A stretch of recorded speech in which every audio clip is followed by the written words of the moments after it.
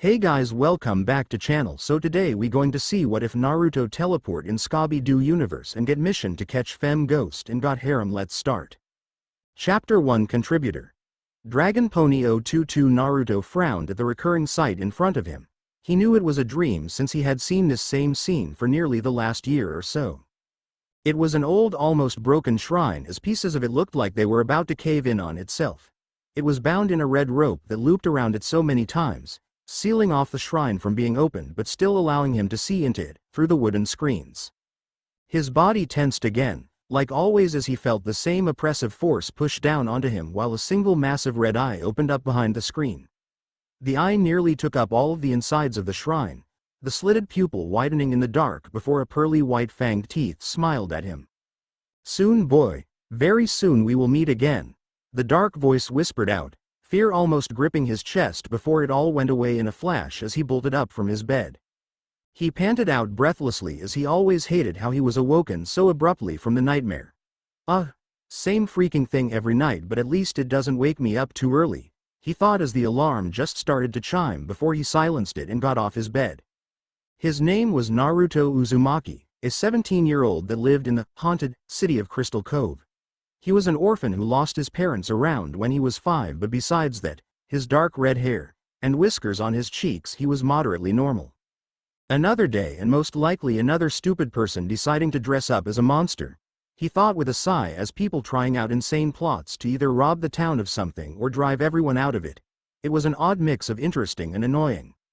Especially since the adults and authority figures of the town always fell for them being real and wanted to profit off of it. The only people who didn't get swept along with the stupid masked monsters happened to be the group of people he called friends. Together they formed a group that were always at the center of everything and were the ones that solved them. The group consisted of Fred, the son of the mayor, Daphne, the daughter of Crystal Cove's most successful family, Shaggy, and Scooby, a man and a dog that literally had a bottomless stomach, and then there was Velma.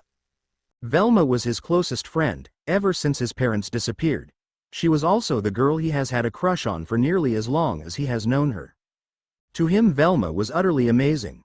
She was the smartest person he knew, but never bragged about it or looked down on others like him since he was about average when it came to intelligence.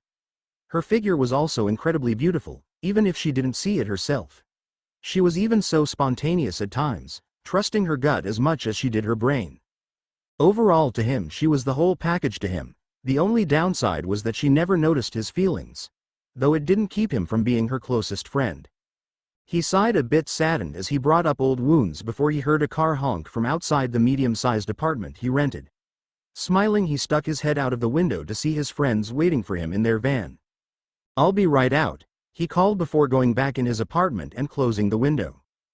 Going quickly, he threw on his usual outfit, which consisted of a long-sleeve black shirt and an orange jacket vest that had a black fur-lined hood.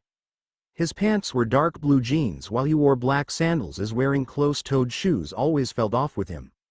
He quickly left his apartment and smiled as his friends waved at him. "Morning, Naruto. How'd you sleep? Same nightmare as usual?" a familiar voice asked as he turned and smiled, trying not to blush as he looked at the source of it. He swore every time he saw Velma she got more and more beautiful in his eyes. She was about a head shorter than him with a cute rounder face and short chin-length auburn hair that had 2 red bows in it. Her eyes were light green behind her glasses that brought out her light freckles. Her figure was utterly amazing, not a twig like other girls, but she had a curvier figure with weight in all the right places. Like her thighs and ass. That she carried well, a rather massive J-cup chest. *1. And a very plump rear. Her trademark orange turtleneck sweater helped seriously hide her large chest alongside the heavy-duty bras he knew she wore due to his time sharing a house with her for a bit growing up. He had only really seen her figure, unrestrained, once when she wore a swimsuit, but it was just a bit before her figure blossomed to how it is now. From his time together with her, due to them knowing each other for so long, he came to love her quick wit that made her able to trade facts and insults on the fly. Also, due to his closeness with her, he was the only one to know of Velma's slight wild side. She always wanted to be noticed and listened to due to her tourist attraction and slight money-obsessed parents never fully paying attention to her, something he was happy to pick up slack for. "Yeah, same nightmare. I just wish it would stop or something for once. It's really getting annoying," he said as he ran his hand through his spiky red hair that poked out in every direction, his blue eyes looking down at Velma as she frowned up at him. She was the only one he trusted well enough to tell her about the nightmare. She had tried suggesting numerous remedies but none of them helped. "I'm sure they will stop soon. I'll look up some more remedies after school," she said as he smiled and hugged her, resting his head on top of her head, something he knew she found embarrassing. "Thanks, Velma, always so sweet," he said with a chuckle as she rolled her eyes with a smile and hugged him back. He always loved having her in his arms as it made him feel like for a brief moment they were actually together, and unbeknownst to him Velma also liked being in his arms. Something about it made her feel like she was safe. The hug, like normally, lasted for a time that others might consider awkward, but their friends had grown to accept it after learning of his parentless situation and the fact Velma was the person he had been closest to since he was young. "Come on guys.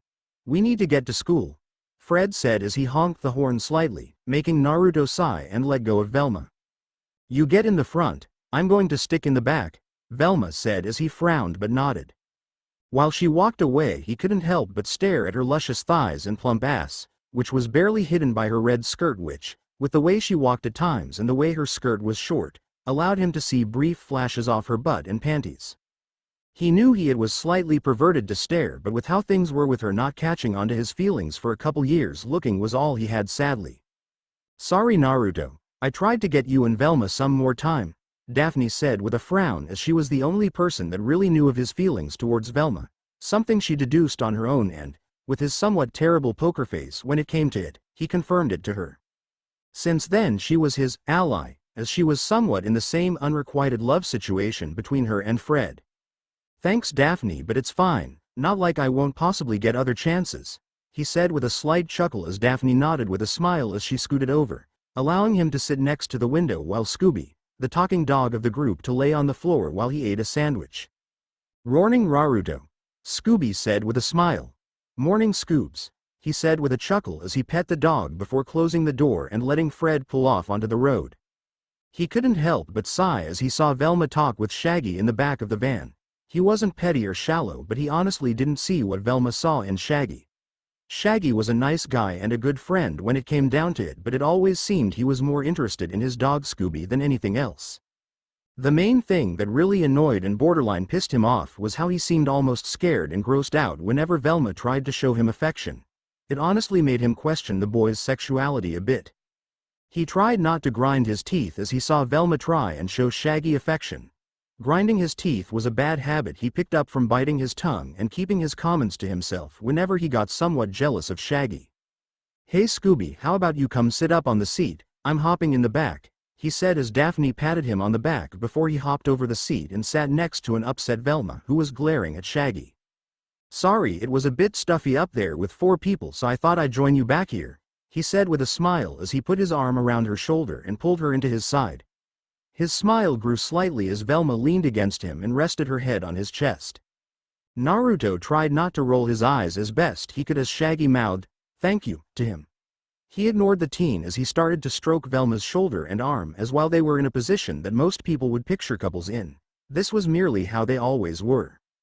Velma felt happy as her frown from being upset at Shaggy not accepting her affection slowly disappeared completely into a smile as the comforting touch of Naruto, as always, cheered her up.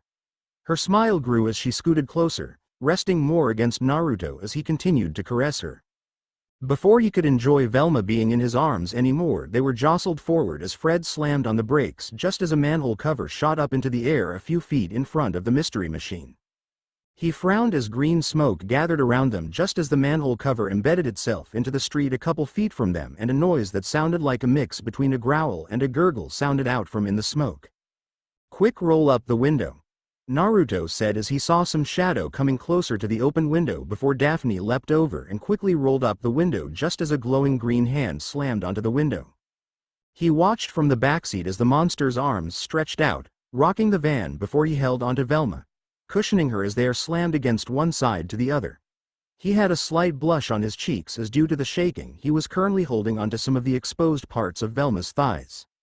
He couldn't help but take a bit of an advantage of the situation as he gently rubbed his hands up and down her thighs a bit as best as he could with the rocking. Velma, not that he could see, also had a blush on her cheeks from the physical contact but decided to keep her mouth shut, figuring it was all because of whatever was attacking the van. Zoinks! Like, what was that? Shaggy asked out as Naruto tried not to blush from the fact that because of how the van was shaken up, Velma's chest was now against his face. It looks like a mystery to me, and I think that's a little more important than school to me, Fred said as he quickly got out of the van and ran after where the shadow had lumbered off to. Come on guys, Daphne said as Velma quickly got up, shaking off her blush as she grabbed Naruto's wrist and pulled him up before they all ran after Fred. He frowned a bit as one by one they all went down into the sewer, turning on their flashlights so they could see. Well, I doubt our sewers are supposed to have holes in them like this, Naruto said as he flashed his light towards the hole in the wall that led to what looked like one of the Crystal Cove's caves. Guys, look over there, Velma said as she flashed her light towards a stack of metal drums, all bearing a radioactive symbol with glowing green goo seeping out of them. They look like military-style barrels. By the oxidation I'd say probably 30 or 40 years old, she added as Naruto moved her back before she could step into any of the green waste. Be careful then, I doubt stepping in something radioactive is good for your health, he said with a chuckle as Daphne wandered off. Fred, I think I found something, Daphne said as they looked over to see her holding a golden locket that played a light tune when opened. Nice work, Daphne, it could be a clue, Fred said as Daphne blushed softly and smiled. Thanks Fred, you're so sweet, she said before she looked up to already see Fred walking away. Oh, we can talk later then, she added with a sigh before Naruto patted her on the back, a gesture they often gave to one another when their interest somewhat shut them down. Naruto frowned as he crouched down and picked up a hard hat, wondering where it came from before they all heard a dripping sound. He was the first to start looking up before he sighed. Well, this just got a bit weirder and I think it's time to call the cops, Naruto said as they all saw 3 cocooned workers stuck to the ceiling of the caves. The cops, being that they were nearby City Hall, came rather fast before escorting them out of the caves while removing the bodies from the ceiling. Alright, do you kids see what happens when you stick your noses where they don't belong? People get cocooned.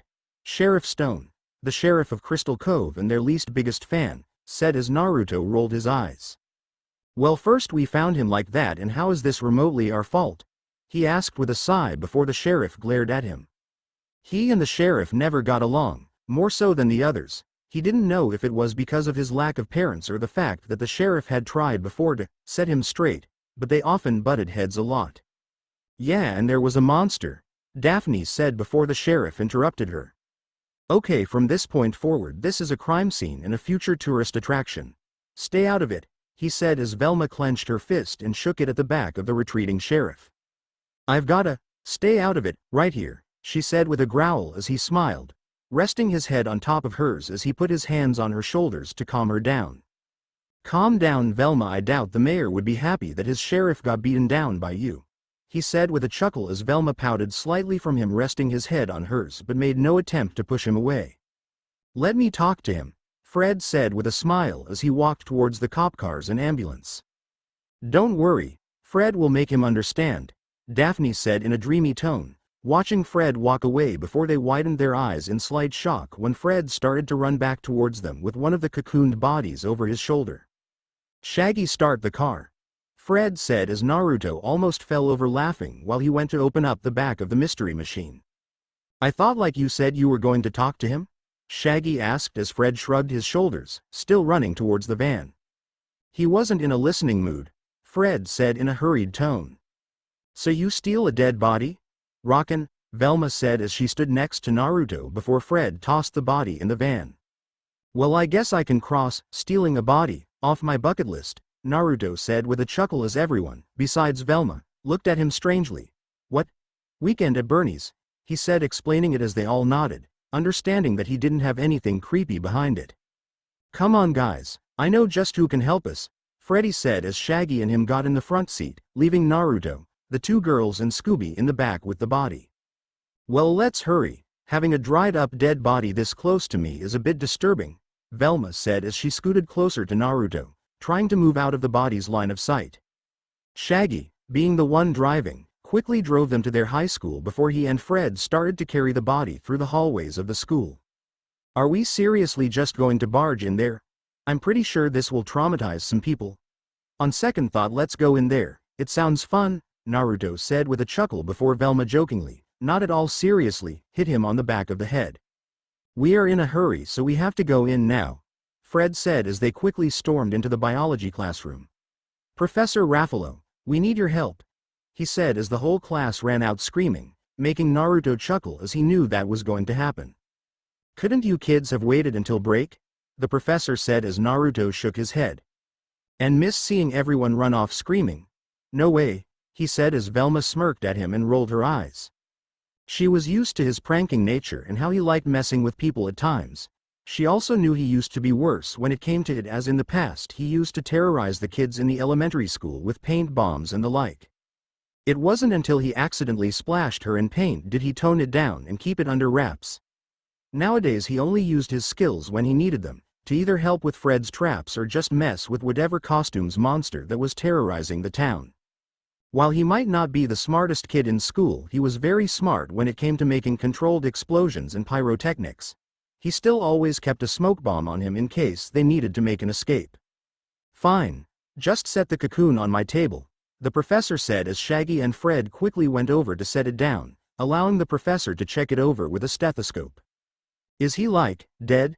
Shaggy asked with a shiver as Professor Raffalo shook his head. No. He's alive and seems to be in some kind of dehydrated stasis, the professor said as Naruto shrugged his shoulders. Well, good for the guy but bad for my list, Naruto said with a chuckle as the professor continued to look the cocooned body over. I have no idea how this came to be, but I'm guessing it's temporary, Raffalo said as he took off his stethoscope. Do you have any idea what could have done this? Daphne asked as the professor rubbed his chin. I'm not sure, I'll have to do further tests, he said as Velma rose her hand up to get his attention. Couldn't you scrape the cocoon off him a bit and study that so we can get the body to the hospital since he is still alive? Velma said before Fred covered her mouth with a nervous smile as he awkwardly laughed. You do your tests, Professor, and we'll get out of your hair, Fred said, still awkwardly laughing as he started to gather them up and move them towards the door. I'm sure he will get the medical treatment he needs when he gets out of the cocoon, Velma. For now we should worry about the monster that is cocooning the people so no one else gets in the same situation, Naruto said as Velma nodded before they got back into the van. Let's go get some food and figure out our plan to find the monster, Fred said as Shaggy and Scooby smiled at the mention of food. Oh, let's go to Fruitmere's, Shaggy said as Fred nodded and got behind the wheel. That stuff is so weird, Naruto said with a shiver as that green food had such an odd consistency and wasn't yogurt or ice cream. He didn't like eating something that no one knew what it was. He conceded though as he, Velma, and Shaggy got back in the back with Velma sitting down next to him again as the van pulled out of the school parking lot towards Fruitmere's. The ride there was a bit silent, most likely due to Fred already thinking up possible traps for him to use to catch whatever monster there was. Shaggy and Scooby too focused on eating, and Velma just relaxing against his shoulder.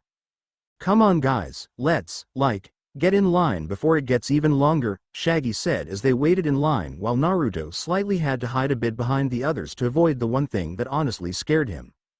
Clowns. He didn't know what it was about clowns that scared him, but it was the one thing he can't handle. Bring him face to face with any other monster and he'd be fine and ready to take them down, but clowns honestly terrified him. Oh Naruto, I'm so sorry, I forgot that the owner of Fruitmere's is a clown, Velma said with a frown as she comfortingly held her friend's hand to try and calm him down. It's fine, I know how much Shaggy and Scooby like it, so I wasn't going to make you all go somewhere else just because of my random fear. Plus I'm fine as long as it stays away from me, he said as he gave Velma's hand a squeeze as the line quickly moved along. Come on guys, let's get the Fruitmare and leave. Naruto's having trouble with the whole clown thing, Daphne said as she was the next to remember her friend's fear. Fred nodded as he paid for a cone for each of them and ate for Shaggy and Scooby as they made their way towards the door. I still don't know what this stuff is, Fred said with a slight frown as he bit into his. That's the point, it's supposed to be a secret, Shaggy said as he held a box that had all 8 of his and Scooby's cones sitting in it before they started to eat, if you could call it that. At times Naruto wondered if they actually ate sometimes, since they often made more of a mess, sending food flying everywhere and their mouths covered in food. Scooby he could understand eating like that since he is a dog, but Shaggy was a teenage boy. You know what, I'm not hungry anymore, you can have mine, Scooby, Naruto said as he tossed his cone towards the dog, who jumped up and caught it in his mouth. Now can we please get out of here? I really don't like it here, he said before a pair of green-gloved hands grabbed his shoulders. Aw, come on, it's always fun at Fruitmare's. How about a shrimp boat made out of circus balloons? Fruitmare said as Velma and the others widened their eyes, a bit worried what Naruto would do, since when he was afraid Naruto either punched or ran. Thankfully for them, he silently bolted from the store so fast it made a bit of a gust. I'm sorry, Mr. Fruitmare, he just has a bad fear of clowns. Nothing personal, Velma said as she quickly followed after her friend with the others following behind her. Thankfully Naruto stopped running as he was holding onto a railing for support. I hate clowns, he growled out with a shiver as he shook it off. Are you okay? Velma asked as she hugged him from behind, rubbing his back to calm him down. She didn't mind comforting her best friend, but it always made her blush a bit whenever she felt his toned and defined muscles against her, like whenever they hugged or leaned against one another. He too had to hold back his blush as he felt Velma's body press against his back, her breasts, even under her sweater, pressing up against him made things difficult. You always are the one who calms me down so easily, thanks Velma, he said with a soft smile as he started to run his hands over her arms that were wrapped around his chest. Though with how her face was basically buried in his back, no one noticed the light blush on her face due to the sincere comment from her friend, making her happy she was still able to calm him down like this even after so many years. Like, how come no one comforts like me and Scoobs when we get like scared? Shaggy asked as Daphne, who was smiling at the cute moment that to everyone else looked like friend helping another friend, but to Daphne she could see the undertones of it. That's because you were always scared, Shaggy, and if we did that every time we'd be glued to you, Daphne said as they opened their mouths to retort but frowned and shut their mouths as they knew it was true. Come on guys, we need to talk about the monster and how if the cocoon is organic it would be the first honest-to-goodness monster in Crystal Cove, Fred said as Daphne sighed. As much as she loved Fred, he had little or no tact when it came to stuff like that, as well as timing. Velma sighed as she pulled away from Naruto, fixing her glasses. My guess is that the cocoon is a multi-celled mutation, probably a result of radiated allotropes and free radical implosions, she said as she walked over towards Shaggy. What do you think, Shaggy? She asked as she tried to hold his hand. Naruto's hands clenched around the railing as he saw Shaggy freak out and run away from Velma like she was a monster, claiming he wanted more Fruitmares. You know, that is interesting, but if it is radiation, like those drums we found underground, wouldn't there be readings of radioactivity around town, and the bodies of the people cocooned would be getting radiated as well? He said as he turned around, facing them and leaning back against the railing. So it makes me wonder, is it made of something else or what? He added with a frown as something felt off about it. We'll have to see what Professor Raffalo finds out tomorrow. I'll see you guys tomorrow, Fred said as he and Daphne walked off towards the van. Well, at least someone listened to me, Velma grumbled as Naruto slung his arm over her shoulder with a chuckle. I might not understand most of it, but I listen, Naruto said with a chuckle as they started to walk home, both of which were rather close by to one another. He frowned a bit as he noticed Shaggy returning and pulled his arm off of her, knowing already that she most likely wanted some space to talk with him. I'll catch up in a bit, I think I forgot my phone in the mystery machine, so I got to check before Fred drives off, he said as Velma nodded and he jogged over to the van before sighing and leaning against it. I'm sorry, Naruto, that Fred keeps interrupting yours and Velma's moments. I'm trying to teach him the concept of a moment, Daphne said as she rolled down the window. It's whatever. Seems like Fred did that same to you a while ago. We are both fighting an uphill battle, he said as he noticed the defeated look on Daphne's face. Well, at least yours actually notices things from time to time, unlike mine, who, as much as I love him, is so dense. Getting him to look away from his traps and focus on me is like trying to get Scooby to spend a romantic evening with a cat, she said with a sigh as Naruto patted her head, making her giggle and smile a bit. I know it will be hard, but it's not like either one of us is going to just quit, since I doubt feelings work like that, he said with a chuckle as she nodded. Thanks, Naruto, she said as they watched Shaggy and Velma talk a bit in the distance, though with Naruto's above perfect hearing he could somewhat listen to them even from across the street.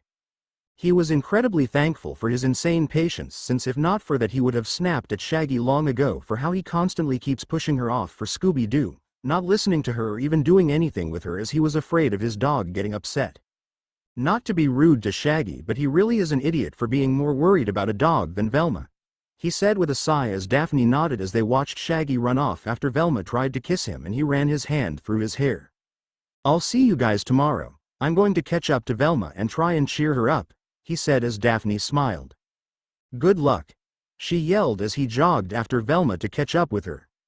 Hey, sorry about that, I actually did leave my phone in the van, he said with a smile as he draped his arm over her shoulder again.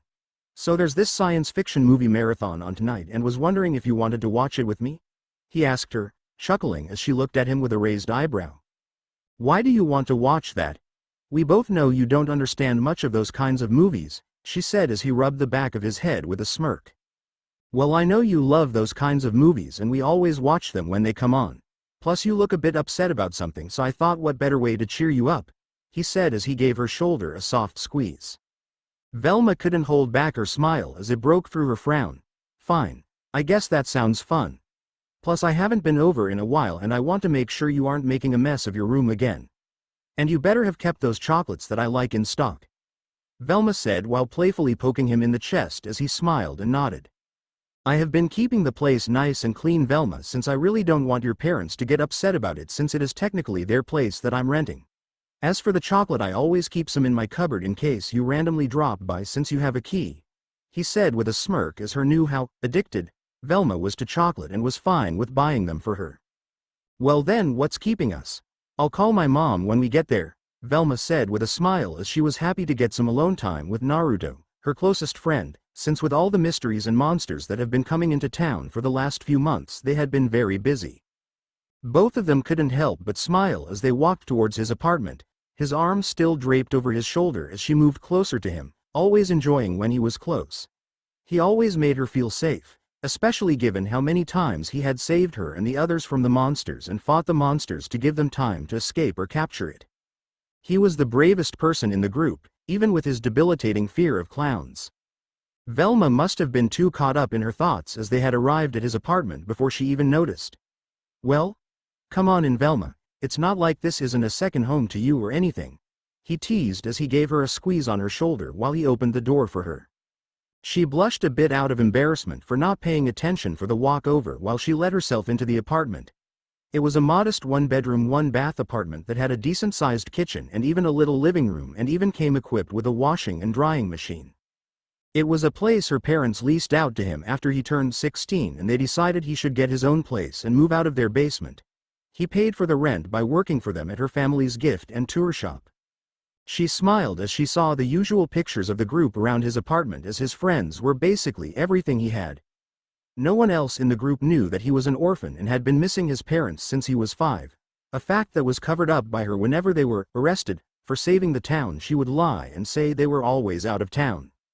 Thankfully, no one ever questioned it and figured he was staying with her until they came back from their trip across seas. Her smile grew slightly as she noticed a few photos of just the two of them. They ranged from them as little kids to more recent. She was a bit happy that he had pictures of just the two of them since it meant they really were still close, even with the whole thing where Shaggy and she had started dating. He was the only one she told since she never wanted to hide anything from him and he was always so supportive of her. Velma? You still there? Naruto teased as she looked up to see him smiling at her with a bar of chocolate and 2 coffee cups full of tea in his hands.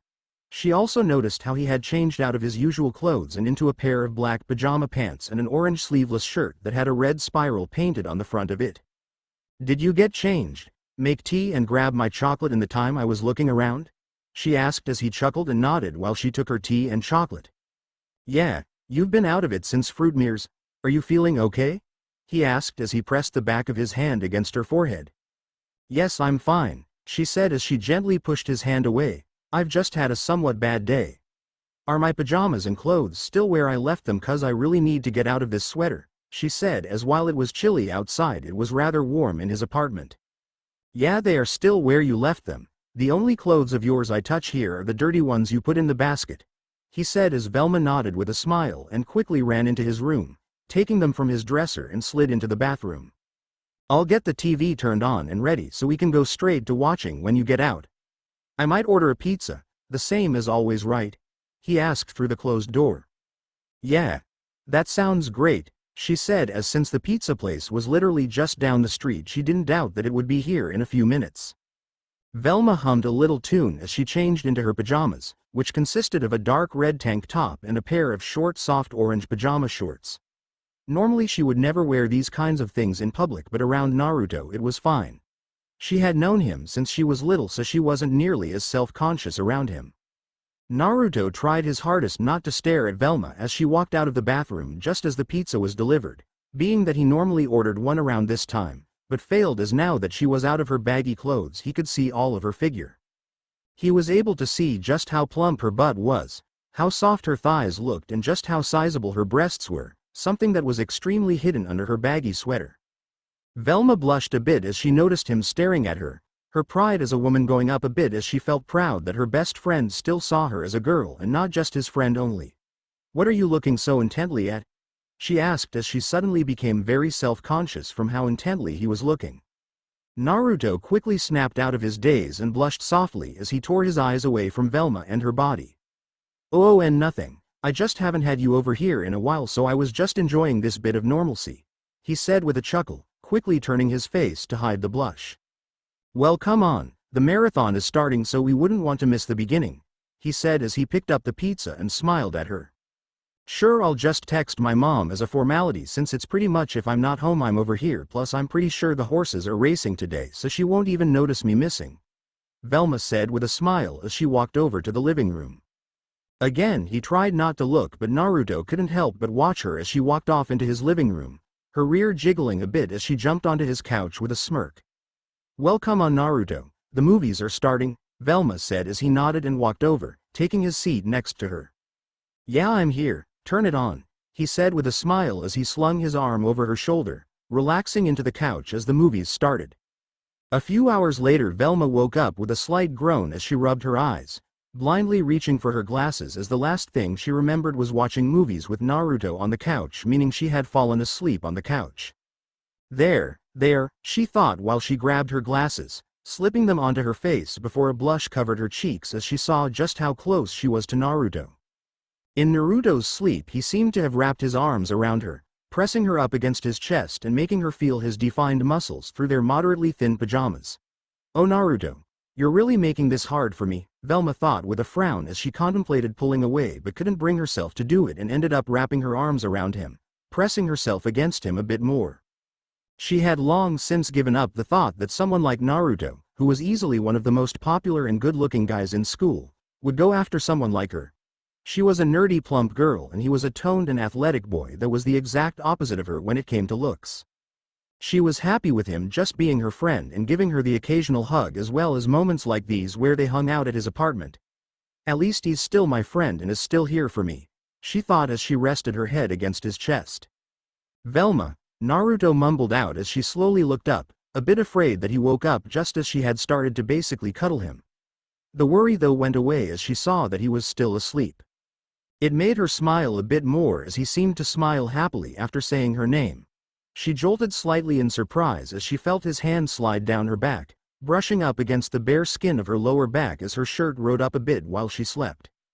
Her blush grew even darker as he almost seemed to be petting her lower back, dangerously close to her butt a bit.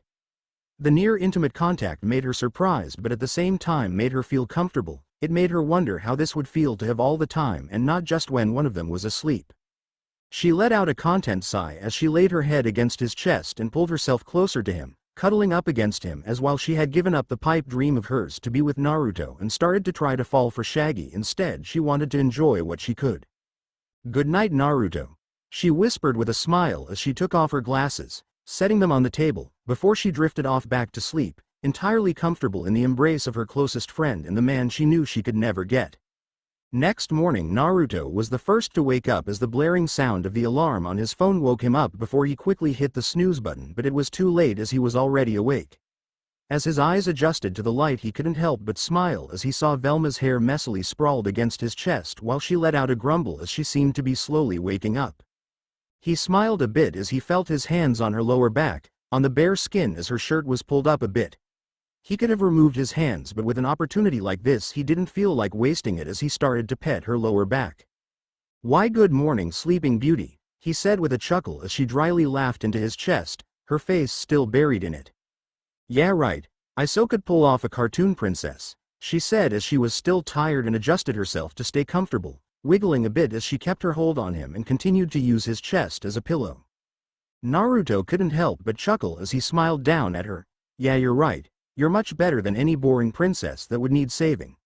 I say having a clever girl that can take care of herself is far more appealing," he said as he teasingly poked her lower back. Velma smirked as she looked up at him, even with her terrible eyesight, able to make out his face and smile as she poked his cheek. "Yeah, and don't you forget it," she said as she kept her finger against his cheek. A bit in a trance as they looked at one another, Velma smiled and used her index and middle fingers, slowly tracing his jawline, as Naruto found himself gently caressing her skin along the rim of her shorts. Neither one of them looked away from one another, their cheeks slowly heating up from the near intimacy of the moment, but, before anything could or would happen, the alarm on his phone started to blare again, interrupting whatever was going on between the two of them. Velma was the first to sit upright as a blush grew darker on her cheeks. "I have to go change," she said quickly as she quickly felt around for her glasses before she ran off towards the bathroom, barely giving any time for Naruto to look at her. Naruto wasn't faring any better as he covered his face with his hands and let out a muffled groan. "This is torture," he yelled mentally as he turned off his cell phone alarm and resisted throwing it against the wall for ruining whatever that moment was. "If things continue like this, I doubt I'll be able to just be the friend that helps her with her crappy relationship," he thought as he started his coffee machine since he still remembered how Velma needed some to fully wake up. "I don't want to be an asshole that steals a girl from someone else, but with Shaggy it seems like he doesn't even care about the relationship," he thought with a sigh as he sat down at his kitchen table before he shook his head, ran his hands through his hair. "No. Velma honestly deserves someone who actually wants to be with her. I hate seeing her all depressed and sad whenever Shaggy runs away from her, and I care too much about her to continue seeing it happen," he thought as he clenched his fists. "If I have to be a jerk and steal her away, then honestly, so be it," he added with a sigh as Velma walked out of the bathroom, still wearing her pajamas, which seeing her in them only steeled his resolve. She also wore a smile on her face that put him at ease as he had slightly been worried he had freaked her out or something with that odd moment between the two of them. "Oh, I'll pour your coffee for you. It should be brewed," he said as he walked over to the coffee maker and started to pour her a cup, adding the additions she liked in it. "Thanks, Naruto. Coffee always helps me wake up a bit in the morning," she said as she accepted the cup before taking a small sip to test the temperature, letting out a content sigh. "You always get it perfect. I've tried asking Shaggy to get me a cup at the little coffee place near school, but he never remembers it correctly even after telling him repeatedly for years," she said with a chuckle as Naruto smiled and poured himself a cup. "Well, I just remember always having to make it for you back when I lived in your basement so you would get out of bed. You were always so lazy in the mornings back then. I remember how cute and awake you looked almost the second after drinking some coffee. You would always go back to reading whatever book you were into at the time before I had to drag you out of the house," he said as she smiled, hiding it behind the cup as she watched him smile at her, drinking his own coffee. Velma, for once, between last night and this morning, actually felt a very small bit of hope. Hope that maybe the pipe dream of being with Naruto wasn't so unobtainable.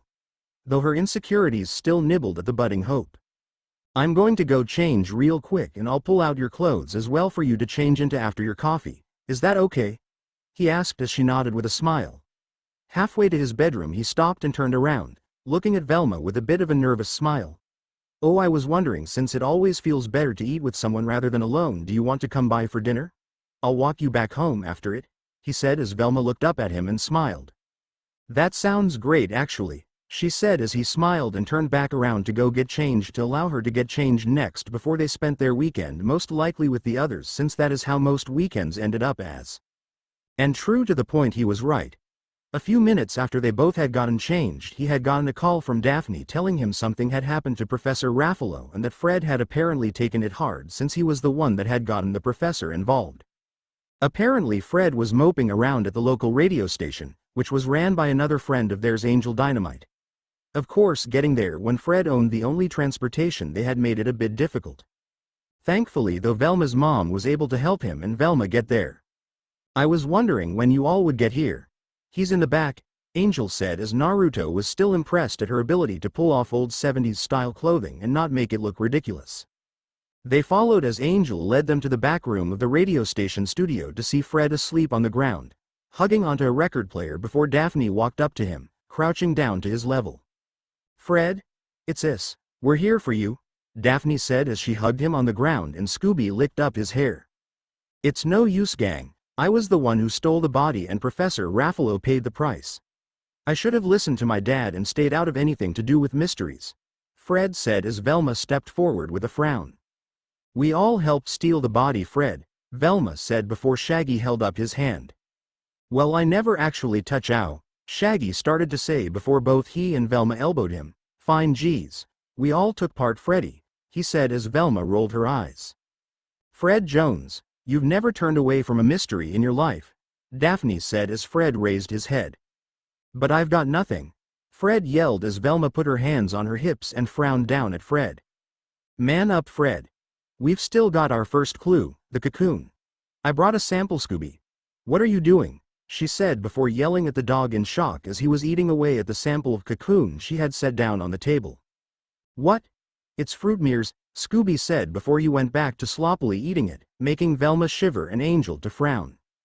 "Check it out, if that dog mutates I'm putting it down, dig?" she said as Shaggy walked past them. "Wait, hold on.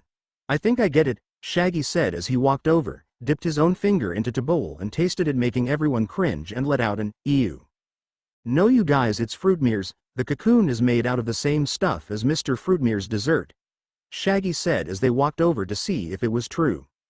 "I'm still not eating that stuff after Scooby's been slobbering over it," he said just as everyone else tasted it. "He's right, but if the cocoon is made out of Fruitmere's dessert," Daphne said as Shaggy interrupted her. "Then if we capture the monster we can open up our own shop and have an endless supply of Fruitmere's dessert," Shaggy said as Naruto rolled his eyes. "Or that means we don't have to worry about radiation and the monster is a clear hoax, as I doubt a real monster would be made out of a dessert," Naruto said as he leaned against the doorframe. "Stop thinking with the bottomless pit you call a stomach," he added as Shaggy frowned slightly and Fred rubbed his chin. "What do we know about Franklin Fruitimere?" Fred asked as Naruto shivered. "Besides that he is a clown?" he asked as Velma patted him on the shoulder consolingly. "I'll look it up," she said as she sat down behind Angel's computer and started researching. "Apparently he showed up out of nowhere 2 months ago. Besides that we know nothing," Velma said as with her skills on a computer looking up one clown was easy enough. "He is hiring right now for female servers," she said as Fred smiled. "Then that's our in," Fred said as Shaggy nodded. "If the girls can get jobs at Fruitmere's they can snoop around and find out more," Shaggy said as Fred smiled and nodded. "That's a great idea, Shag," Fred said as he and the others got their plan together. Fruitmere's Naruto struggled not to laugh to the point he was red in the face as he looked at Shaggy and Scooby in the female uniform, all with wigs and makeup on them. This isn't exactly what I had in mind. Why are me and Scooby dressed like girls when Daphne and Velma are girls?" Shaggy asked as Scooby adjusted his skirt. "Yeah, my skirt is too tight," Scooby said as Daphne and Velma smirked at them. "Because Velma and I refused," Daphne said as Naruto smiled at Velma. "I still think you would have looked great in it, Velma," he said as Velma scoffed, a soft blush on her face, and rolled her eyes. "Yeah, right, only in your dreams," Velma said as he shrugged his shoulders with a chuckle as while Shaggy and Scooby were working at the shop until closing he and the others would be getting the parts to Fred's next trap set up so they could put it together wherever they were planning on trapping the monster. The day went by rather quickly as before any of them really noticed it was already night and Fruitmere's was closing up. "Okay gang, now's our chance," Fred said as they watched Mr. Fruitmere leave the store and have Shaggy and Scooby lock up. Once they were at the door Shaggy quickly opened it and accepted his clothes from Daphne.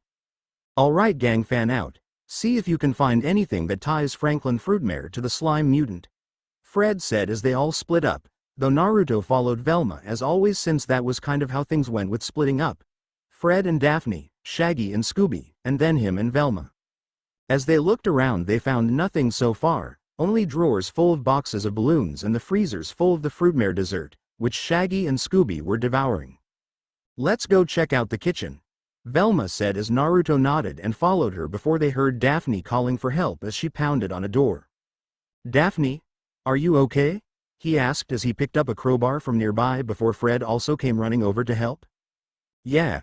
The door closed behind me suddenly, Daphne said as he and Fred forced open the door just as Shaggy and Scooby bolted into the room, but before they could crash into Daphne, he quickly pulled her out of the way.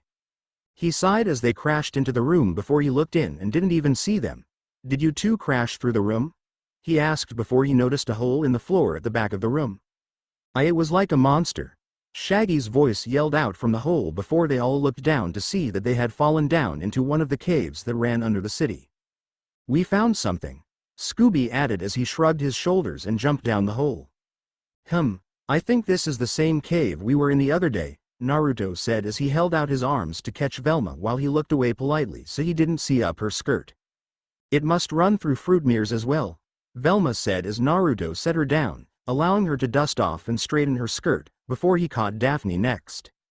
And check that out, Daphne said as she pointed towards another hole in the ceiling before Naruto set her down.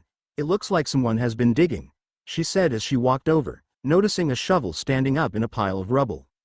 Hold on a second, according to my GPS this is only 20 yards from Fruitmere's, which would put it directly under Crystal Cove's bank, she said as the others caught on.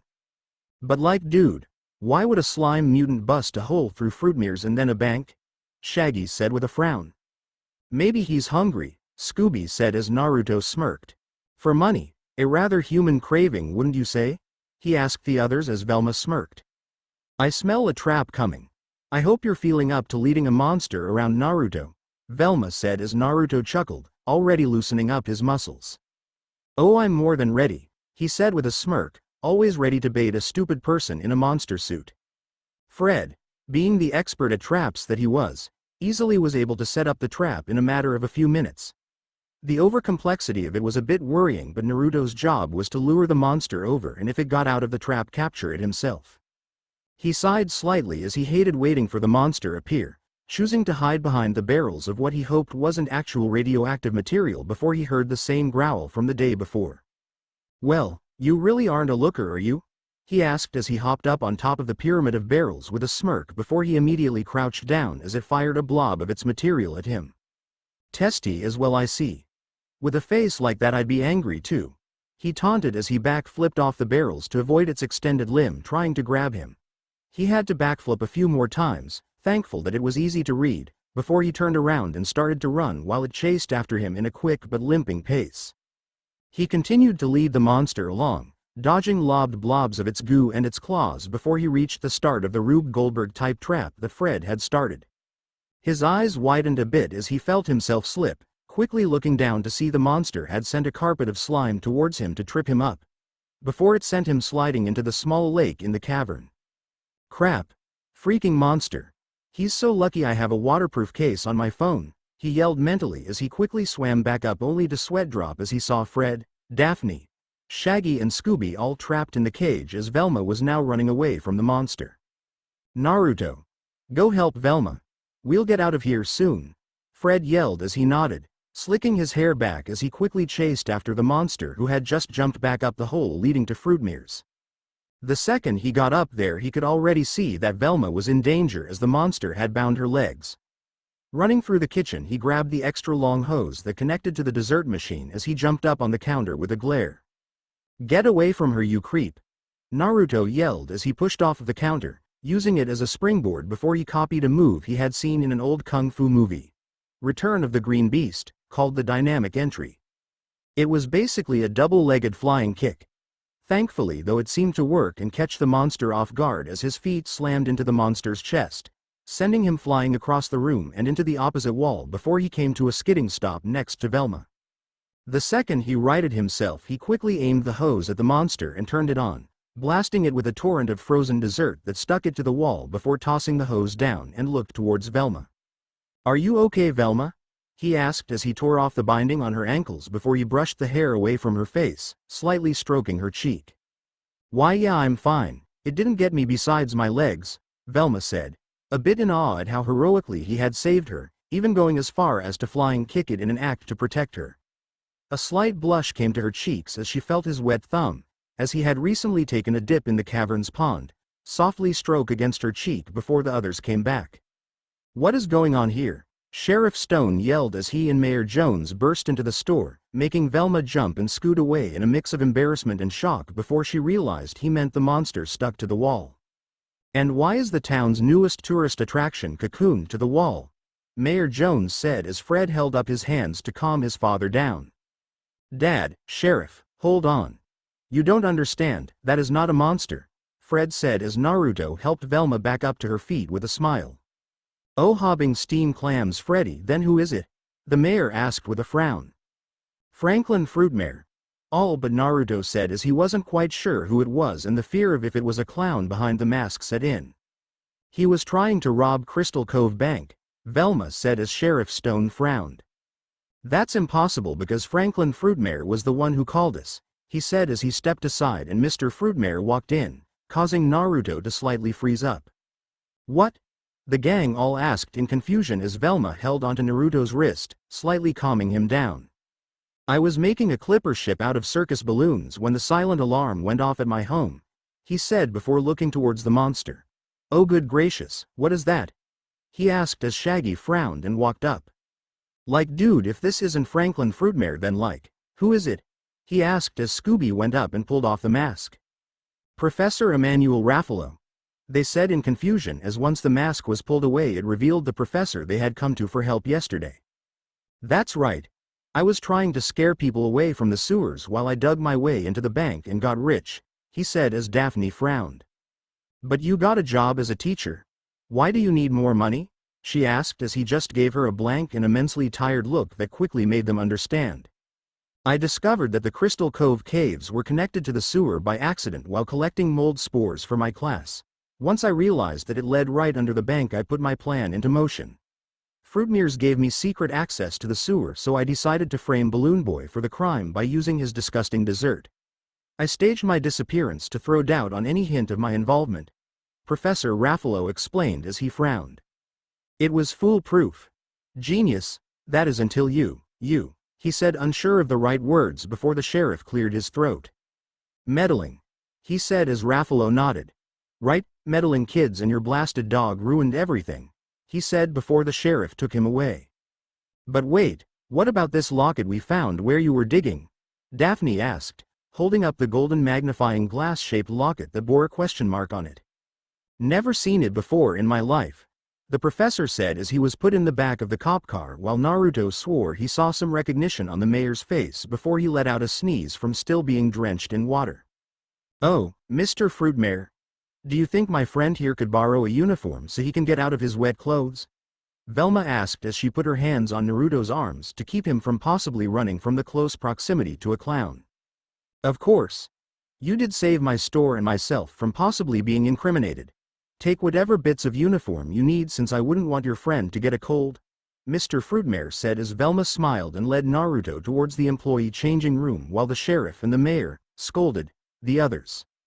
"You get changed in the bathroom attached," Velma said as she picked up various pieces of the male uniforms, which consisted of light green pants and a darker green button-up shirt. "You'll have to wear your wet boxers but at least your sandals aren't ruined," she said as he smiled, shivering a bit from the cold. "Thanks, Velma," he said before turning his head away from her, sneezing into the sleeve of his shirt. "No problem. Now go get changed and put your wet clothes in this plastic bag," she said as she picked up a random empty bag that was sticking out of one of the employee lockers. Velma watched and sat down on one of the chairs as Naruto walked into the bathroom, closing the door behind him. She knew it might be a bit for him to get out of the drenched clothes but she didn't care. She blushed a bit as she noticed a spare women's uniform on the table next to her, her mind recalling how Naruto said she would have looked great in it and her curiosity made her wonder how she would look as well and if it would live up to the image in his head. I guess I have a few minutes to change and try it on. Naruto is getting out of wet and heavy clothes, she thought as she stood up and nervously started to change into it, going a bit fast as she would be too embarrassed if Naruto walked back in while she was midway into changing. As she finished changing, thankful that she was able to do it before Naruto had been able to, she blushed a bit as she looked in front of the mirror. The skirt, just like when Shaggy and Scooby tried it on, was quite short as it nearly showed her panties. It also squeezed her chest a bit, making her already large J-cup chest look even bigger than it already was. Her blush grew as she heard a whistle behind her to see a smiling Naruto looking at her from the door to the bathroom. "So I was right, you do look amazing in it," he said with a chuckle, for as much as he hated clowns he had to hand it to him for making an amazing uniform. It showed off every bit of Velma, or made it look even better from showing off her long legs, squeezing as well as showing off a bit of her butt, and made her breasts look even better. He wished he could take a photo, but his phone was with his wet clothes in the bag and he doubted Velma would be brave enough to let him take one. "Why, you really need to get your eyes checked. This dress is more for someone with Daphne's figure," she said as he started to walk towards her. She felt her cheeks heat up a bit more as he looked her over a few more times before he cupped her cheek with a warm smile. "That is nonsense, Velma. You look absolutely beautiful and stunning in this. I doubt Daphne has the curves that you do," he said as he looked into her soft green eyes. Velma's head slightly short-circuited as this was the most direct thing that Naruto has ever really said to her. She honestly didn't know what to do next, so her body did the first thing it thought of. Run.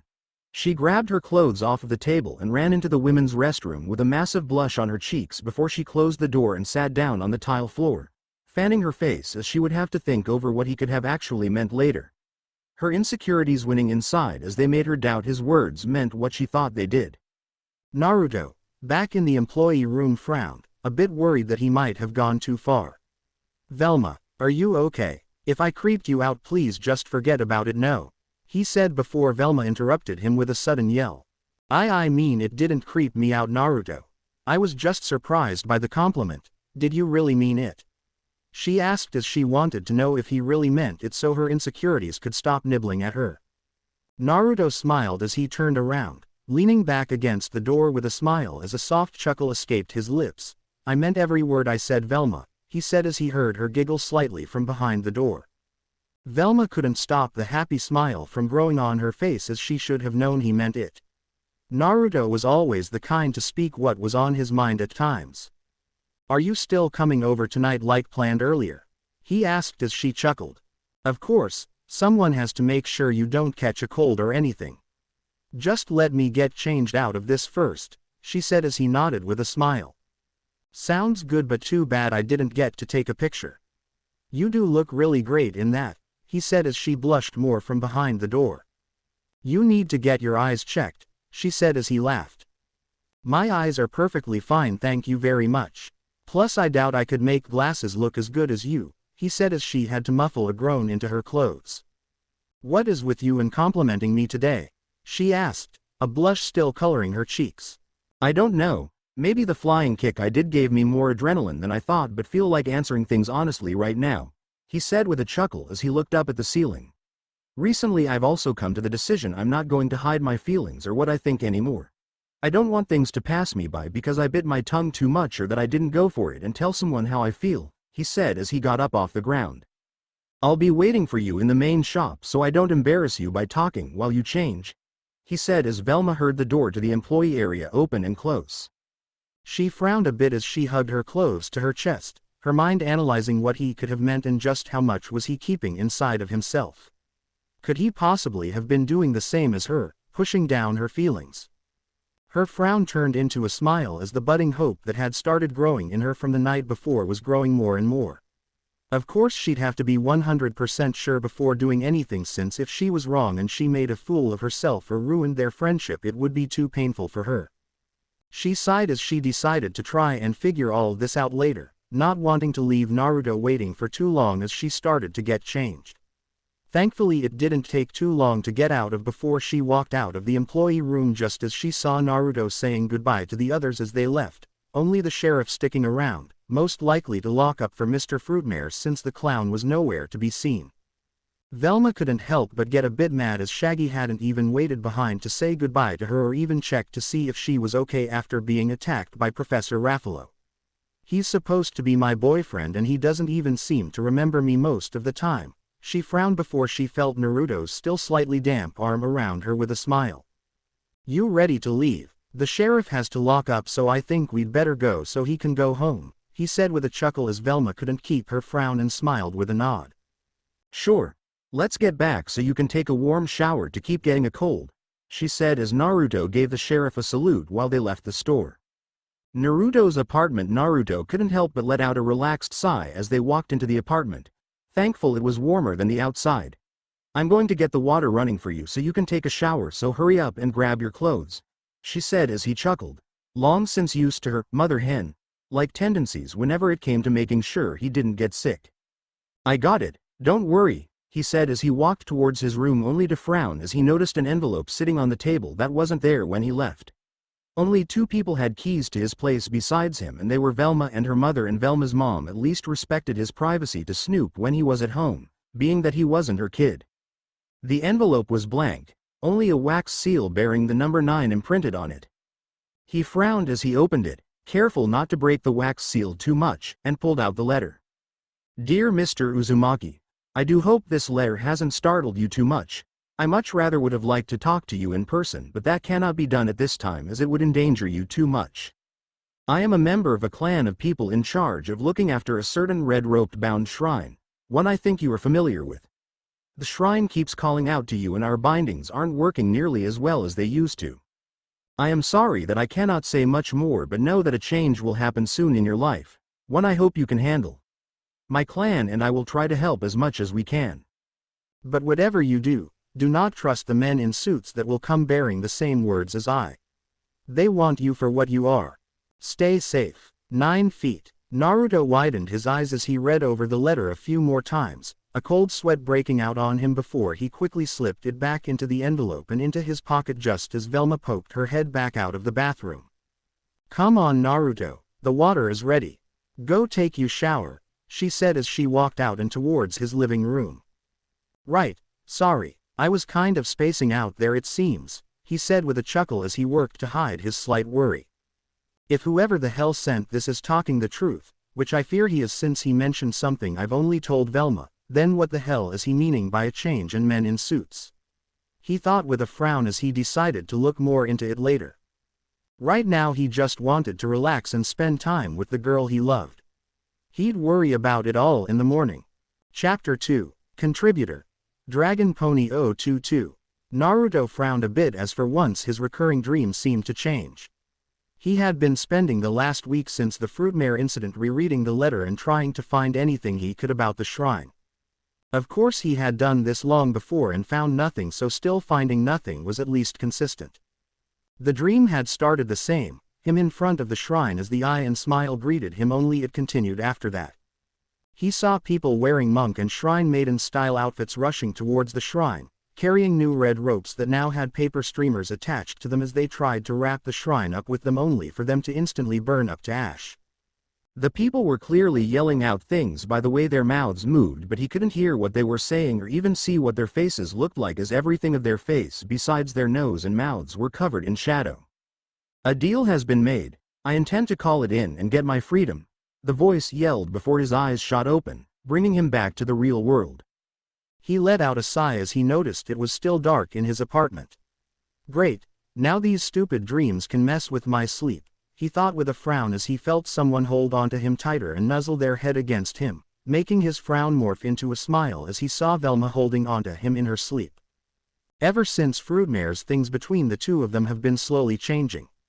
He guessed it started all with the night after the Fruitmare's event. They had stayed up a bit late watching some movies before going to be bedroom to finish studying, as Velma was very intent on making sure he didn't have to repeat any grades. They both had started to drift off while they sat on his bed. Velma eventually getting to her usual sleeping spot, which was laying on his chest, was when things got a bit weird but oddly not entirely awkward.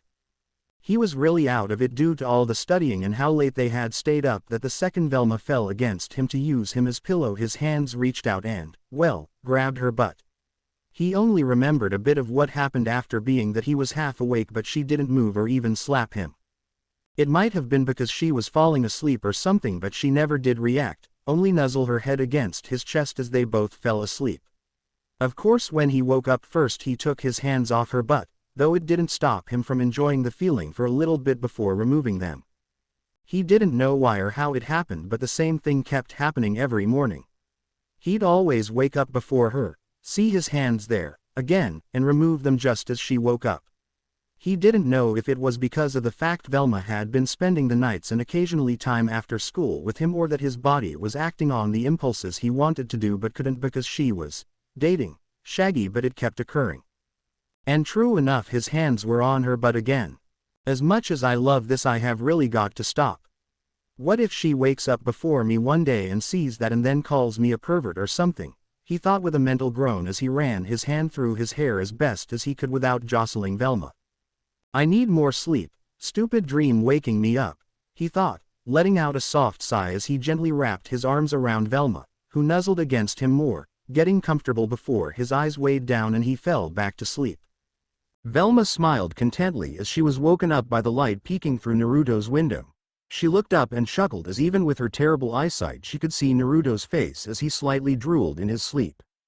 She blushed slightly as she felt his hands again on her butt as his hands twitched, slightly groping her.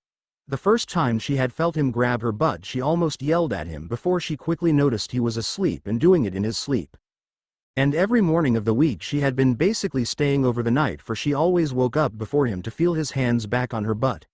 Plus in his sleep his hands twitched a lot the closer he got to waking up. She wondered if it was happening because of the way they slept, but knew it wasn't, as it was a way they had been sleeping as since they were little kids and shared a bed after her parents took him in. She had quickly become accustomed to using him as a pillow to the point she had difficulties sleeping without laying on something of similar size. Not even a full-sized body pillow helped all that much, hence the reason she stayed over so much besides wanting to spend time with her closest friend. She knew that with her dating Shaggy she shouldn't quite enjoy this as much as she was, but with a boyfriend who cared more about a dog than about her she felt it wasn't that bad. Plus the fact that Naruto was asleep and not wide awake told her it wasn't like he was purposefully doing it. Though every morning, just as he was waking up where she would act asleep, she felt him take his hands off her butt, so he at least knew he was doing it in his sleep. A part of her hoped he would maybe touch her when he was awake, but she always had to shake that thought away as it wasn't good to think that way. No matter how little affection she got from her boyfriend who was afraid of what his dog would think.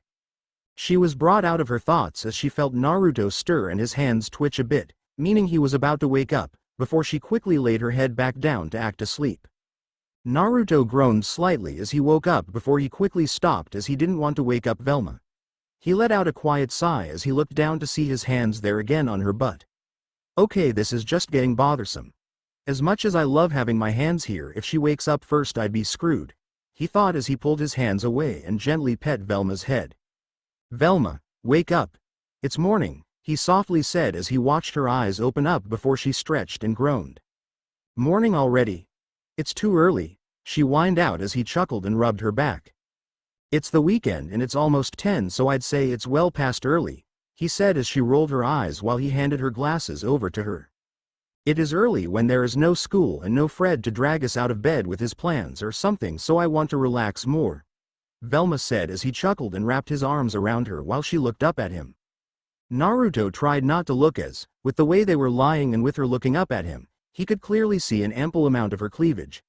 You're right, and what better way to relax than like this, he said with a smile as he stroked her back, getting her to lay back down as the last thing he needed was to get turned on while she was laying down on top of him.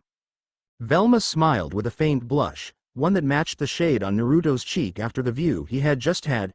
Whatever, you dork, she teased as she moved her hand up and started to draw small circles on his chest as they relaxed together. Do you have any plans for today? Velma asked after a few minutes into their comfortable silence and relaxation. Besides hanging out with my very adorable best friend, who might I add is cuddled up to me like I'm the teddy bear I got her when she was 10. Then no, I don't have anything planned, and that is perfectly okay with me, he said with a smirk as he continued to pet her back. She couldn't help but smile a bit more as she was glad that he wanted to spend time with her, since no one in the group really hung out with her much alone. Daphne was the only one to besides Naruto, and even then it was mostly to talk about Fred or go shopping. Not even her own boyfriend ever seemed to want to ask her to go out on a date or anything, but he's perfectly okay with going off with Scooby at the drop of a hat for whatever reason. She was brought out of her thoughts as she felt Naruto walk two of his fingers up her spine, making her shiver with a slight giggle. So do you have any plans or what to do anything today? I did just get paid from my job at your parents' tourist shop, he said as she looked up at him with a smile. I don't have anything planned either. We could always just hang out here since I don't feel like going out anywhere right now, she said as he smiled and hugged her closer to him. Sounds great, since a little relaxation will do us good, he said before a blush creeped up on both of their cheeks, not that the other could see, as Velma's chest was pressing up against him hard due to how close he was hugging her. She smiled up at him, quickly noticing the blush but not saying anything as her pride as a female went up a bit knowing that her body could actually affect him like this. She let out a slight giggle as she nodded. Yeah, that sounds like a great way to enjoy the weekend, she said as he smiled back and lessened his hug around her. Velma's smile lasted for the next few hours, as so far her day had consisted of relaxing with her friend on his bed, him making a delicious breakfast for the both of them and then enjoying some TV on the couch, her using his lap as a pillow, while she read a book. It made her slightly wonder with how nice this all was while Naruto pet her head if this was how most couples acted. It made her wonder how things normally would go if two people their age were home alone wearing their pajamas all day. The thought made her cheeks grow dark red as she quickly shook it off, slightly confusing Naruto, who just shrugged it off and kept petting her head. I honestly can't think like that. He's just a really good friend, she thought to herself, but even she wasn't convinced by that too much, as with how close the two of them have been getting. The fantasy of Naruto possibly having feelings for her was gradually becoming less and less fantasy in her mind. Her thoughts were interrupted as her phone started to ring on the table before Naruto picked it up and handed it to her. She frowned slightly as she saw it was Fred before she answered. Hello? She asked as she was already expecting him to ask them to come hang out. Hey Velma, I was calling to see if you and the rest of the gang wanted to hang out at my house for a bit. Things have been slow recently with no new mysteries, so it feels lonely, Fred said as Velma rubbed her chin. 1 second, Fred, she said as she covered the receiver with her hand as she looked up at Naruto. It's Fred, he wants to know if we wanted to come over, she told him as he continued to pet her hair while looking down at her. If that's what you want, I'm down for it, though it is getting kind of late and raining, so it'd probably be a late night thing, Naruto said as Velma didn't mind. She got to spend the majority of the day relaxing, so going out now wasn't that bad. Hey Fred, you still there? Velma asked as she uncovered the receiver and held the phone against her ear. Yeah, I'm still here, so you down to come over? Fred asked as she smiled. Sure, I'll be right over and I'll go and grab Naruto as well on my way over, she said as no one really in the group knew how she often spent the night over at his house and she didn't want them to get that much of the wrong impression. Sounds great, see you guys when you get here, Fred said as he hung up before Velma did as well while she looked up at Naruto. Well, I guess we have to change out of our pajamas, he said with a chuckle as she nodded. It was pretty nice while it lasted, Velma said with a smile as she sat up and stretched a bit. I'm going to get changed in your room first, does that sound okay? She asked as he nodded. Go ahead, it's not like we're in a rush, he said as he got up from the couch and popped the kinks out of his back as he couldn't help but stare at her butt as she walked away until she quickly turned back around, mouth open to say something before he had to look away. Velma let the words on her tongue die off as a blush grew on her cheeks as her hands instinctively went to her butt as she realized Naruto had been staring at it while she was leaving.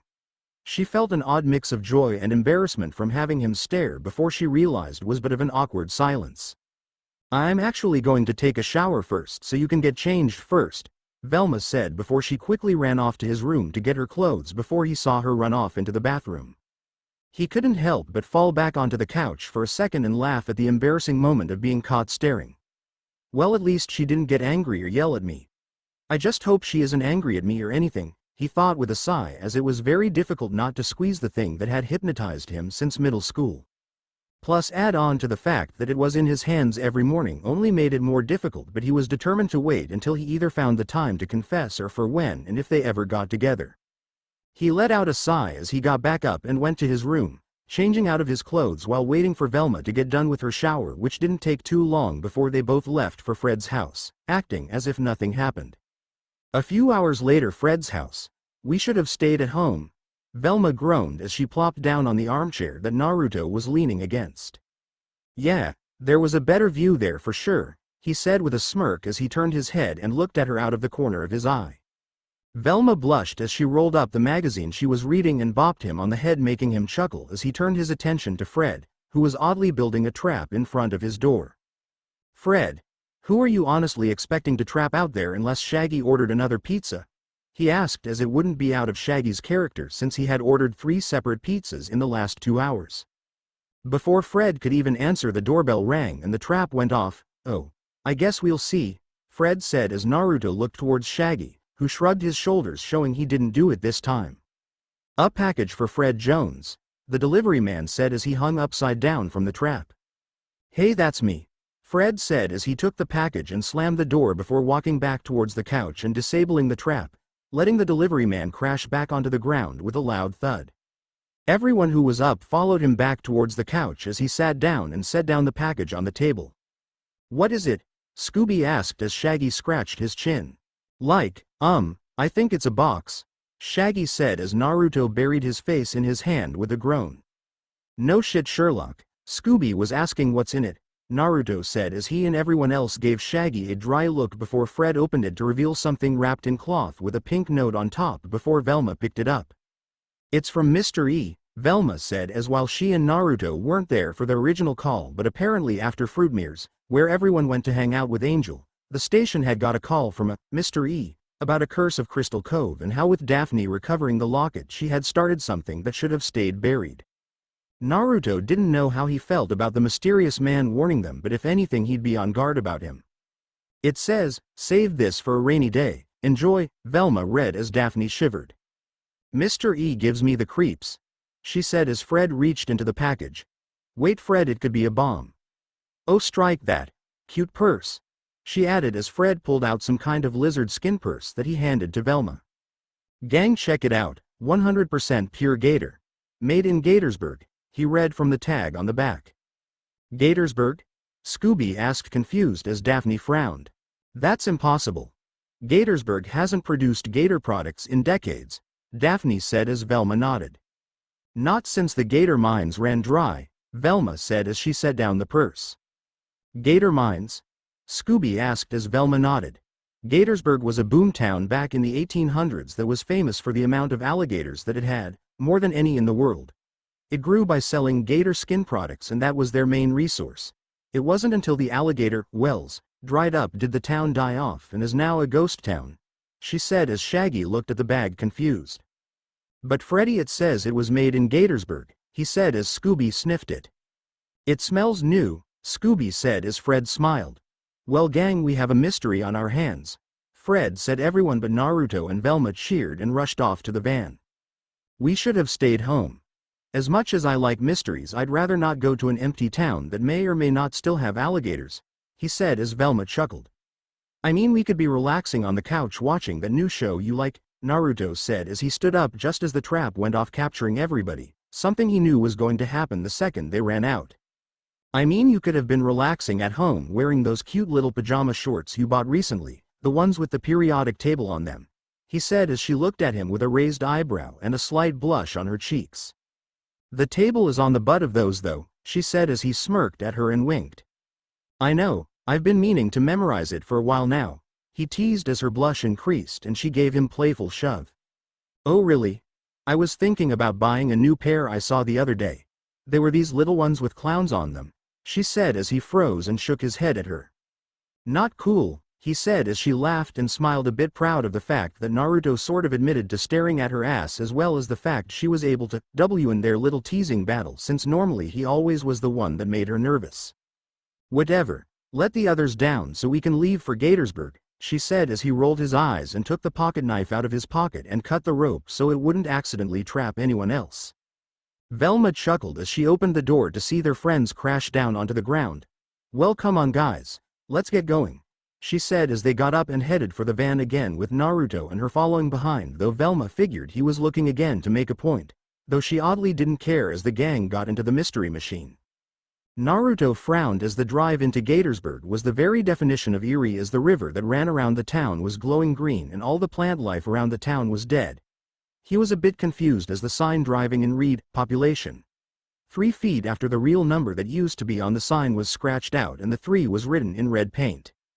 As they pulled into the town square, he noticed the creepy statue in the center before they got out of the van. "This is what happens when a civilization is founded on an entirely gator-based economy," Velma said as they looked around a bit. "All right gang, let's split up and look for clues." Fred said as he and Daphne walked off one way, leaving the four of them left. What do you say, Shaggy? Want to go clue hunting with me? Velma asked as she hugged Shaggy's arm while she shook the events with Naruto a bit out of her head since she was still dating Shaggy. Velma, come on. Like not in front of Scoob, Shaggy said as he pulled her off of him and moved her over, making Naruto clench his fist at how stupid Shaggy was acting, with more being worried for Scooby as usual instead of showing affection to his girlfriend. Naruto rolled his eyes as he stood next to Scooby as the dog sniffed the weird gator statue that had a baby jumping around in the open mouth of one before it chomped down. I didn't touch it, Scooby said worriedly as Naruto nodded, patting the dog on the back. Relax, I know, Naruto said with a chuckle as Shaggy walked over. Hey Scoob, like how about we go check out Gator Burger, Shaggy said as both he and Scooby ran off towards the diner. Great, so it seems I'm third on the list below Scooby and food, Velma muttered as he draped his arm over her shoulder. The guy's brain is in his stomach, I swear, he said as she laughed dryly as they followed the two towards the old diner before they watched them jump over the counter towards the still-wrapped burgers. Like jackpot, Scooby-Doo, Shaggy said as he unwrapped one of the moldy-looking burgers, the meat that looked like a whole baby alligator, before shrugging his shoulders and biting into it. He was a bit grossed out as Velma moved his arm off her politely and walked over to Shaggy before tapping him on the shoulder. We need to talk, she said in a clearly upset tone as Shaggy set down his burger. Like Velma, I would love to, but like I can't hear anything over the sound of my own stomach, he said as he held up his shirt and put his hands around his stomach. It's going, like maybe give me a triple with cheese and chili and like a pickle, he said as he moved his stomach around like it was talking. You know what, forget it, Naruto and I are going to look elsewhere, Velma said as she grabbed Naruto's wrist and started pulling him out of the diner. Velma, wait up. Velma, what did I do? Shaggy asked as he followed them out before Velma let go of his wrist. Nothing. You didn't do anything. Come on Naruto, let's go, she said a bit loud as she walked off a bit while Shaggy frowned. So me not doing anything is the thing you are mad about? Shaggy asked, confused as Naruto rolled his eyes at his friend's denseness. You really don't know anything about girls, do you? Naruto asked rhetorically as he followed after Velma, wrapping his arm around her waist before he pulled her close to him to try and calm her down.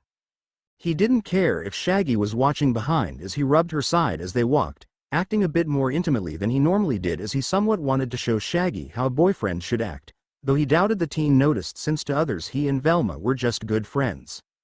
Easy there, Velma. Let's go check out this bookstore.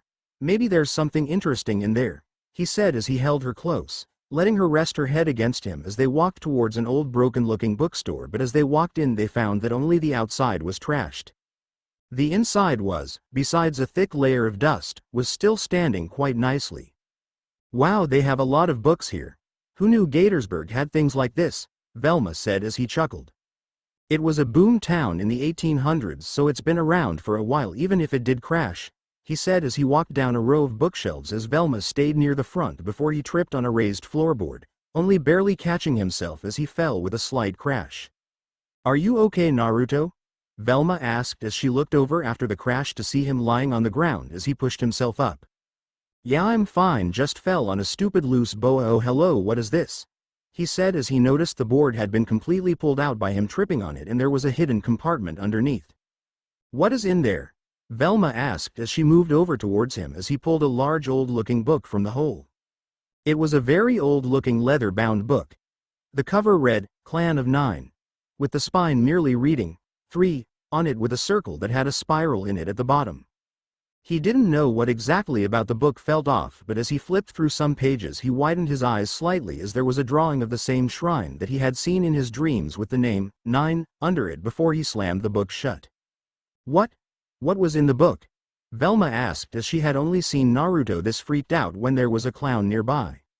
Nothing, I just thought I saw something familiar in it. I think I'm going to take this with me.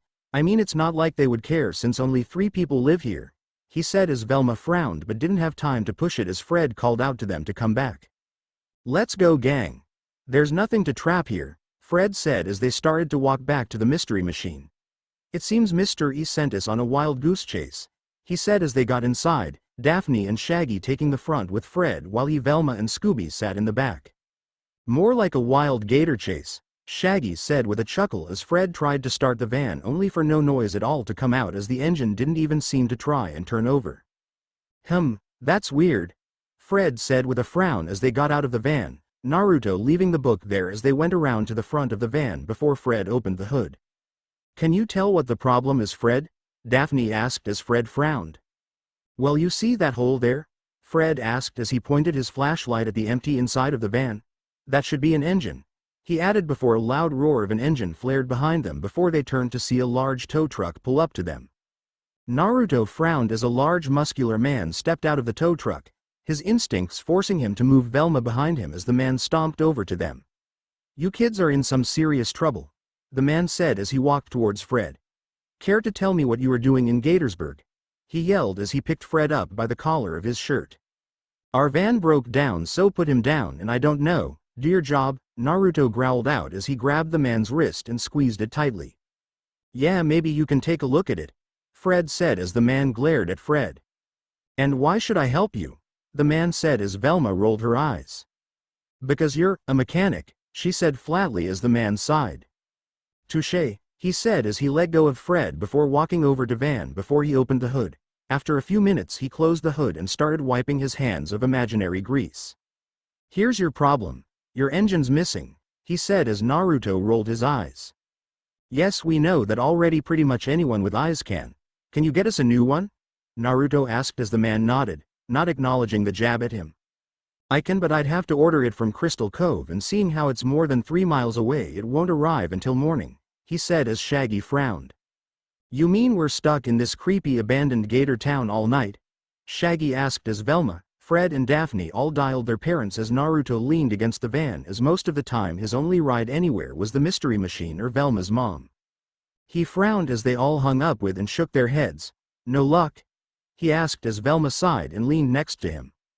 You know how it is with Mom when it comes to race night, she said as he draped his arm over her shoulder and held her close, letting her rest her head on his shoulder while Shaggy dialed his parents before reaching the voicemail. Seems like we are stuck here for the whole night, Naruto said as Velma walked off and smiled at Shaggy, deciding to try and use this as a chance for her to maybe work on her relationship with him. Yeah, it seems like we are, Velma said with a hopeful smile before Scooby butted in between them. And Scooby-Dooby too, Scooby said as Velma frowned and crossed her arms while Shaggy acted like it was great with a smile. Don't suppose you can recommend a hotel? Fred asked as the mechanic started to hook up his tow chain to the mystery machine. My sister Greta runs the best in town, the Drowsy Gator, he said pointing to the building that was glowing red with neon lights as a pink neon sign hung from it. Naruto followed the others as they walked to it while the mechanic towed the machine over there ahead of them. Great, crappy hotel. I'll say it again, we could have stayed home, he said as Velma elbowed him with a smirk. Come on, it hasn't been that bad, she said as he shrugged his shoulders. Fine, but I still wouldn't take any showers here if you know what I mean, he said as he made a stabbing motion with a noise as Velma rolled her eyes with a chuckle as they met back up with the mechanic in front of the inn. Oh, and a word of advice, don't leave your rooms, the mechanic said before he quickly drove off, leaving them and their van in front of the Drowsy Gator. Naruto felt a bit off as they walked into the hotel as eerie piano music flowed through the front desk room. All the gator decorations did not help set the mood any lighter while Fred rang the bell to call for service before having to ring it a few more times when no one came. We ain't got no rooms, a woman's voice said as they turned around to see an older woman leaning against the archway leading to another room while she twirled a lock of her red hair around her finger. But the sign in your window says vacancy, Fred said as the woman frowned. That sign's broken, she said as she puffed up her hair. It's a painted sign, Velma said in a flat tone as the woman groaned softly before turning towards them full to reveal her eyes were a bit lazy, though no one really mentioned it. Gunther. We got guests, she yelled as a very tall, taller than any of them, and stingy man, his arms almost swinging from side to side, scurried over towards them. His hair covered his right eye as his teeth almost seemed to be all points like, well, a gator. Hello, he said in an airy drawn-out tone as he smiled at them. This is my son, Gunther Gator, and I'm Greta Gator, she said as Naruto cleared his throat. So can we have our rooms now? Naruto asked as he definitely didn't like the two rather creepy people as they randomly started to laugh before walking past them. We don't get many guests here at the Drowsy Gator, Greta said as she guided them up the stairs. Shocker, Velma said as she stuck close to Naruto since out of the group he was the most able to keep any of them safe. As they walked through the hallway, Naruto frowned as he saw a massive tear in the wall before Shaggy pointed it out. Like, are those claw marks? He asked as Greta looked at it and frowned. I don't see any marks, she said, dismissing it as if it was nothing before going back to leading them to their rooms. Naruto rose an eyebrow as he reached in the tear and pulled out a large claw before stashing it in his pocket. I got a few hotel rules, Greta said as she opened the door to one of the rooms, letting him, Shaggy and Fred walk in before stopping Daphne and Velma. Rule number 1, boys and girls in different rooms. No exceptions, she yelled before turning towards Naruto and started to trail her finger down his chest. Though I can make an exception for you, she purred out as his face grew a little green before he moved her hand away and stepped back a bit. No thank you, he said with a shudder as Velma frowned, feeling an odd spike of jealousy and slight anger before looking over at Daphne. Then I guess I'm with you, Daphne, Velma said as Greta narrowed her eyes. I said no exceptions, Greta yelled as Velma frowned. But I'm a girl, Velma said with a bit of annoyance in her tone as Greta frowned. Oh, right, she said as she walked into the room a bit more, allowing Naruto to drape his arm over Velma. Don't let what she said get to you. I don't think she can actually see too well, since anyone with two good eyes would be able to see how womanly you are. I mean, I can definitely vouch for it given how you look in your pajamas, he said with a smirk as Velma blushed a bit and playfully elbowed him, making him chuckle. Rule number 2, stay in your rooms no matter what you hear. That includes screams, moans, wails, clawing, scratching, and anything that sounds like a body being dragged along a hardwood floor, she said before she moved closer to Naruto again. Though you can come and visit me later if you want, she said again as this time it was Velma that moved him back. Yeah, no thank you, I like to be with a woman I can see eye to eye with, he said with a not so subtle jab at her as her advances were getting nauseating. Well, it seems like Naruto, you, me, Shaggy, and Scoob are in this room, Fred said, trying to change the subject before Greta stopped Scooby from walking in. Almost forget. Rule number 3, no pets in the hotel, she yelled as Scooby frowned and Gunther creepily chuckled behind him and Velma, causing him to pull her away from him. It's okay, Scoob, it's only for one night and you can stay in the mystery machine, Fred said as Shaggy hugged his dog.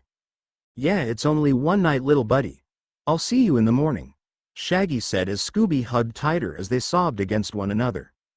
Velma could only roll her eyes as she rested her head against his chest from the annoying scene that once again reminded her how her boyfriend was closer with his dog than with her. Her only real comfort from the fact was Naruto as he rubbed her back before they had to separate to go to their rooms, which were right across the hall from the other. Guess I'll see you in the morning, Naruto said as Velma nodded before Greta and Gunther slammed their doors. You know, Shag, Naruto, when we all graduate from high school and move in together we can get a room just like this. Do you guys like bunk beds? Fred asked as he laid on the bed, Naruto taking the couch as Shaggy paced in the room. I can't think about that, Fred, like I'm really worried about Scoob, Shaggy said as Naruto rolled his eyes. Really? He's in a vehicle, and shouldn't you be worried about the girls since they are kind of separated from us in this creepy hotel? Naruto said as Shaggy waved it off as if he didn't even care. I'd say check on him if not for the fact we were warned to stay in our rooms, Fred said as Shaggy all but bolted from the room as Naruto sighed and decided to go check on the girls, since if Shaggy was checking on his dog then someone should check up on the others. He smirked as he saw Velma walk out of her room as well before bumping into Shaggy. Velma, Shaggy said, a bit surprised as Velma smiled at the two of them before looking at Shaggy. Were you sneaking over to see me? She asked as right now her hope that her boyfriend was actually acting like a boyfriend kind of hid Naruto from her view. Yeah. I wanted to see you but Freddy told I had to go check up on Scooby-Doo, so, Shaggy said before Naruto laughed a bit too loud. Really? Cause you just were freaking out about Scooby, ignoring my comment on the girls before rushing out? Naruto said as Shaggy widened his eyes and gave him a, really? Look. What? Is that true, Shaggy? Velma asked as Shaggy started to stutter before sighing and nodding. Yes, I'm sorry but I really do have to check on him, Shaggy said as Velma frowned, slight tears welling up in her eyes as she stormed off and Shaggy looked over at him. Dude, like what was that for? Shaggy said as Naruto frowned and shrugged his shoulders.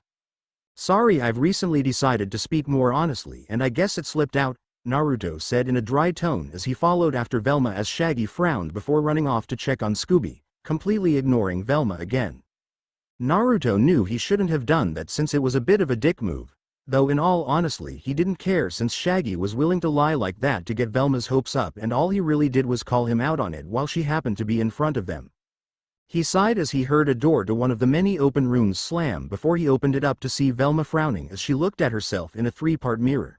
Shaggy? She asked as she turned around to see Naruto. Sorry, it's not Dog Boy, but I hope I'm able to help, he said as she turned back around at the mirror. Thanks Naruto, but you don't have to come running every time I get upset. Why do you even come after me so much? I'm not dating you, I'm with Shaggy, so just leave, she yelled before she bit her lip as she didn't mean to sound so harsh to her best friend. She wouldn't even blame him if he walked away angry. Though to her surprise as she looked at him in the mirror he wasn't angry or even hurt as he walked up to her before turning her around before cupping her cheek. I will always come running to you when you need it Velma, whether you want me or not, I'm kind of stubborn like that. Me being here isn't something I do when it fits my time or my life. Seeing you happy and safe means more to me than anything, he said with a smile as he stroked her cheek with his thumb, wiping off some of the tears that were rolling down. As he looked her in the eyes he chuckled as he smiled. Did you do something with your hair recently? Whatever you did really highlighted your face and forehead more, he said as she smiled from the compliment, glad that someone noticed besides Daphne. At least someone noticed, she said as it was clear to him that she was holding back tears. Why can't my stupid boyfriend notice? Am I not attractive enough? She asked as she looked up at him. Naruto frowned as he turned her around to face the mirror, his arms wrapped around her waist as he rested his head on top of hers. Velma, that is ridiculous. You are stunning. Your boyfriend is just more into his dog honestly, he said as Velma frowned. Oh really? How am I stunning? Cause if I am then shouldn't my boyfriend see? I don't have a figure like Daphne so I honestly don't see it, she said with a frown as he chuckled. He doesn't see what I see. He doesn't see your gorgeous curves. You don't have to be thin to be beautiful. You have a figure that is so full that any woman would kill for and any guy who isn't obsessed with his dog would drool over, myself included, he said as he very slowly slid his hands from her stomach down to her thighs. I mean look, your legs are long and your thighs are so luscious and soft, he said in a whisper as he softly stroked them up and down. Your stomach is in no way fat and still quite lean from when you took martial arts as a kid, he said as his hands trailed up under her sweater as he rubbed her stomach making her blush as she could only let out a squeak. Velma's mind was overheating as Naruto's hands were under her shirt as she felt him pull her back a bit so her butt was now pressing against his lower body. She was too shocked to react as her best friend of countless years was now stroking her thighs and stomach while she swore she could feel his member erect against her butt. Naruto. What are you doing? Velma asked out in a slightly squeaky voice from the shock of her best friend's hands traveling over her body. I am just showing you how stunning you are Velma, he said softly as she felt his lips softly trail kisses up and down her neck while his hands still continued to explore her body a bit. She knew she should be stopping this as she was dating someone and that this was wrong but she couldn't muster anything as she could only let out a soft moan as he moved his hands back down to her thighs. Also don't forget your butt. It is so much more plump than Daphne's to the point my hands get attracted to it in my sleep, he whispered with a chuckle as he slid his hands under her skirt, tracing around the rim of her panties before her eyes widened as she felt his hands start groping her ass. Plus your breasts are much larger than Daphne's, he whispered in her ear as while he didn't move his hands towards them, not wanting to go that far like this as he wanted to save that for if they ever did get together, but he knew they were definitely bigger. She let out another moan, this time slightly louder as she felt his hands, for the first time while awake, squeeze and grope her ass as he moved his head down towards her neck.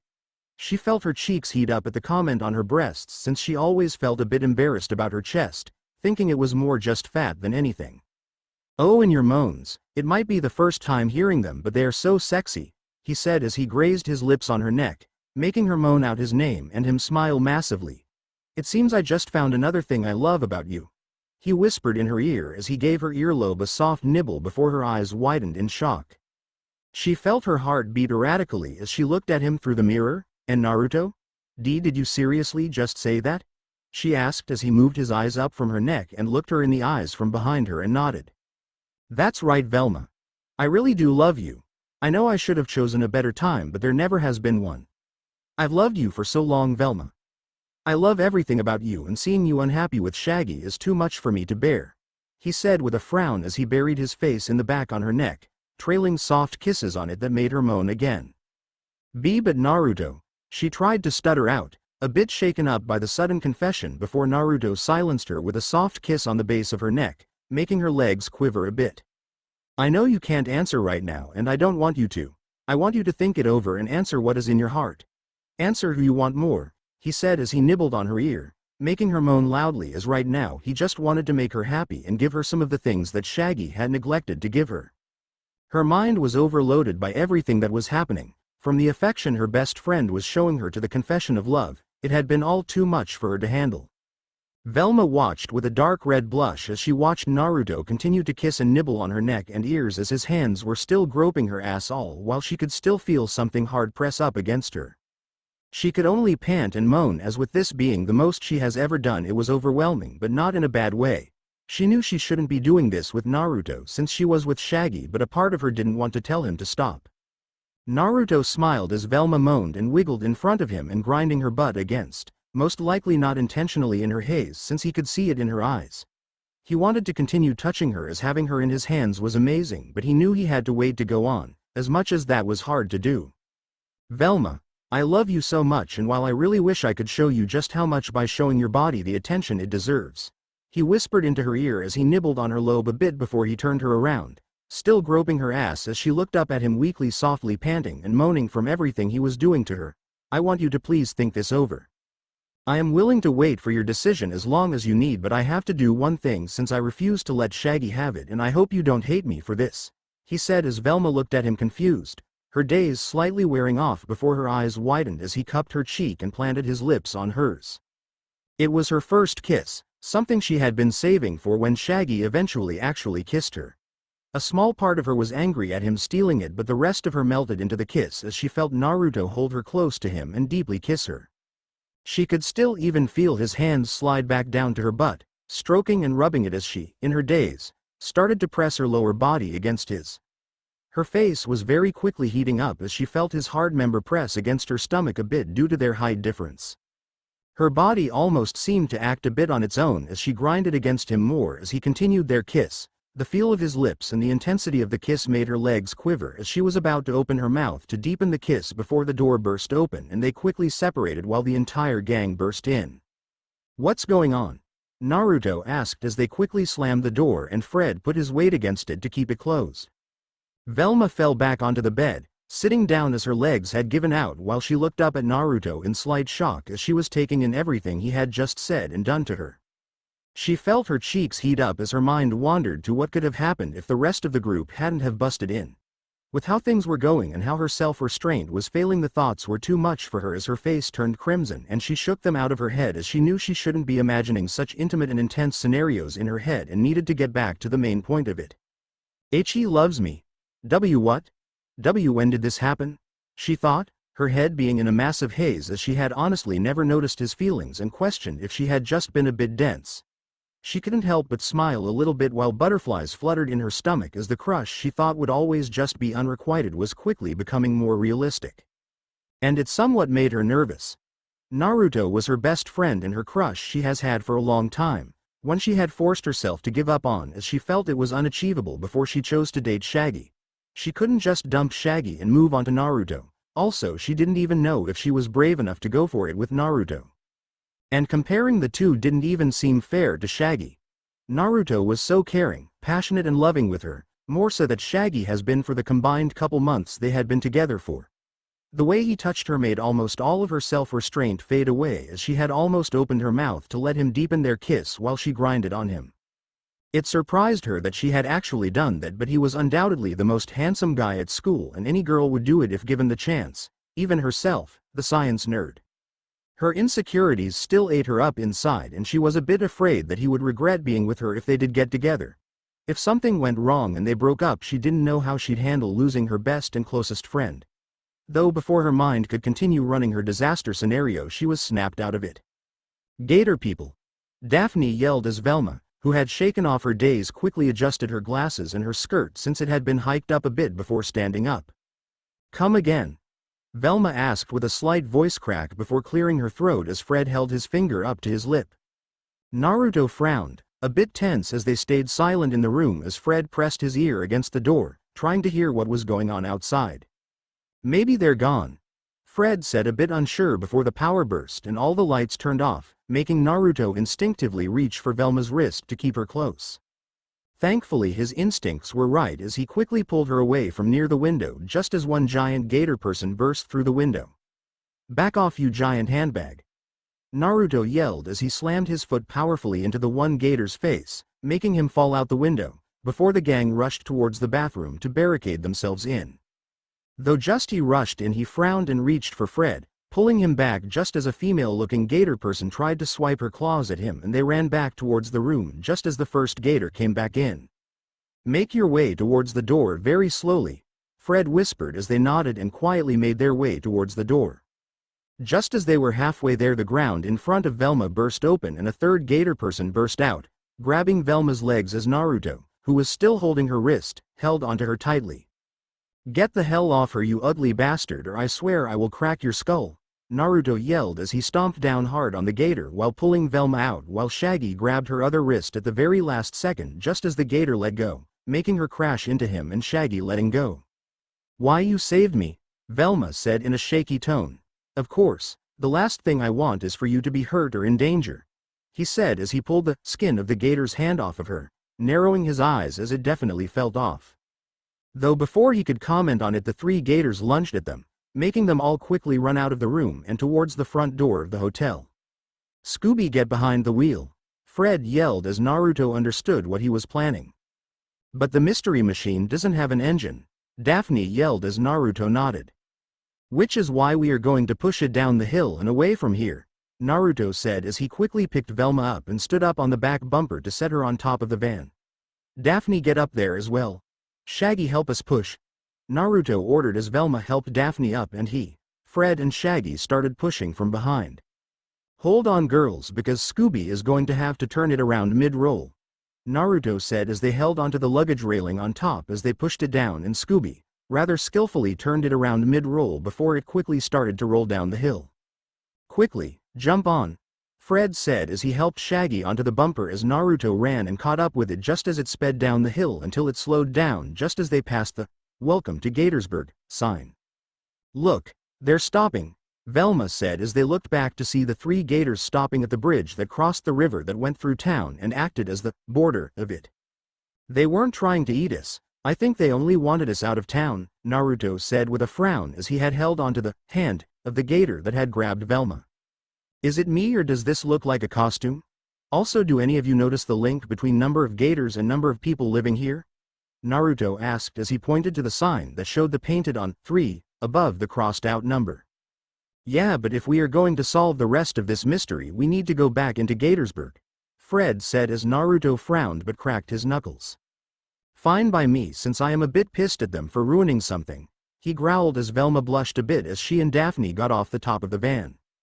Come on, let's follow them while we still can, Fred said as Shaggy and Scooby whimpered as the others stealthily sneaked back through the town until they reached a boathouse and docks. Like, look, it's them, Shaggy said as they watched the gator people start loading crates into a boat. What are they loading up? Daphne asked as Naruto ran crouched down towards a stack of crates as the others followed, and Velma opened on up with a nearby crowbar to reveal it being full of gator skin products.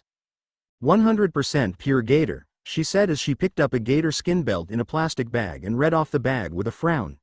It's just like the purse Mr. E sent us, she said as Daphne frowned while Scooby bit open the packaged belt. Let me see that, Daphne said as she pulled up her sleeve and spun the belt around so it wrapped her whole forearm before letting out a hiss of pain and throwing it off to reveal her arm covered in hives where the belt had touched her skin. What happened? Fred asked as Daphne frowned. I'm allergic to imitation animal skin, pleather, fake fur. It all makes me break out, she said as Naruto grabbed her arm. You didn't have to do it that much to show us, Daphne. Just be thankful I carry this stuff around, Naruto said as he poured some of Daphne's lotion that alleviated her hives onto his hand and helped her put it on. Due to his and Daphne's friendship, where both of their love interests didn't really notice their advances and were focused on something or someone else, the two of them occasionally had a lot of time to talk and somewhat become better friends. It was around that time that Daphne had told him about her allergies to fake animal skin as well as shellfish. She had asked him to hold onto her EPI pen for the shellfish and lotion for the fake skin, and he agreed to hold onto it. Especially since in a tourist town and one next to the water there was a good chance she would run into both. So that belt isn't 100% pure gator. It's a fake. They're all fakes, Velma said, slightly trying not to stare as Naruto put on Daphne's lotion as a tinge of something spiked in her chest before she shook it off. She knew how Daphne and Naruto considered each other like siblings, something both have told her various times, but with his intense confession in the hotel her emotions were a bit on haywire. We have to stop them, Fred said with that classic determination in his eyes as Naruto could already tell he was thinking the plans for another trap.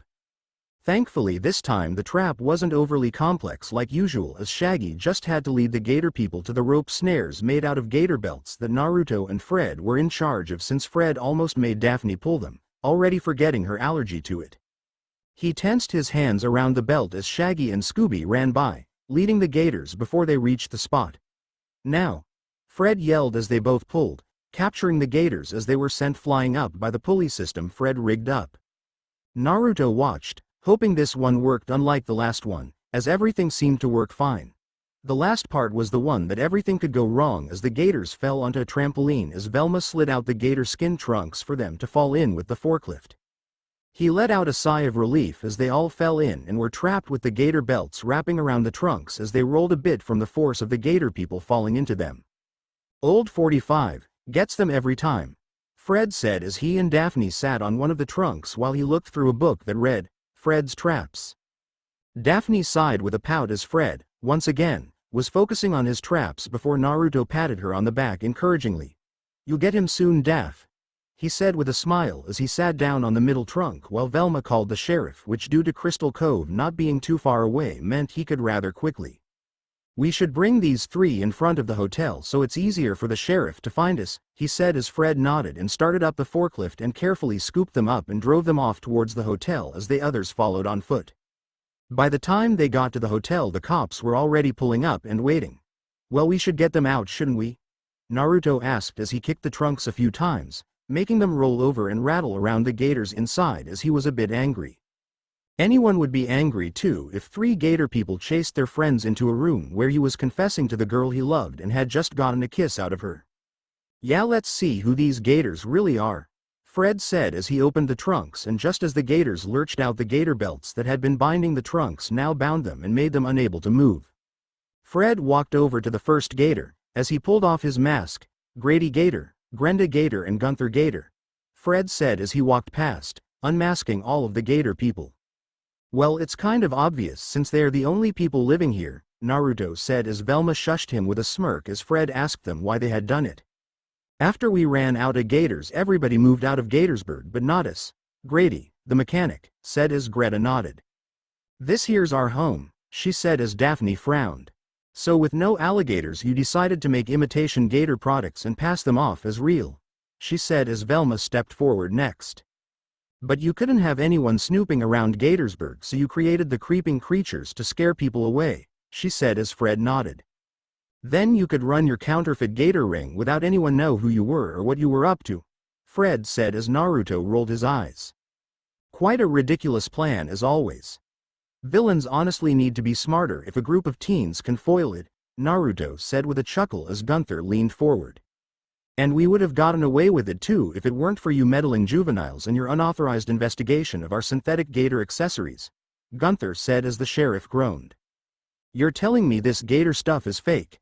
I paid a fortune for this track suit, Sheriff Stone yelled as Velma frowned over at the upset sheriff. Sorry, Sheriff, she said as he sighed. Man, I got to get out of this suit. This fake gator doesn't breathe and I'm starting to smell a little funky, he said as his two deputies backed away from him a bit. Arrest them even though I have absolutely no jurisdiction here, he yelled before storming off to his cruiser as the deputies took away the gators while he started to drive away. "Wait, Sheriff. Can you give us a ride? The mystery machine is," Fred started to say before the supposed engineless van roared to life. "Like there's no engine in the mystery machine. It's haunted," Shaggy said as he cowered behind Velma before Naruto rolled his eyes and opened the hood to reveal the engine was back and a familiar pink knot with a wax-pressed E on it was taped onto the inside of the hood. "It's from Mr. E," Velma said before he pulled and opened it up. "Hope you had a good time in Gatorsburg.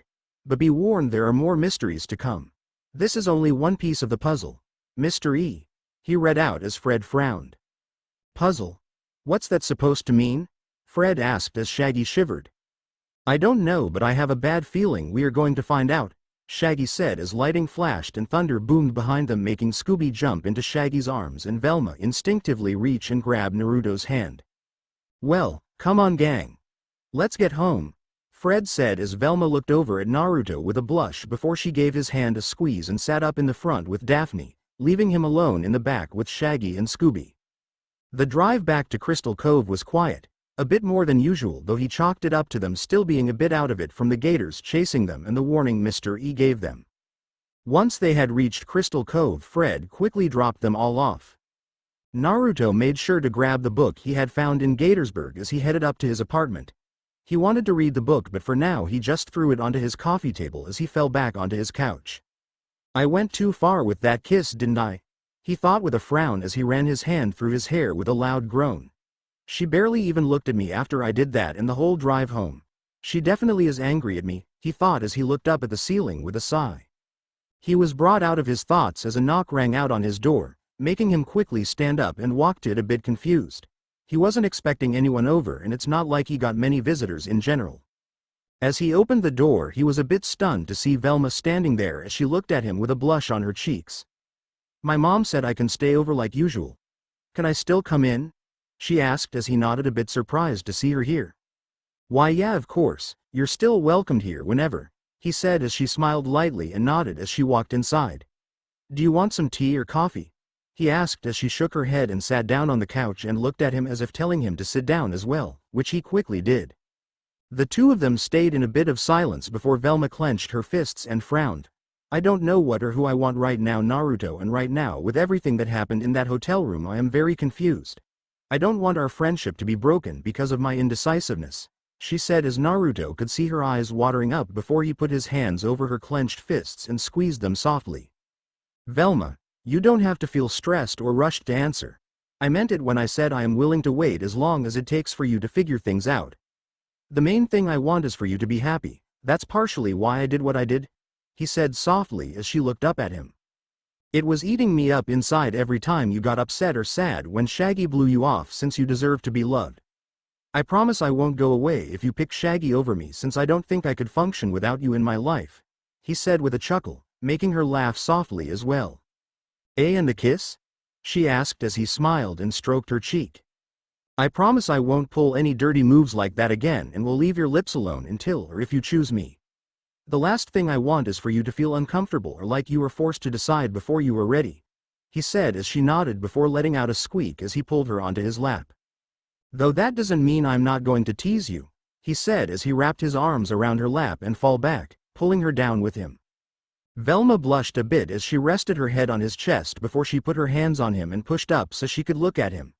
Before she could question if he was actually serious or not, she squeaked as she felt his hands slide under her skirt and start to grope and squeeze her ass, as she could see by the look in his eyes he was very clearly serious about teasing her from time to time. She felt a bit conflicted as Naruto rubbed and groped her ass. She knew she shouldn't be allowing or liking this as much as she was, but some deep part of her told her to let it play out and see what all Naruto means by teasing. Fine, but no funny business," she said as she jabbed her finger against his chest as he nodded, still rubbing her ass as she looked down at him. "I promise, but it will be quite hard given how I can see myself getting addicted to this," he said with a smirk as he started to squeeze and grope her ass even more.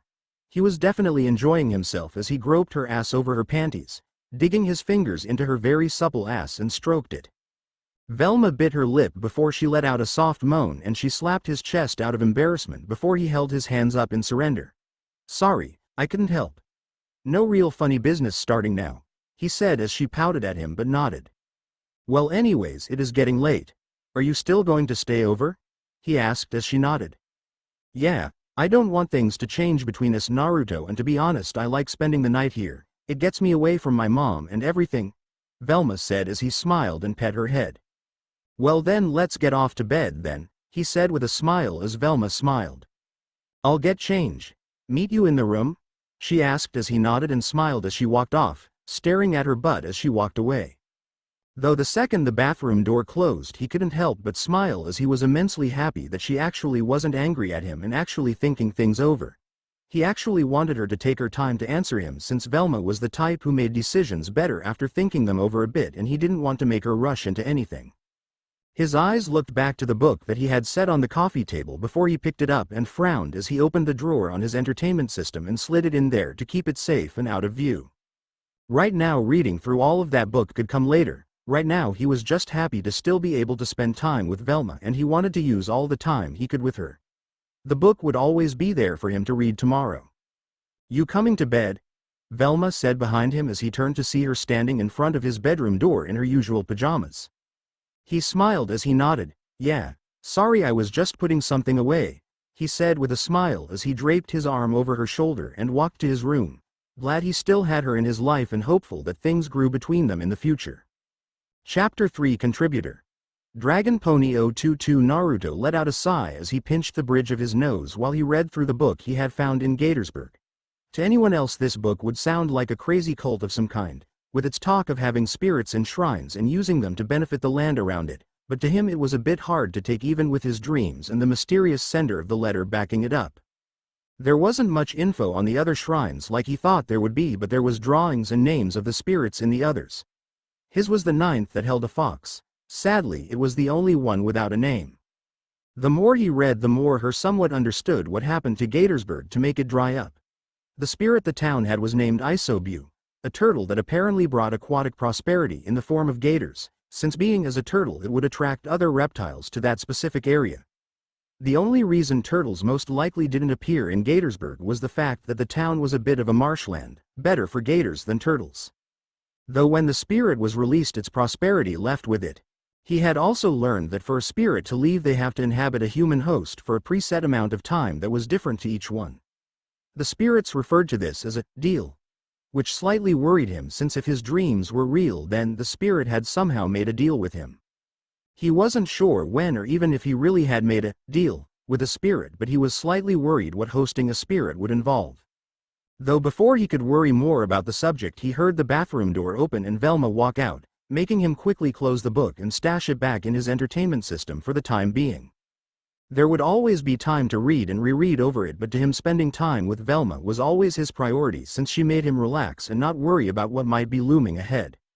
He smiled a bit mischievously as he watched her walk into the kitchen, her back towards him as she tried to reach up for a cup on one of the higher shelves of his.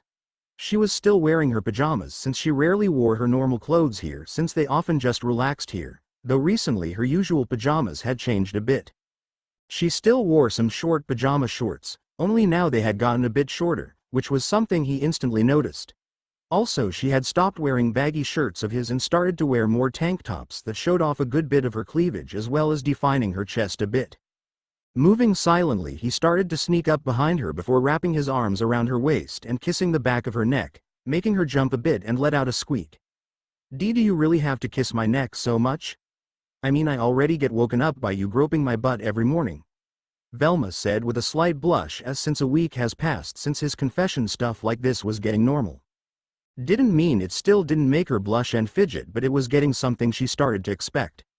Ah, you love it. I mean, you always wake up with a soft little moan after all, he whispered in her ear, as recently he had taken advantage of where his hands were every time he woke up and started to enjoy it. Anyone would make those kinds of noises if they were woken up like that. It doesn't mean anything, she said with a blush as she tried to ignore Naruto's hands around her waist and the kisses he kept planting on her neck. Also, I thought you said you weren't going to do this that much, she said as she turned around and looked up at him while she crossed her arms with a frown. True, but you make it awfully hard to resist, he said as he put his hands on her hips and picked her up, making her let out a sudden yelp before he sat her down on the counter. You always look so beautiful in the morning and even more so when you are still a bit wet from getting out of the shower," he said as he rested his forehead against hers and smiled at her. "You say that corny line more or less every day, Naruto," she said as she averted her eyes from his and blushed a bit. "Doesn't mean it isn't still true," he whispered as he very softly planted a few kisses on her cheeks, close to the corner of her mouth, as he knew he couldn't kiss her again, but this was as close as he could get. Velma shivered as she felt him trail kisses closer to her ear before he started to nibble on her earlobe, a weak spot of hers that he had quickly found out and been exploiting since then. She let out a slight groan as she struggled to keep the moan creeping up her throat muffled. "Your ears seem to be getting more and more sensitive every day," he said softly as he slid his hands up her thighs before sliding around to her butt. "They're like this because you do stuff like this to me every day," she muttered as he smiled, happy he was having an effect on her before he started to nibble on her ear more, making her bury her face into his shoulder to cover up the large blush on her face. Velma always felt a cocktail of emotions every time Naruto did this kind of stuff to her. A part of her loved it, loved the attention and care he gave her, while another knew she shouldn't be doing this as she was with Shaggy. She knew Naruto would never go too far until she made a decision, but he had the habit of trying to tilt it in his favor with his actions. She didn't mind too much until it started to make her hot and bothered, but then Naruto would always stop just as it was, slightly torturing her with the amount of his teasing. It had gotten to the point she had started having dreams about him, mature dreams where he didn't stop after she got bothered. He kept continuing to the point where she would wake up and need a cold shower to calm herself down. It was even getting bad to the point where she kept remembering the dreams whenever she looked at him at times. She moaned quietly into his shoulder as he continued to grope and squeeze her ass, melding her flesh in a way that sent powerful shivers through her spine. He made her melt in his hands as she felt his fingers bury into her ass, gripping it tightly as he almost kneaded her cheeks. Everything was putting her in such a daze that she tilted her head up and started to kiss and nibble on his neck. Her body screamed at her for more as she slid her hands down to her rear and grabbed his hands, surprising him a bit as he watched her move them to her chest.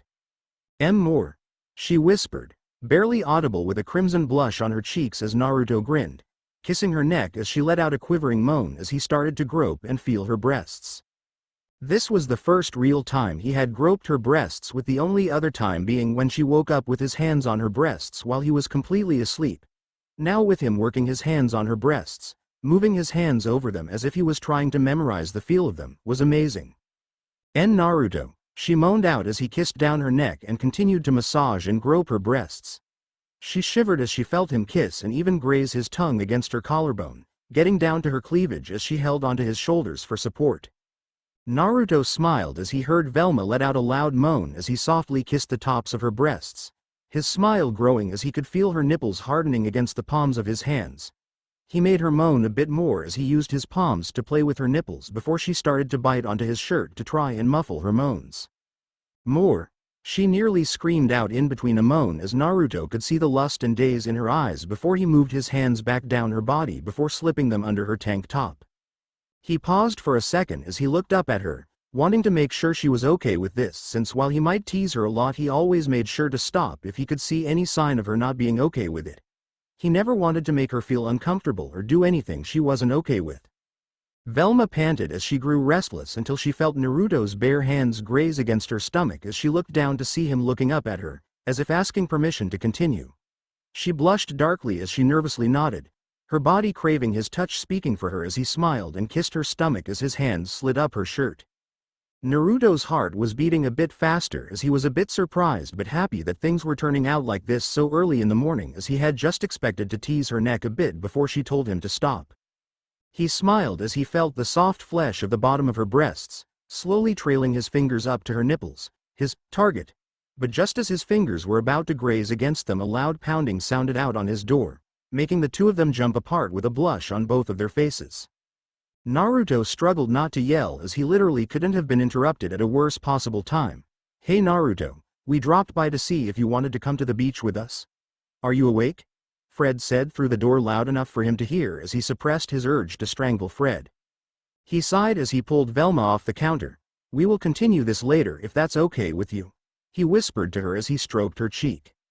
She blushed nervously as she shivered a bit but nodded slightly before she went to walk off, But before she felt Naruto wrap his arms around her waist and turn her around. She stared up as he tilted her head up towards him. I hope you don't regret all this later when the high dies down, 'cause I never do. Everything we do I love because it is with you, Velma. I know you still can't answer, but know that I love every inch of you with every inch of myself," he said as he kissed her cheek, dangerously close to the corner of her mouth, as Velma groaned mentally as she hated when he did that. She knew she shouldn't, but she wanted to experience that powerful kiss again like she had in the hotel.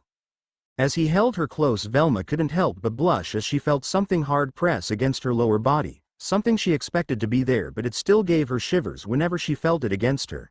Though with how things had been recently, it was basically every morning. "Go get into your normal clothes, I'll make something up to cover for you," he said as he gave her one last kiss on the neck before letting her wobble off towards his bedroom to get change. The second she entered his room and closed the door, she collapsed against it, holding her hand to her chest as she felt her heart beating like crazy. From all that had just happened to the romantic comments that Naruto had said to her had sent her into a slight haze before she shook it off so she could get dressed. "I can think about this later, but I need to get dressed," she thought as she shakily stood back up and started to get change.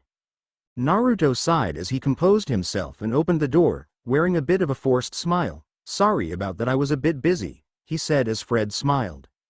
"It's no worries, pal, so are you free to come? We were just about to go pick up Velma after you," Fred said as Naruto shook his head. "I'm good to come, but you don't need to go to Velma's cause she is over right now," he said as Daphne grew a bit of a hopeful smile. "She was just helping me wake up so I don't skip breakfast or lunch like I almost tend to do on the weekends," he added as Daphne frowned a bit, most likely sad that it wasn't like how she thought, at least not that she knew.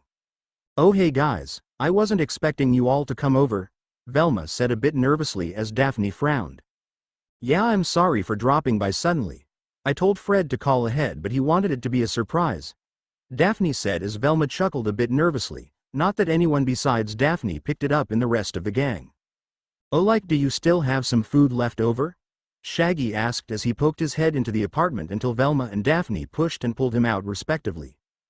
"Don't force yourself in, Shaggy," Daphne scolded as Shaggy rubbed his shoulder nervously. "So how about you get changed and we can head down to the beach? Angel is taking a job as the announcer for the women volleyball tournament and she told us about it," Fred said as Naruto nodded. "I'll get dressed and meet you guys down by the mystery machine," he said as they nodded and left before Velma started to walk out.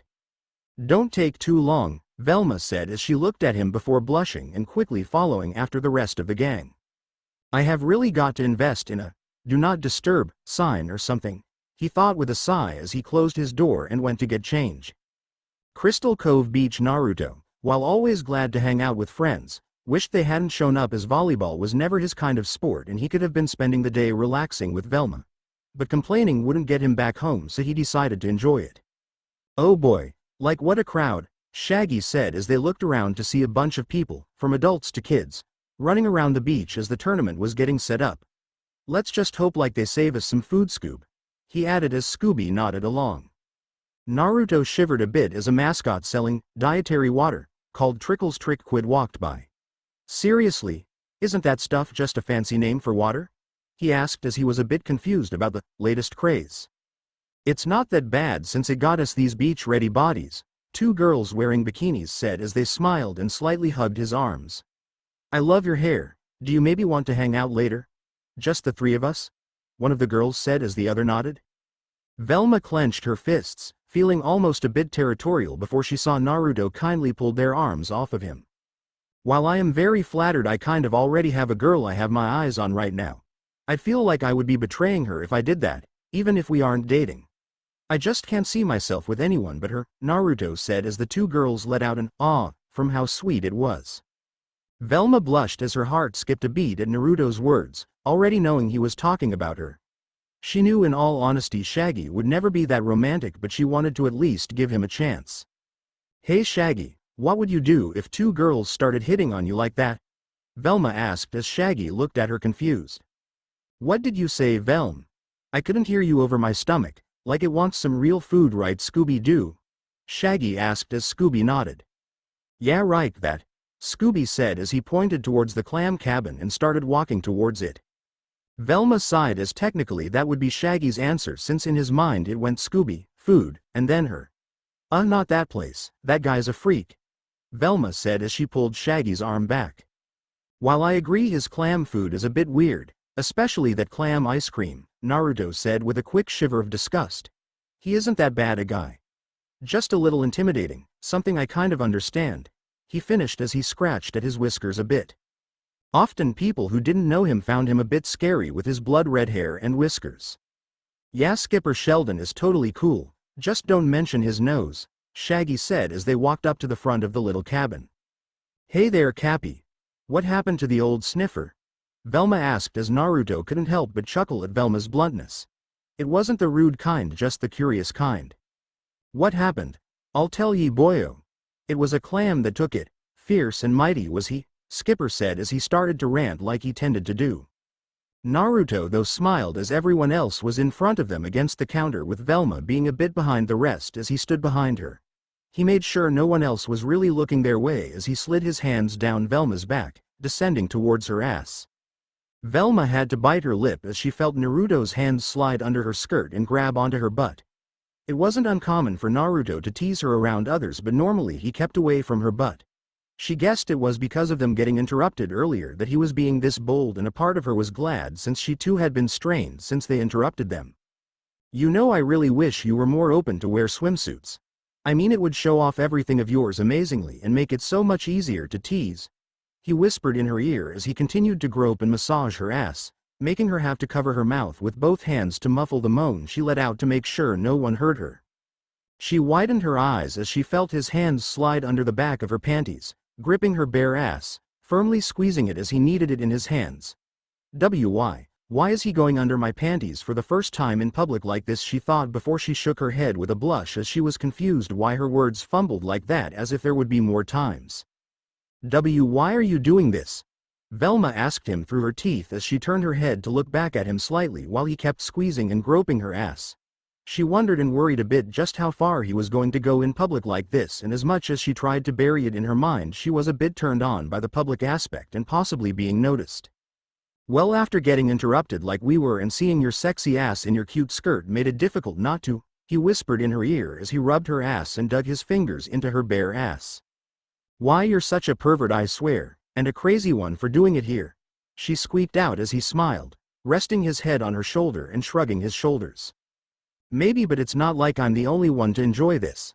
I can feel some dampness on my hands that tells me I'm right, he said as he quickly gave her a kiss on the neck and slid his hands out of her panties, smirking at her as her blush grew a shade that matched the color of his hair. She turned her head away from him, a bit bothered by how easily he got her to lower her guard, but also a bit annoyed he stopped. She didn't deny she liked how him touching her felt to her, and often her mind wandered, continuing what he had stopped. Though she felt better fantasizing at her home or in his apartment more than anything. I said, so what shall it be? Skipper yelled, snapping Velma out of her daze as Shaggy smiled. I'll take an extra large please, he said as Velma, taking the opportunity to take her mind off Naruto and his hands, remembered something she had been trying to get Shaggy to do. Didn't we agree that you would cut out the junk food? Velma said in a whisper as Naruto shivered at the clam ice cream being scooped. No offense, Skipper, but I'm good on clam ice cream. Seems unnatural to me, Naruto said with a shiver as Skipper shrugged his shoulders. Never mind, Skipper, I should totally eat something healthier, Shaggy said with a slight frown as Scooby dropped his jaw. Oh, those look taste. A big salty clam would go great with this heat. You want one, Daff? Fred asked as Daphne frowned, taking a step back from the clam cabin. Fred, you know what happens when I'm around seafood. You remember what happened at my sister's wedding? Daphne said as that was the first time she had found out that she was allergic to seafood. Don't worry, Daff, I still have your pen on me so you can relax a bit, he said as he patted Daphne on the back with a smile. Yeah, and the clams aren't close enough to do you any harm, Fred said as he leaned on the counter. Hey Skipper, didn't your cabin be where the volleyball courts are? He asked as Skipper nodded as he set down 4 cones of clam ice cream on the counter. Aye. Every time the town has an event on the beach they move me business. Blast ye city council. I need a clamming break, watch me cabin, Skipper yelled as he picked up his barrel of clams and stormed out. Come on, let's get our seats and get ready for the first match, Fred said as he picked up 2 of the cones while Scooby wolfed down the other 2. Velma frowned at Shaggy as he stared hungrily at the cones Fred walked off with before Shaggy shrugged his shoulders like he didn't understand why Velma was upset, causing her frown and follow after the others. "Aw, come on Velma, can't I have a little bit?" Shaggy asked as Velma moved next to Naruto and let him sling his arm over her shoulder as they walked to the volleyball rings. They quickly found their seats as the matches were about to begin, Fred and Daphne the row behind him as he sat next to Velma with Shaggy and Scooby on her other side. Naruto didn't mind too much as Velma scooted over towards Shaggy since they were dating and he could somewhat tell Velma was testing Shaggy to see if he was worth staying together with. Though he had to admit Scooby was very clingy when it came to Shaggy as almost every time Velma got close to Shaggy Scooby would always butt in and ruin it. "Great game, isn't it?" Scooby asked as he literally pushed his way in between Velma and Shaggy, draping his arms over their shoulders. "Yeah, great," Velma said in a dry tone before slightly smiling as she saw Naruto place his hand on her thigh and stroke it consolingly with a smile of his own. "You know we're still close to the water, all kinds of fish in there," Daphne said as she looked nervously towards the sea. "Yeah, they're so beautiful," Fred said as Daphne narrowed her eyes. "The girls?" she asked with glare as Fred shook his head. "No, the nets," Fred said in a dreamy tone. "Nets?" Daphne asked as she was glad he wasn't talking about the girls. "Yeah, I wonder that their tensile strength is. They're made of nylon, perfect for making traps," Fred said as Naruto chuckled and leaned closer to Velma. "I wonder if Fred's trap skills could be useful in the bedroom if Daph gets him into some S&M type stuff," he said as Velma quickly had to cover her mouth to muffle her laugh before she elbowed him playfully before Daphne leaned down to them. "Do you two want to go on a walk?" she asked as Velma sighed looked over at Shaggy as Naruto slung his arm over her shoulder. "Not like they will miss us," Velma said before the entire area started to shake. "Like Scoob, is that your stomach?" Shaggy asked as Scooby shook his head before they watched a giant crab claw burst from the sand, catching and popping a volleyball. The gang watched in shock as a massive crab rose from the sand.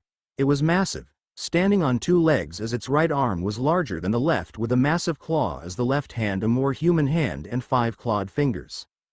As the massive crab roared his hand immediately reached for and grabbed Velma's hand as the crowd started to scream and panic while in clipped the volleyball net. "Is that a crab or is it a man?" Daphne asked as Naruto shook his head. "It doesn't matter if it's a man crab or not, it's coming this way and we need to run," Naruto yelled as he got up and started pulling Velma along as the man crab charged towards them, slamming its claw down where they were only sitting moments ago. They continued to run as the massive crab chased after them, using its claws to try and dig ahead of them and capture them before he pulled Velma close to him, sliding the both of them under a swing. The man crab must have not liked that as it roared and slammed its claw into the ground, making one of the wooden boards of the stands catapult the gang and 3 little kids that were running in front of them into the air. As he was sent flying up into the air, he quickly pulled Velma close to him, holding her in a princess carry, grabbing her ass and just under her bust from the side as they rose up and started to fall. He braced himself for the crash back down to the ground as he focused on cushioning Velma before he felt himself bounce a bit as the others landed around them on a net that some of the volleyball players were holding to catch them. They quickly got off the net as the man crab was distracted by Angel throwing CDs at it before roaring and crashing into the opposite stands. "What the hell is with monsters showing up everywhere we go?" Naruto yelled in slight frustration as the man crab dived back into the sand, burrowing at incredible speeds towards them. "Out of the way!" he yelled as he pulled Velma and Daphne out of the way as the others dived the other way to avoid the man crab that shot towards them. Though they didn't even seem to be the man crab's target as it kept going, burrowing through the sand before it jumped back out in front of one volleyball player. The girl screamed as she tried to run away before the man crab grabbed her with its pincer, diving back into the sand as it sped off with her flailing above the sand, screaming for help. "We can't let that thing get away," Fred yelled as the gang ran after the man crab while Shaggy laughed nervously. "Like sure we can, Fred, all we have to do is stand right here," Shaggy said before Velma rolled her eyes and pulled Shaggy and Scooby along after the man crab. "It's heading to the changing room," Naruto yelled as he watched the man crab stand on top of the tent before ripping a hole in it and jumping down into it. He was fast, immediately darting into the tent only to find nothing. What? They're gone, Fred said as Naruto frowned as he could already hear police sirens coming their way. How in the world did a massive crab just disappear when I was a second behind it? Naruto thought out loud as almost right on cue the police drove up onto the beach as they walked out to meet the sheriff. You kids just can't go anywhere without making trouble now, can you? Sheriff Stone asked as the gang just kind of shrugged their shoulders as the sheriff buried his face in his hand. You know the deal. Tell me what you saw so I can get out of here, he said as they filled him in on just what happened. One by one the sheriff listened to their descriptions of the man crab before Shaggy and Scooby got hysterical and started to make little sense. Sheriff, you've got to close the beach before whatever that was takes more people, Naruto said with a frown. Nope, the beach stays open, a voice said behind them as they turned to see a man who reminded Naruto of a boat captain with how he was dressed walked up to them. Hi, Peter Trickle, president of Trickle's Trick Quid, he said as he shook their hands. You can't just ignore a giant crustacean attacking your tournament, Velma said as Mr. Trickle laughed and waved her off. Ha, clearly you've never been to business school. Young lady, no one is sure what they saw. Could have been a man crab, could have been a man lobster, it could even have been a really ugly out-of-shape person who should probably be drinking Trickle's Trick Quid, he said as Naruto frowned. Who cares what kind of man-sea creature hybrid it is? I may not have gone to business school, Naruto said as he put air quotes around business school, but I do know that something attacking your event is bad press, and when it does come out, since nothing in this town really stays quiet when it comes to monsters, it will look bad that you let this go on as people got kidnapped. It's Jaws all over again. Naruto finished as Mr. Trickle frowned and slightly narrowed his eyes. While it is clear something did happen here, there is nothing I can do about it, Sheriff said as Naruto discreetly rolled his eyes as he honestly hadn't expected anything else from his town's police department. But Sheriff, Fred said as Sheriff held his hands up. Hey, we're not set up for this. Our motto is to serve and protect, not to serve and protect against from man crabs, Sheriff said as he and Mr. Trickle walked off. Why are the rich people in our town all jerks and our police force so lazy when it comes to stuff like this? Naruto asked with a frown as he leaned against the lockers. Well, you know what this means, gang, don't you? Fred asked as Shaggy nodded. Yes, we respect authority, we go back home and forget this ever happened, Shaggy said as Naruto laughed. When do we ever do that? It means we do what the police refuse to and investigate, Naruto said as Fred nodded with a smile. I'm afraid you'd say that, Shaggy said as Naruto sighed before raising an eyebrow. I think it's already off to a good start, Naruto said, getting their attention as he pointed to the sand pouring out of the locker next to the one he was leaning against. Look whose it is, Velma said as they looked up to see a name tag reading, Skipper Shelton, taped to it. Skipper Shelton. He also wasn't around when the man crab attacked, Velma said as Naruto rubbed his chin as they saw the skipper walk by. He's so mad at the city for moving his cabin he has a perfect motive for ruining the tournament, Fred said while Daphne smiled next to him. What we need is a trap for the man crab, right Fred? Daphne said, trying to appeal to Fred's obsession with traps to win his attention. Actually, what I was thinking is that we need a trap for the man crab, Fred said with a proud look on his face, showing that he completely wasn't even paying attention to what Daphne had said. Good plan, Daphne said in a dry and slightly tired tone. Thanks, Daphne. You used to play a little volleyball back in the day, didn't you?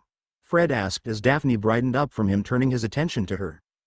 Well, I wouldn't exactly say play, Daphne said, remembering the somewhat bad memories of her trying to play a year or so ago only to be hit repeatedly from almost every angle in the duration of one day of practice. You'll be perfect bait. I mean, what man crab wouldn't want to drag you underneath the sand? Fred said as Daphne smiled. Aw, Fred, that's so sweet, sort of, she said with a bit of a frown as Fred quickly started to think up his plan to trap the man crab. It honestly didn't take that long as almost an hour later he found himself sitting on one of the many rocks close to the ocean as Fred set up the trap with Velma helping as Shaggy and Scooby ran lookout duty. Thankfully this time, like last, it was a simple trap. Just lead the man crab to the plunger, which would be hidden under the sand, and it would be sprung into a massive metal pot with the lid slammed on it. He didn't know where Fred found the giant pot, only that it was cast iron and heavy as hell as he and Fred were barely able to push it into the spot Fred had designated. You know, before this I used to really like crab, Shaggy said with a sigh before he and Scooby started going back and forth, naming numerous crab dishes that had Naruto shivering as some of them sounded gross. I can't talk about this. I promised Velma, I mean myself, that I'd eat healthier, Shaggy said as Naruto chuckled. Aw yeah, Velma likes to make sure people around her don't stuff their faces with gross and unhealthy food. Doesn't mean she isn't one to indulge every once in a while, but food like the stuff you two eat is not good for anyone to wolf down all day. Naruto said out loud with a smirk, not really caring that they didn't listen to him, as he remembered how Velma had been the same with him when they were kids. When his parents first disappeared and he had moved in with her and her family, he had gotten it into his head that he needed to eat cheap ramen noodles to make sure they didn't spend much on him. He worried about being a bother to them more than anything. It was only after a few months of that when Velma cut him off and got it through his head that he wasn't a bother and to eat better to grow better, teasing he'd always be shorter than her if he kept eating junk. It's finished. Come on over, guys, Fred said as he ran over to them and waved at them to follow, making them get up from their spots to see Velma finishing up covering the plunger. All we need is Daphne to lead the man crab to this spot and then bam, he'll get caught in the trap, Fred said as Naruto helped Velma back onto her feet. Where is Daphne anyways? Like the match is about to start in Scoob and I have to get back to watching the clam cabin, I mean the skipper, Shaggy said before quickly correcting himself as Velma gave him a disappointed look. I'll go get her, Velma said with a sigh as Naruto frowned, wanting to go with her but decided to help Fred finish up the rigging of the lid to make sure this went as planned. Velma chuckled a bit as she saw the van rocking a bit before Daphne burst out from the back wearing a two-piece purple bikini. Wow, who are you trying to impress? Velma asked with a smile as Daphne did look very lovely in her bikini, something she knew guys would drool over. It made her wonder, with the comment Naruto said earlier, how he would react to seeing her in a two-piece bikini. She rarely wore swimsuits ever since she had gotten a terrible sunburn years ago, only wearing one out to the beach once, and even that was a one-piece suit. The thought of wearing less clothes around Naruto, something she had been experimenting with by wearing tank tops and shorter pajama shorts, always made her blush as she wondered how he would react to it. Especially now given that she had let him go even further with her, almost having her chest groped by him this morning. She really knew she shouldn't have let him do that, but things always got a bit intense between them whenever they were alone, which was all the time nowadays. She was snapped out of her thoughts as Daphne handed her a tube of suntan oil. Can you rub oil on my back, Velma? Fred likes shiny things and it'd be better than having him look at nets, Daphne said as Velma nodded since she understood trying to appeal to a boy's interest a bit. With Naruto it was easy, she literally just had to be around since he loved her body and giving her affection, while Shaggy loved food and his dog, two interests she really couldn't use to her advantage. She sighed before she decided while she had Daphne alone she could get some advice from her only girlfriend about her current situation with Shaggy and Naruto. Hey, Daphne, say there was a girl and she was dating someone who literally paid attention to everything but her, and that she had this friend who, let's say, has been there for her forever, and the friend starts getting closer, she said as she squirted lotion on her hand. And the girl, loving the attention from someone she has a big crush on for a while only to just realize it was returned, kind of lets the friend hold her and kiss her neck and stuff. Is that bad or understandable given the situation? Hypothetically, that is, Velma asked as Daphne rubbed her chin in thought. Does this girl hypothetically want to dump the neglectful boyfriend and be with the friend? Daphne asked as Velma rubbed the lotion onto her while she played along, already somewhat knowing that Naruto and Velma had been getting close but decided to keep playing dumb so not to embarrass Velma. Yes. I mean, yeah, the girl does, but she wants to maybe give the boy she is dating a chance at least, Velma said as Daphne shrugged her shoulders. Well, I think the girl needs to make a decision. Test the neglectful boyfriend to see if he's willing to pay attention to her and be a boyfriend, and if not, dump him and be with the other friend.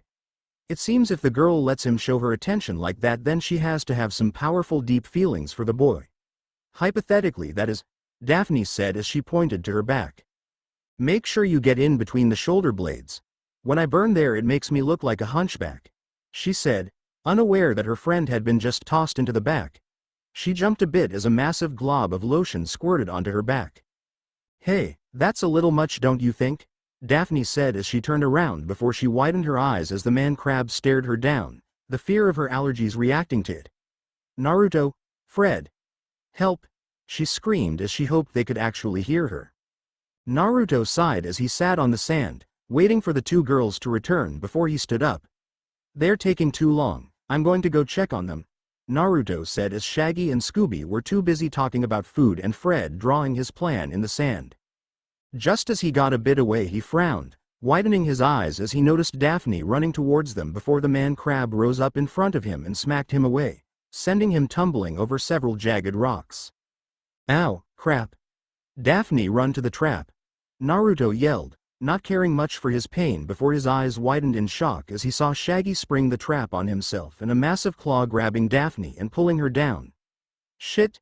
Daphne!" he yelled as he tried to reach her, immediately reaching for her EpiPen before she sunk under the sand, both him and Fred trying to dig down to reach her. "What happened?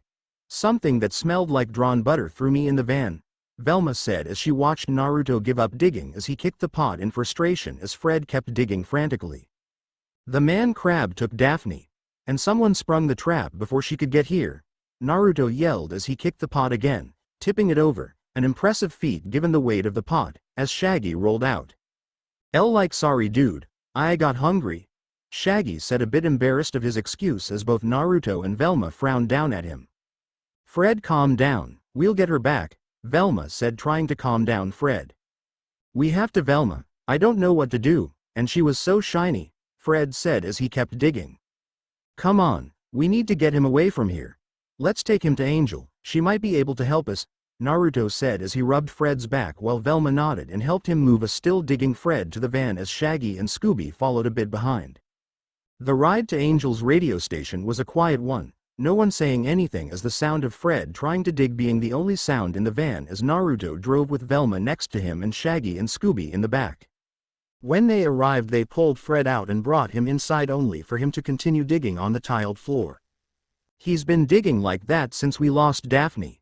There's nothing but torn carpet all in the back of the mystery machine," Velma said as she disinfected the minor cuts on Naruto's back that he had gotten from being knocked into the rocks by the man crab while Angel stood nearby. "Like this is all my fault. If I never tried to be healthy, Daphne would be alright. Scooby-Doo." "More?" Shaggy whined as Naruto slammed his fist on the table next to him as he narrowed his eyes. "No, Daphne would be alright if you didn't literally think with your stomach all the time. Your job was to watch the clam cabin, but instead you run straight through where Fred had showed us not even 5 minutes earlier where the trap was. So don't blame Velma trying to help you be healthier for all of this," Naruto said in a clearly angered tone as Shaggy flinched a bit. "Naruto, relax, no need to snap," Velma said calmly, though she too wanted to snap at Shaggy since in all honesty it was his fault. She blushed a bit as she felt Naruto's hands grab her hips and pull her down onto his lap, hugging her from behind while he rested his head on top of hers.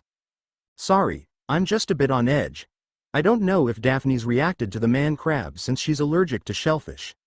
She could be experiencing anaphylaxis and be needing her EpiPen," Naruto said as he had tried to get it to her before she got pulled down, but he didn't get there in time. He sighed as he held Velma closer to him as she was helping him calm down. Velma, while she didn't care for Shaggy at this moment due to her being upset with him and the fact he wasn't even looking their way as he was wolfing down food, couldn't help but blush as she felt Naruto's toned muscles press against her back while Angel smirked at her knowingly. "We'll find her and she will be okay, Naruto. We just have to keep calm and leveled heads about this," Velma said as she gave Naruto's hands a squeeze as she felt him kiss the top of her head. "Thanks, Velma, you always help to calm me down," he said as she felt his lips brush against her neck, not kissing it but teasing her with it. "Someone needs to make a plan. Why isn't anyone making a plan?" Fred asked frantically as Velma sighed. "Because that's usually you, Fred," Velma said as Fred nodded. "That's right. What's wrong with me?" he yelled as the doorbell to the radio station chimed. "I'll get it," Scooby said as he walked off to the door while Fred started digging again. "Guys. Mr. E," Scooby yelled as he ran back into the room holding another wax-sealed letter that had an E stamped into it. "Scooby, come over here," Velma said as she didn't want to move from her spot before the dog brought her the letter and Shaggy and Angel stood nearby. She frowned as she opened the letter. "Jinkies, look at this. This article is from years ago," she said as she pulled out a newspaper article that had a chunk of it torn off while showing 3 kids and a bird under the headline, "Local Kids Missing." It says 4 kids went missing while exploring the Crystal Cove caverns, Velma said as Angel held out her hand. Wait, let me see that, she said a bit worried as Angel handed it over. Is something wrong, Angel? Do you know them? Velma asked as she and Naruto looked over at her while she stared at the article before shaking her head. No, it's nothing, Angel said before Velma had to reach a bit to take the article back, making her tilt the envelope down and an 8-track cassette fall from the envelope. Fred, still being in a weird funk ever since Daphne was taken, quickly put the 8-track cassette on top of a record and tried to play it. It's not working, Fred said as Angel rolled her eyes and moved up the needle and took off the 8-track. It's an 8-track, Freddy, old school, Angel said as she inserted the 8-track into the player nearby and pressed play. Hello children, the apparent older male voice of Mr. E said as it played from the cassette. If you've read the article then you know this volleyball tournament isn't the first time kids have disappeared from Crystal Cove. Worth researching, don't you think? He asked before the 8-track ejected, its magnetic tape flying out of it, essentially destroying it. Well, safe to say what our next move is, I think, Naruto said as he picked up his spare shirt, that Angel thankfully still kept around in case of emergencies, and stood up with Velma. Yeah, let's hurry. If we're lucky we can get there before the librarian leaves, Velma said as Fred, with a new burst of determination, ran out of the radio station before they quickly had to follow him out before he left them behind. Fred seemed focused as he had gotten them to the library incredibly fast, which allowed them to catch the librarian just before she was locking up. And thankfully, due to Velma's repeated visits to the library from a kid until now, she had become friendly with the older woman and was trusted enough to lock up for her.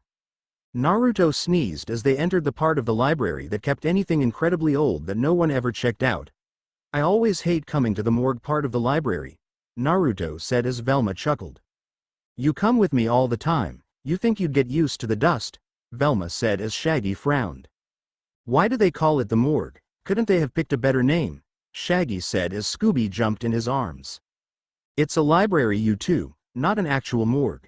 No need to act so afraid, Naruto said as he rolled his eyes.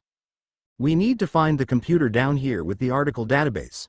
I don't know where she moved it recently, and with her shutting down the lights beforehand it might be a bit difficult. We'll need to split up, Velma said as she felt Naruto wrap his arm around her waist. Velma and I will check one way, the rest of you check the other, Naruto said as Shaggy nodded and walked off with Fred and Scooby. I was going to suggest you and Fred while I tried to talk with Shaggy, Velma said with a frown as he shrugged his shoulders and kissed her neck. Oh well, I'm sorry. Do you want us to swap? He seems not to really care or even notice, Naruto said as Velma sighed as not once did Shaggy all day try and have some alone time with her. It was actually quite common for that to happen as 99% of the time she had to be the one to set stuff like that up, and even then Scooby would always tag along. It doesn't matter, let's just go look around, Velma said as she grabbed his wrist and started to walk down an aisle between 2 bookshelves. She blushed a bit as she felt Naruto link his hand with hers as he pulled her close. In a library late at night with no one but a few others is the perfect atmosphere to mess around, you know, he said as he turned her around to face him, sliding his free arm behind her to rub her butt over her panties. Another very soft moan left her mouth before she frowned up at him. We need to be looking for the computer, she said before she felt him softly pin her against a bookcase, her hands being held above her by one of his hands as his other was under her shirt, softly on her stomach. She didn't even need to check to know he wasn't holding her hands down with any force. He had done things like this before while teasing her neck, and every time he was more or less just holding them up, since he was never the kind to make her feel afraid. The others can find it, and I've always had a fantasy of fooling around with you in a library since it seems so fitting for you. My little lovely able girl being all naughty surrounded by books as she tries her best to not let anyone know what is going on. He whispered in her ear as he slid his leg in between hers, keeping her up as he didn't want her legs to give in and make her fall. Do you always think of perverted stuff like this? Velma asked as she looked away from him, trying not to shift her weight as with how his leg was placed if she moved she would grind against his leg through her thin panties.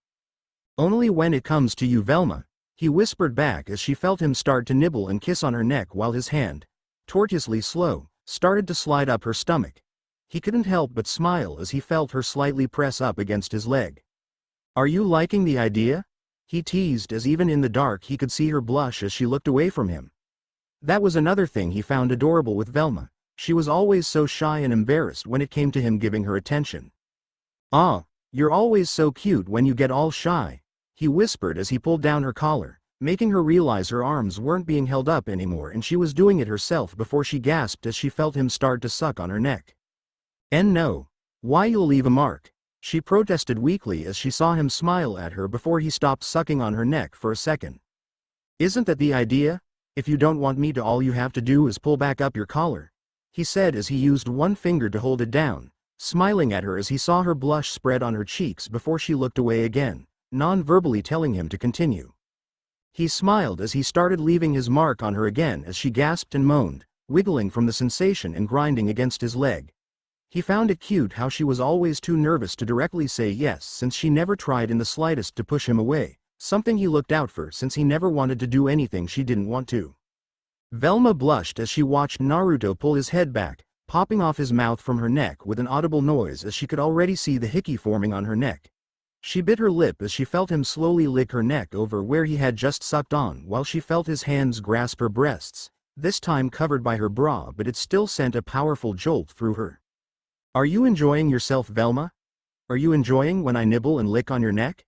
he asked as she felt him grope her chest and sink his fingers into the tops of her breasts. She bit her lip, trying to keep silent before she felt his fingers press against her nipples through her bra. "Why, yes, I do," she moaned out softly, almost as a whisper, as she saw Naruto smile. Her blush grew a bit as she felt him lift his leg, the one that was in between hers, a bit higher to press against her more. She moved her hands to hold onto his shoulders for support as she buried her face in his neck. As much as she fought against it, she was very quickly getting turned on and into the mood like she had been this morning in the kitchen. Naruto smiled as he noticed the same daze in her eyes that he had seen this morning while Velma slowly started to grind against his leg. "Are you enjoying yourself there?" he asked as he nibbled on her ear, groping her chest more while she softly moaned in his ear while grinding faster. He wished he could take off her bra right then and there to grope her bare chest as she moaned in his ear, holding onto him tighter as she leaned against him while grinding on his leg. The wetness he began to feel on his leg didn't help his urge to rip her clothes off much. And true to the pattern that had been happening for the last couple of weeks, just as they were about to advance, him inches from pulling up her skirt to see her soaked panties, Shaggy called out for them. "Like dudes, we found the computer," Shaggy yelled, making Naruto groan as he slid his hands out from under Velma's sweater, making her shiver as he ran his fingers over her stomach. "Seems like we never get to finish," he said in a whisper as he kissed the hickey that was forming on her neck as he moved back before his eyes widened slightly at the book directly behind Velma's head. The book sat upright, slightly at an angle so he could see the spine and the front at the same time. "Clan of 9. 6, he read as Velma leaned against him, catching her breath. "We'll be right there," he called out to the others as he pet Velma's head, eyes still locked on the book. "You go to the others, I'll be right behind you. I just have to clean the mess a certain girl made on my jeans," he teased as she blushed and hit his chest playfully, making him chuckle as she rushed off away from him. As she turned the corner around the bookcase, he let out his breath he had been slightly holding as he picked up the book. "So there are more. I'm just surprised I found another in Crystal Cove," he thought with a frown as he would have to definitely look into the other books a lot more. "Naruto? Where are you?" Velma asked as he walked out of the aisle. "I'm here. Did you find what we came here for?" he asked while keeping the book hidden at his side. "Yeah, we found out the Crystal Cove caverns run underneath the beach and volleyball court, so we are going to check that out," Velma said, still sporting a blush that grew when she looked at him. "Well then, what are we waiting for?" he said with a smile as he draped his arm over her shoulder, still hiding the book while they headed out of the library and towards the van. Not wanting to waste time, they quickly drove to one of the cavern's entrances, the closest one to the beach. As they walked in, Velma having to go back to pull in Shaggy after he got scared, they didn't notice anything out of the ordinary just yet. Naruto though couldn't help but smile as he kept noticing Velma as she repeatedly adjusted the collar of her sweater, most likely trying to hide the hickey he had just left on her. "Oh my, are we trying to hide something there?" Naruto whispered in her ear as he blew softly at it, making her jump a bit and let out a squeak. "I have to hide it because you left it high up on my neck," she hissed out in a whisper as she blushed and covered the mark with her hand. "Well, someone could have told me to do it lower if they hadn't lost their voice," he teased as he walked two of his fingers up her right thigh before stopping just as they got under her skirt. "I could have done it really low if you wanted me to," he said as he stroked her thigh before walking off, leaving a darkly blushing Velma frowning at him. I think I might have found something," Naruto said as he looked up to see a large stairway that was built around a massive stone column. He noticed how there was a hatch near the top with a ladder. "What kind of crab monster would need stairs to reach the volleyball tournament?" Velma asked as she and the others walked up behind him. "A crab monster that is very industrious and has a degree in engineering," Shaggy said as Velma and Naruto rolled their eyes. "No, a fake crab monster," Velma said as Fred shook his head. "I don't care. I just want Daphne back," Fred said frantically as he ruffled his hair in frustration. "Fred? Is that you?" a voice that sounded like Daphne's said from far away. "Now I hear her voice everywhere. Her voice sounds as sweet and as perfect as a trap snapping shut on a criminal," Fred said as they all looked towards him. "Did I say that out loud?" he asked as Naruto patted him on the back. "Come on, you're not the only one hearing her," Velma said as she started running off towards where she had heard Daphne's voice come from while the others followed. "Help!" Daphne called out as they entered a small cave that was a part of the cavern where they saw Daphne along with 3 other people and a seagull trapped in a hanging cage. "Fred. Oh Fred. Thank goodness you found me," Daphne said as Fred smiled and walked forward. "Daphne. I'm so glad you're hey, this is a nice cage," Fred said as he immediately went from worrying about Daphne to his obsession with traps. Well, Fred's emotions lasted for a good half a day, Naruto thought with a sigh for Daphne since she had a lot of work ahead of her before Scooby unlocked the cage for them. He let Fred help Daphne up off the ground as Shaggy and Scooby helped the others up and he stood next to Velma. "Okay, let's get out of here before it returns," Velma said before a roar sounded out behind them as they turned to see the man crab glaring down at them. "Run!" Naruto yelled as he pulled Velma out of the way as the man crab slammed its massive claw down on the ground where they had been standing. Velma and the others didn't have to be told twice as they all scattered. Velma held onto Naruto's hand tightly as he pulled her along, running through the cavern to avoid the man crab that was chasing after all of them. "We need to get out of here. Where is the exit?" he asked as they hid behind a column, trying to get their bearings. "I don't know, I got turned around," Velma said as she widened her eyes as the both of them turned to see the man crab swinging its massive claw towards them, breaking the column they were hiding behind.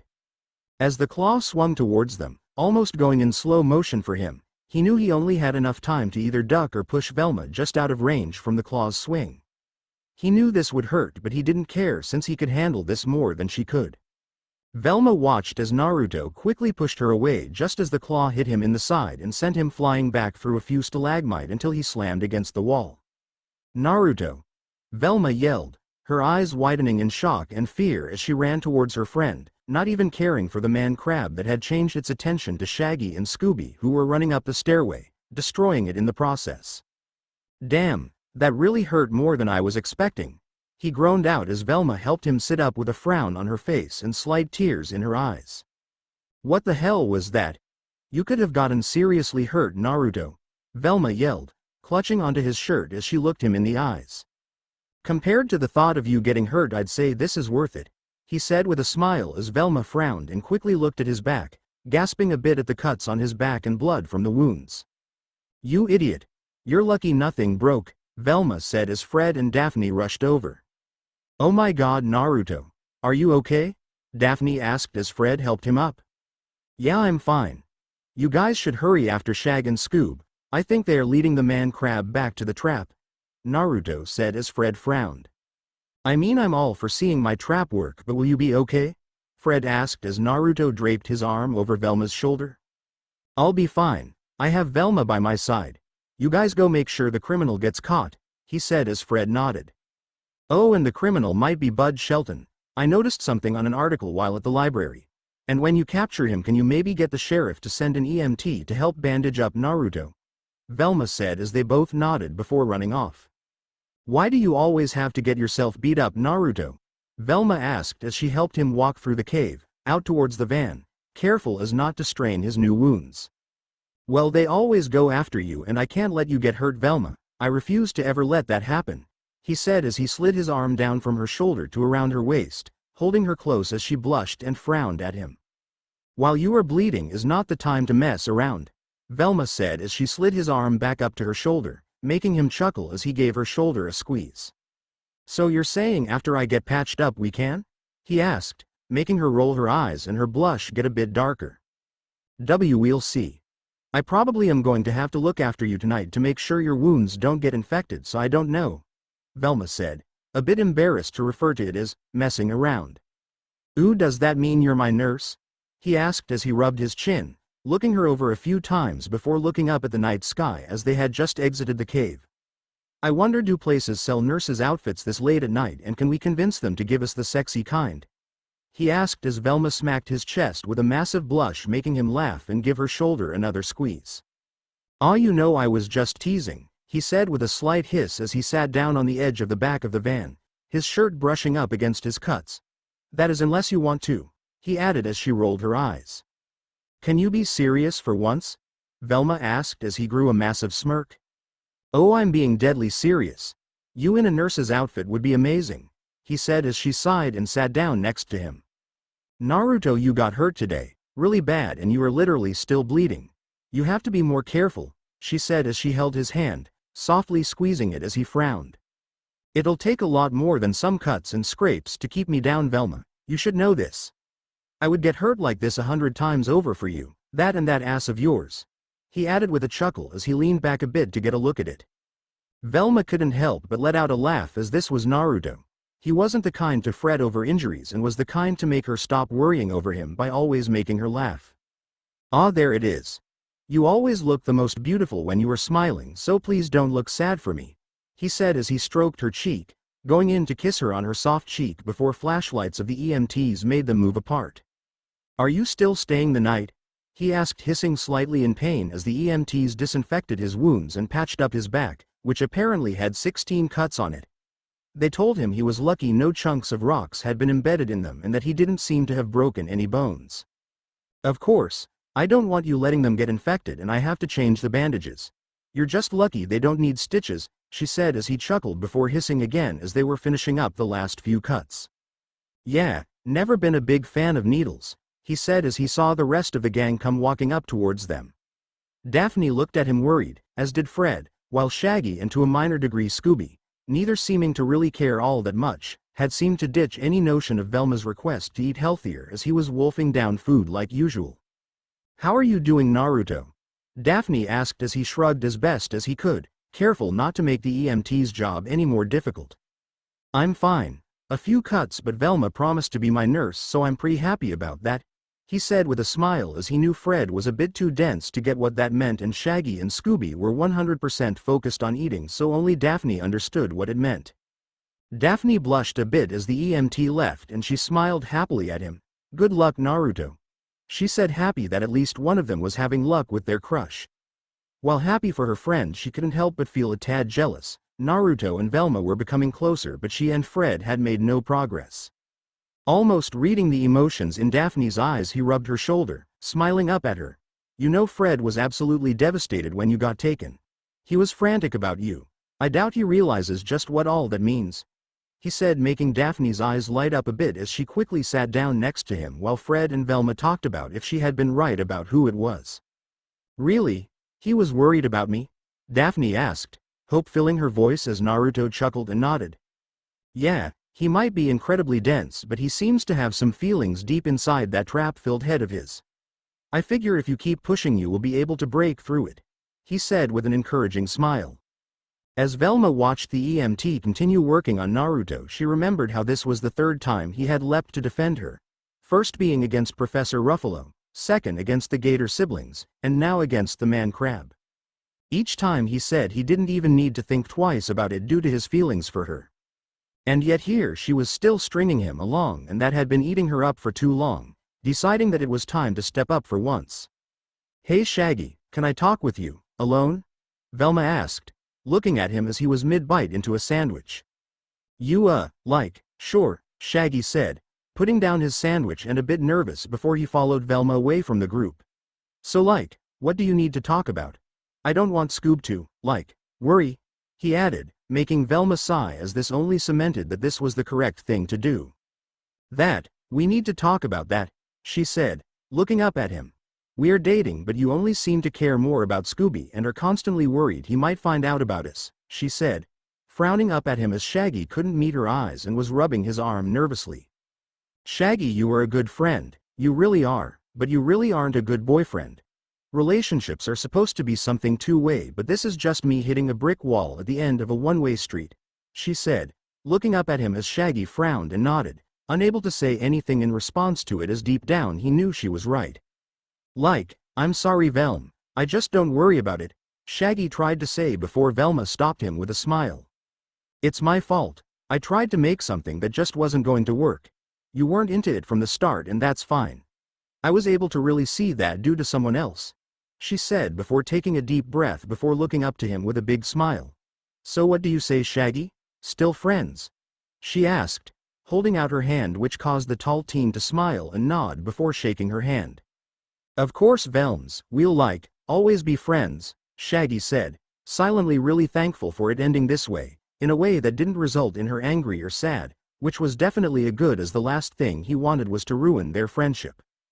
As Velma made her way back to Naruto and the others, she felt a mix of things. She felt like a weight had been lifted off her shoulders, but also a bit upset that things with Shaggy hadn't worked out.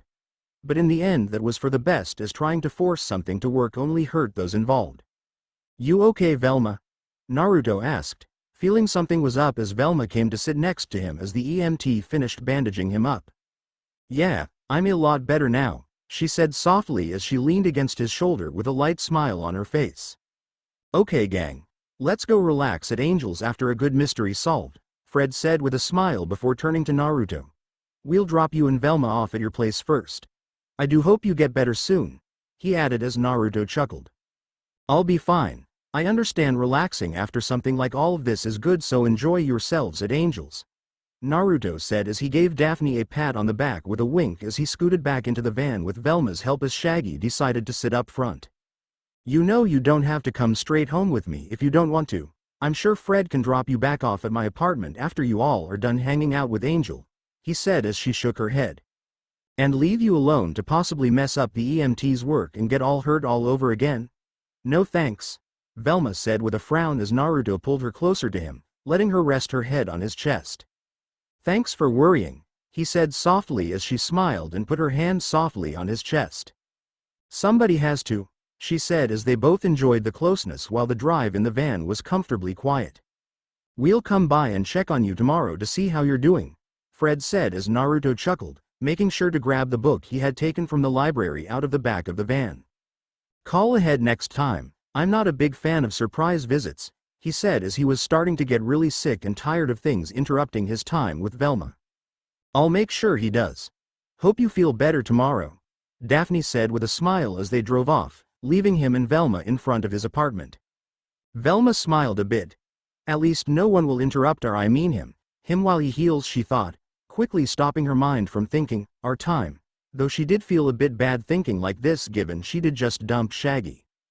As Naruto watched Velma walk ahead of him, he frowned a bit, feeling something was up with her. Are you sure you are okay, Velma? He asked her, not even using the fact she was ahead of him on the stairs to sneak a peek at her butt. Yeah, I'm fine, Naruto, Velma said quickly as she reached his door. Let's just get inside, she said, using his key to open the door, just about to walk inside before he stopped her, wrapping his arms around her waist and nestling his face in the crook of her neck. Talk to me, Velma. I know you well enough to know when you are upset and trying to hide it, he told her, making her freeze as she lowered her head a bit, her hands going to his and giving them a squeeze. He really does know me, Velma thought with a smile, almost laughing as this was so much like Naruto and just cemented how her reason for choosing him over Shaggy was the right one.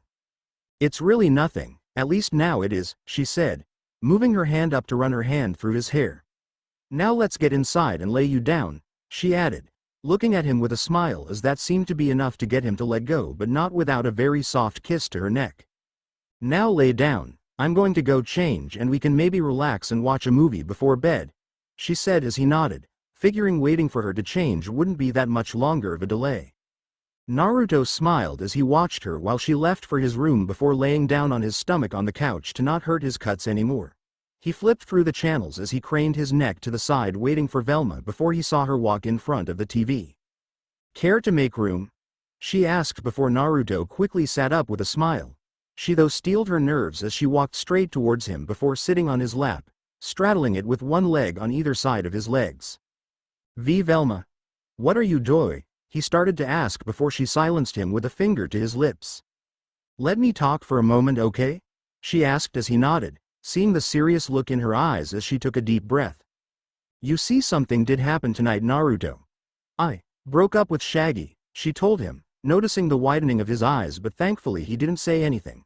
"I've done a lot of thinking since you confessed, and I really tried to give Shaggy a chance so it didn't seem like I was dropping him instantly, but he just didn't work, not like I can see you working," she said, cupping his cheek with a soft smile and a blush. "You getting injured to protect me, and everything from always looking out for me and protecting me to just knowing if something was wrong with me just shows and proves how this might work out better than that did," she finished before she leaned in and captured his lips in a soft kiss that she hoped convey her emotions. Naruto was floored by everything Velma had said. Her revealing she had dumped Shaggy had made him nearly grow a massive smile. And the fact that she kissed him nearly knocked him out before his body naturally reacted, kissing her back as his hands went to her hips. As this was the first kiss between him and Velma, he didn't want to ruin it by pushing things too far, allowing her to decide how long it went on for. Either way, despite it not going on for as long as he wanted it to, the kiss was amazing. "I don't want to rush into things. I just broke up with Shaggy, so for me to immediately date you seems a bit bad, so can we wait a bit before we are officially dating?" she asked before he smiled and rubbed her sides before kissing her cheek softly. "Of course, I've had a crush on you for as long as I can remember, so what is a little waiting after that long?" he asked before his hand slid down to her butt. "Though I hope I can still enjoy things like this," he told her, making her blush before smiling as she scooted closer to him and put her hands on his shoulders. "You just can't keep your hands off me, can you?" she asked, using the confidence of the moment to drive her to press her butt against his hands more, causing him to squeeze and rub it. "Sorry, I really can't," he said with a chuckle, giving her ass another squeeze as his hands slid under the legs of her short shorts, allowing him to rub her ass over her panties. Velma bit her lip a bit as he rubbed her ass, her panties being the only layer now between her bare ass and his hands. "I guess you wouldn't be you if you didn't, and given you did save me, I guess you deserve a reward," she told him, blushing a bit as she scooted back and stood up off his lap before she started to slide down her short shorts, kicking them off and sitting back down on his lap. "Wow, how bold of you, Velma," Naruto whispered out in her ear, his hands slowly moving up her thighs while he softly nibbled at her ear, making her shiver a bit and let out a soft gasp. "Well, we were interrupted this morning, and after everything I felt, this is the least I could do," she said, wrapping her arms around his neck with a blush while she continued to feel him rub and grope her ass. "Oh, so you were frustrated at being interrupted as well?" he asked her with a big smirk, only making her blush darken and turn her face to the side in an attempt to hide it. "Oh, of course I was. It was getting really heated before we got interrupted, and while this isn't what we were doing this morning, it's still good, right?" Velma asked, a bit worried before Naruto's smile erased her fears. "Velma, I'd be happy just being able to hold you close. Don't think I'm just some pervert who is happy to grab on you. Not that I'm not happy that you let me, as you could tell me no and I'd listen. Then again, I don't think you'd seriously tell me to stop," Naruto told her with a playful smirk as he cupped her cheek to gently turn her head back towards him before giving her another kiss. This kiss though didn't stay light for long, Velma cupping his cheeks while his hands went back to her ass as they started to make out.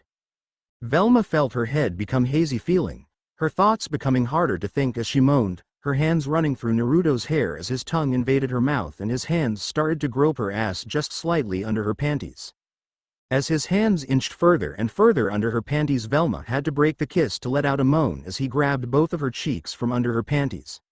The feeling of it sent a powerful jolt through her and making her involuntarily press up against him, which in turn made him fall back onto his injuries, and the sound of him hissing out in pain instantly brought her out of it. "Oh, Naruto, I'm sorry," Velma quickly said, sitting up and allowing him to sit back up. "It's okay, Velma, my fault a bit due to making you weak like that," he said, chuckling as he pulled his hands out from under her panties. "Maybe we should wait until you are healed up so I don't hurt you again," she said, frowning a bit while she rubbed his cheek, finding how he pressed against her hand to be cute. For now, how does cuddling as we lay on the couch and watch some movies sound? She asked as he smiled and kissed her palm. Sounds wonderful, as you do make an adorable lil spoon. Before he wrapped his arms around her waist and flopped onto his side suddenly, making her squeal and laugh as he smiled at her, unbelievably happy just to be able to hold her like this. Sure, he's done it in the past, but now, he didn't have that bad feeling in his stomach about it. Now she was basically his. All he had to do was wait a little bit longer, and with that in his sights he was more than content with waiting a tiny bit longer. Chapter 4.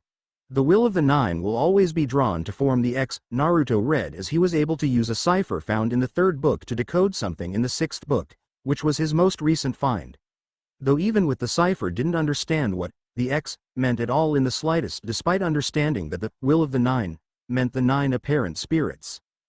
God, the more books I find the more I learn, but the less I understand, he thought before quickly putting the book away as he heard the door to the bathroom open, turning to see Velma walking over to the table. Even while she was still half asleep, she looked too cute, her eyes struggling to stay open as she walked through the kitchen still without her pajama bottoms. It might have been a few days since it happened, but he was still taking it in that she had finally dumped Shaggy. That all more or less meant that the plump butt and the great girl it was attached to was essentially his without any odd feelings or lingering uncertainties. Morning there, Velma. How did you sleep? Naruto asked, pulling a seat out for her and helping drive her to it as she wobbled a bit before sitting down. Here, drink your coffee and revive yourself. He teased her, kissing her cheek and getting a happy but sleep smile from her as he gave a cup of her morning coffee. Thanks, Naruto. That feels so much better. Velma sighed out with a smile, fully waking up as she drank her coffee and fixed her glasses. So how's your back feeling? Still sore? She asked, worried a bit about him as, with him being shirtless, she was reminded of his injury a few nights ago. I'm fine. It barely stings anymore after the second day, so after 4 it's more than okay, he told her while he reached across the table to grab and squeeze her hand. He was just glad that he was finally able to ease her worries now that he was all healed up, since he knew she felt a bit guilty for him getting hurt back when it happened. But they both knew he'd willingly get hurt again if it meant keeping her safe, something she was a bit annoyed about but knew she couldn't do anything about it except be more careful. I'm glad to hear, Velma said, smiling softly as she blushed a bit since she was still taking it in that she had dumped Shaggy and was essentially dating Naruto in all but coming out and saying. The only reason she hadn't was mainly because it felt a bit odd to go from one boy immediately to another. Though I am a bit sad that I didn't get you to dress up in a nurse's outfit, since that truly would have been amazing, he told her with a wink and a smirk as she blushed darkly and looked away with a frown. Quiet, you pervert. Maybe next time, she muttered, quietly adding the last part, which made him smile before they finished breakfast. As they sat on the couch together, Velma close to him and basically hugging his arm, he couldn't help but smile. While this was more or less the same as always, it felt much more relaxed. It was almost as if they were much more content around each other, something he wasn't aware could happen since they were always at ease when around one another.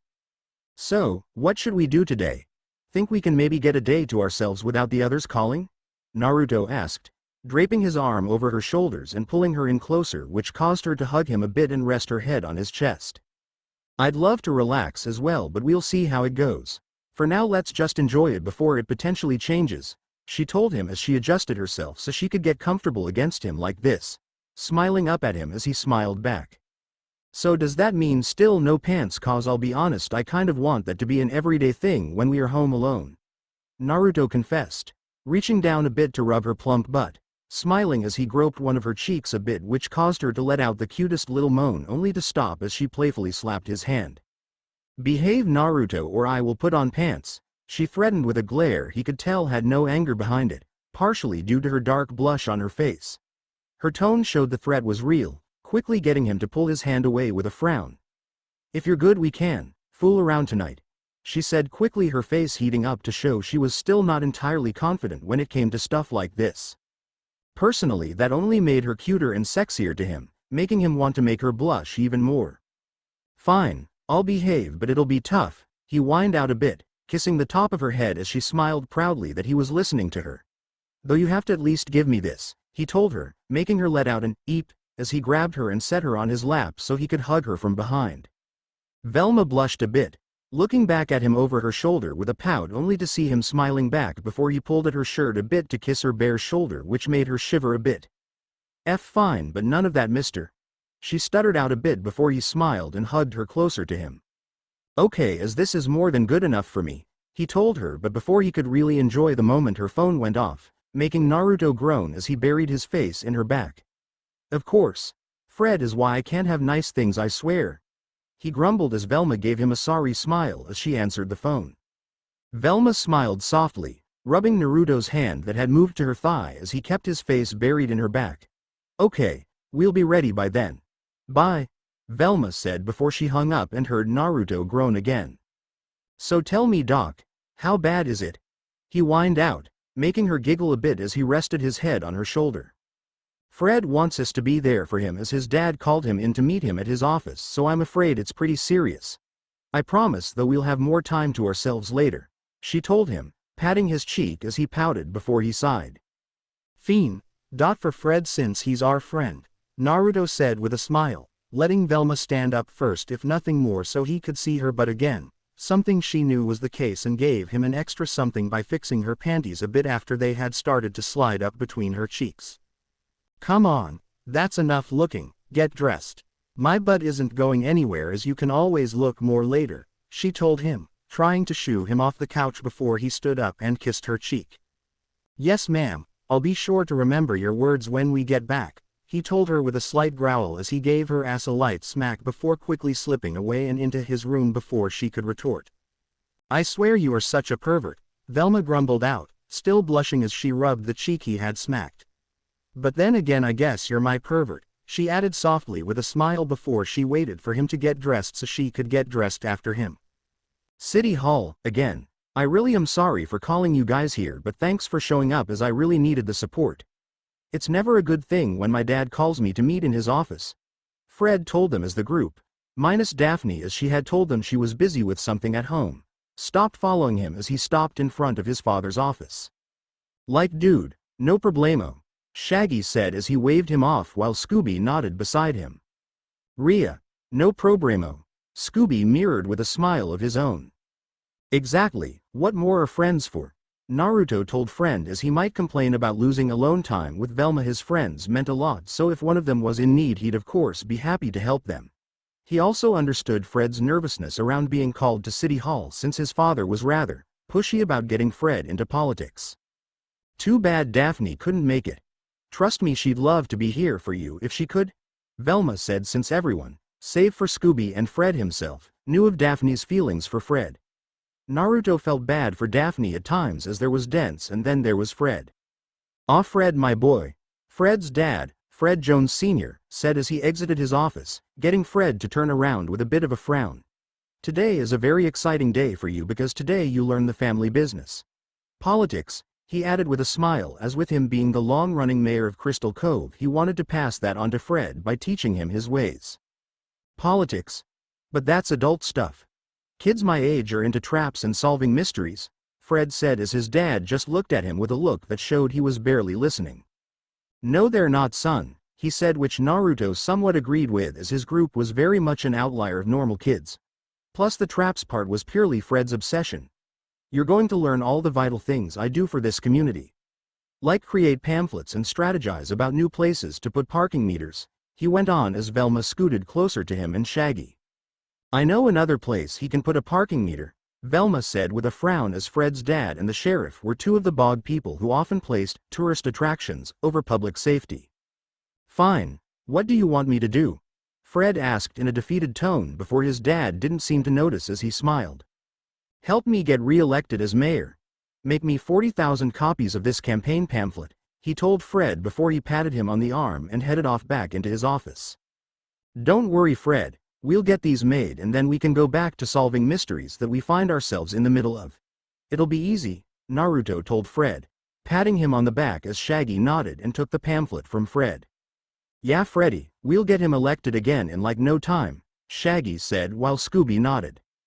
"Vote for Fred Sr., vote for Fred Sr., he said before he took the pamphlet from Shaggy, quickly setting it under the lid of a nearby copy machine and proceeded to mash the buttons rapidly, which only got smoke to start to billow out of it. The group watched as the machine started to beep faster and faster, shaking with more and more smoke puffing out of it before they quickly knew what was going to happen. As they hid behind a nearby bench, it didn't take long before they heard the copier explode, looking up to see ink everywhere. Okay. 1. Who let the dog mash buttons, and 2. Why didn't anyone close to him stop him? Naruto asked with a flat look as he and everyone else looked at Scooby, who at least had the decency to look a bit sheepish as he chuckled a bit. Look what you have done to my new suit. A clearly upset male voice yelled out from nearby, getting them to look beside them to see someone rather covered in ink. The man was easily as old as Fred's dad, darker skin with a thin mustache and black hair that had a few somewhat thick gray streaks in it. His suit was mainly olive green with an ascot that had an avocado on it. He looked very much annoyed as he tried to wipe ink off of him. Scooby frowned nervously as he sniffed the man before laughing a bit sheepishly. Vote for Fred Sr., he suggested as the man still didn't look happy. What's the problem here? Avocados? Mayor Jones asked as he walked up to the man with a raised eyebrow and looked the man over. It's avocados, he said, his pronunciation very potato-esque. And if you want to dirty campaign, Jones too can play at that game. The avocado guy said as he stomped off. You'd think if he didn't want his name mispronounced like that he'd wear a less avocado-themed suit, Naruto muttered as he watched the guy walk away while Velma nodded beside him with a slight giggle. Gee, Dad, who was that guy? Fred asked as the others also watched the man walk off. George Avocados, the person I'm running against. He considers himself a shoe-in for the job because his father Theodore Avocados was mayor once. That was until he was caught stealing a priceless diamond from Crystal Cove Bank. Mayor Jones explained as the others started to gather around him a bit. Jinkies. What happened? Velma asked as diamond theft was pretty intense. The diamond was never found, but Theodore went to jail and George has claimed his innocence ever since, Mayor Jones told them before he looked at the ink and the broken copier. As for the pamphlets, I'm sure there are a few more copiers around, just don't let the dog mess with it, he told them before Naruto gave a salute with 2 fingers. Don't worry, sir, it happening once was more than enough, he told him, the mayor nodding before he headed back into his office. Okay, I'm thinking it's best if we divide and conquer. Naruto and I will go find 2 copiers nearby to use. Fred, you stay with Shaggy and Scooby while using another, Velma said, since they all knew just using 1 copier for 40,000 copies was going to take forever, but dividing it between 3 copiers was going to make it go a lot faster. Got it. I think the machine made 1 copy before it exploded, Fred told them, grabbing the copy before handing them the original. Come on guys, let's get to work, he said as they split up. So, should I expect all copying, or does the bespectacled beauty have some ulterior motives in mind? Naruto asked her, walking behind her as he tilted his head to the side with a smile as he stared down at her ass. Behave, and who knows, she purred out a bit, adding a bit of sway to her hips as she smiled back at him. As they each set up the copies to print as much as the 13,000 plus that they'd need, confident the copies wouldn't all be able to do them in one go, Naruto smiled as he sat next to Velma. Got to say, I'm glad there is no awkwardness between Shaggy and me. Makes this a lot easier, Velma said with a smile, leaning against him as he wrapped an arm around her waist. Yeah, hopefully that means we'll be able to come out as a couple soon, Naruto said as he kissed the top of her head while she patted his chest with a smile. Though, I'm not rushing you or anything. You know that, right? He added with a smile, getting her to giggle a bit and look up at him. Don't worry, I know. As for someone so impatient when it comes to things, you are always so patient with me, she said, leaning up to kiss him, which he happily returned since he was always happy when she initiated a kiss or anything in general. So I was thinking, since no one seems to be around and I've been a good boy, Naruto said with a smirk as he put his hands on her hips and moved her over so she was now straddling his lap. How about we use this small window of opportunity? He whispered in her ear, nibbling it softly as she moaned and bit her lip. Fine, but nothing too much, you hear me, she warned, a dark blush on her cheeks as she was nervous about doing stuff in public like this before she wrapped her arms around his neck. Don't worry, I won't do anything too bad as we are in a public place. I may like some danger, but I'm not going to get us in any actual trouble, he assured her, kissing her softly as his hands went under her skirt to grope her ass. Her attempts to muffle and silence her moans into his shoulder only made him grope and knead her ass even more. He is way too good at playing with my ass, Velma thought as she bit her lip and clenched his shirt in both hands. What is with you and my ass? She moaned out softly as she looked over to him, panting a bit as he continued to kiss and suck on her neck. I seriously can't help it, your ass is just too amazing, Naruto admitted, sliding his hand under her panties and finding her sharp inhale to show that his hands on her bare ass had strong effects on her. It definitely wasn't an exaggeration for him to say he could play around with her ass for hours and not get bored, since he just loved how it felt in his hands and the cute noises she made from him playing with it. Oh okay mister, I think that's enough for now, Velma told him, her blush still dark on her cheeks as she panted a bit and struggled to push him back due to her body liking it a bit too much. Ah, okay fine, but, he started to say, smiling as he grabbed her panties and pulled them up a bit to make the back of them get wedged between her cheeks. At least let me see it, he asked as her surprised reaction to it mixed with her now darker blush made her look so damn sexy. Really? You really are a pervert? She huffed at him, making him smile as he kissed her cheek. Only with you, he whispered in her ear, which sent a shiver down her spine before she pouted a bit. Fine, she grumbled as she got up from his lap, frowning a bit, more out of embarrassment, as she turned around and pulled up the back of her skirt, knowing full well her panties looked like a thong due to him pulling them up. Damn, you really do look amazing, he growled out, cupping her plump cheeks before he leaned forward to kiss one of them, making her let out a surprised moan that she quickly had to stop by covering her mouth. Sorry, I couldn't help myself, he told her with a chuckle as she nodded and cleared her throat. Well, that is enough for now as we have work to do, Velma said, him kissing her ass like that being more shocking than she thought it'd be. Maybe my ass really is too sensitive to him, she thought as she knew she'd have to focus on other stuff or else she might have to go home and get a change of panties. By the time they were done, the insane amount of 40,000 pamphlets being done sooner than expected due to dividing and conquering, the sun was already starting to set once they picked Daphne up and drove through town. We sure missed you today, Daph. Is everything okay at home?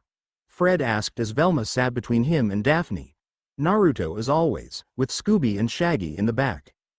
Sure. Yeah. Of course. That's a weird question, Daphne said quickly, her tone making it very clear she was jittery and nervous, which only got a raised eyebrow from Naruto, Velma, and Fred. Oh boy. After all that campaigning, I can't wait to dig into a triple clam pizza at the clam cabin, Shaggy said, only making Naruto groan a bit as Scooby nodded. Rhea. I'm with you, Raggy, Scooby said, already having a red bib tied around his neck and holding a fork and knife in his paws while he licked his lips excitedly. Why are we going there again? Two of us don't like it and one of us can't even eat there, shouldn't we be going to a non-seafood place? Naruto asked Velma as he crossed his arms on the back of the front seats and looked over at the two girls as they drove. Don't worry, we'll go somewhere better for the rest of us after, right? Velma said, asking Fred as he nodded before Naruto turned and leaned back against the back of the seat before they arrived. Once they piled out of the van, Naruto quickly caught Velma as she started to fall after Scooby barreled past her and Shaggy. Whoa, easy there, Scooby, the clam cabin isn't going anywhere, Naruto told Scooby as the dog was the first to the door, only to pause with his paws on the door, clearly confused. Ray, there's no doorknob, Scooby said, turning back to them as they walked up to see that the crystal doorknob, the kind that basically every building around town had, was gone. Now we can't get in, Shaggy said, Naruto sighing a bit in relief as after seeing clam ice cream, he was definitely not one for seeing any kind of clam concoction that came out of this place, despite Skipper being a rather nice guy. Oh boy, like my stomach gets very grumpy when I don't feed it, he added as his stomach was growling loudly. We be all closed, Skipper's voice yelled out from inside, them watching as he walked up to the porthole window on the front door. Someone stole me crystal doorknobs just like that clam who stole me knows, he told them before he walked back into his cabin and away from the door. That's kind of weird, who would want to steal doorknobs? Fred asked as Naruto nodded with a frown. Especially when they are so common and not worth anything, Naruto said as the crystal was literally just glass. Sure, they had a ton of crystal to use here, but the town had gotten extra penny pinching with it and started using glass instead a good few years back. All in all, seems like no clams today. Might I suggest burgers? There is a good place nearby that has veggie burgers for Daphne. He went on as he knew Daphne wasn't always up for meat, a bit of thoughtfulness that made Daphne smile at. Okay. That works, Shaggy said in a disappointed tone. It clear he was craving clams but willing to go somewhere else for food. Their dinner was nice and relaxing, despite Shaggy and Scooby being insanely messy eaters. Naruto enjoyed it though as he got a seat next to Velma and was able to scooch close to her, which she seemed to like as well. You know, I heard someone stole all the crystal doorknobs at school. Daphne told them as they drove down the road beside the mountain on their way back to town. During their meal she had talked to a few other kids from school to get the news from them. My mom and dad said they were missing from the haunted museum too. Velma said as she had texted her mom and a few people as well to get. Seriously, you'd think there would be better stuff to steal other than doorknobs. This sounds more like a prank I'd do and I'm a bit upset I didn't think of it, Naruto said, his head resting on the back of the seats between Velma and Daphne. Velma and Daphne both smiled and rolled their eyes at him, his response being very fitting as they had asked him if it was a prank of his when they learned it was happening all around town. Naruto perked up a bit as he heard the sound of a mix of thunder and lightning before a bright pair of headlights peered through the fog behind them, the sound of a loud truck horn blaring which got everyone in the van to cringe at. What really made him worry a bit was how the horn almost sounded like a growl that was unlike any animal near the end. Somebody should tell the neckbeard driving that truck to dial it back, Velma said before the truck bumped into them, shaking the van as Fred focused on keeping them going as they screamed a bit and the back doors to the van swung open. Oh crap, Naruto muttered, his eyes wide as the way the truck looked he felt this wasn't going to be good. He helped keep Shaggy and Scooby from sliding back as Fred continued driving, trying to outrun the truck. It seemed to barely work, them just a bit ahead of it as whether it be skinnier streets or curves a normal truck that size couldn't normally go through it didn't seem to care and kept driving despite property damage. Stay back you two, Naruto yelled as he pulled Shaggy and Scooby back from the back doors as the truck sped up, just in time as it slammed into them, the spiky metal pilot that was on the front poked into the back of the van. Everyone was screaming as it reared up and slammed into them again, sending them off the road and down the side of the mountain. The screaming continued, Naruto mainly shutting his eyes tight as he braced for an impact of any kind, whether it be rocks or water, only for nothing to come and the screaming to stop. Guys, we're not falling anymore, Velma told them, being the first to really open her eyes before looking back at him and smiling that they were safe. Geez. Talk about a lucky break, Fred said as, from looking out the front window, they were under a yard away from falling into the ocean. But, just as he said those words, the same thunder noise rang out with a truck horn blaring seconds after. Not that lucky, Daphne said as Fred reversed out of the little inlet they had landed in, Naruto closing the back doors to the van, before he sped back off. What the hell is with this thing and why is it trying to kill us? Naruto yelled as they entered the tunnel, since he was never fond of being almost murdered, as the most they got was slightly hurt with the weird going-ons of this town. Naruto held onto the back of the seats as Fred weaved the van back and forth to avoid it trying to slam into them, feeling Velma's hand over his. As they exited the tunnel he felt them spin around and slide over to the side of the road to avoid being hit and to let the truck zoom on past them. Sometimes, I hate this town, Naruto groaned as he slumped down against the back of the front seats, already hearing Daphne calling the police to report what had just happened. It didn't take them long to show up, Sheriff Stone arriving, since more often than not he responded to calls made by them. Okay kids, what did you call me for this time? The sheriff said with a frown as they looked around amongst each other before all eyes going to Naruto, who sighed. Always me it seems. Makes sense since I tend to stand up to the guy, Naruto thought before he started to explain to the sheriff what all had just happened. He knew it was best for him to talk to the sheriff as if he started with the usual tourist attraction skit, since the sheriff and the mayor had a money over public safety type of policy. He'd call him out on it better than the others would.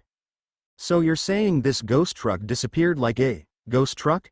The sheriff asked while Naruto sighed. It didn't disappear, it sped off into the fog. Very different, he told him, but as the sheriff smiled Naruto knew the man hadn't really listened. Seems like you kids might have stumbled onto a new tourist attraction, the man said, getting Naruto to take a deep breath to stay calm.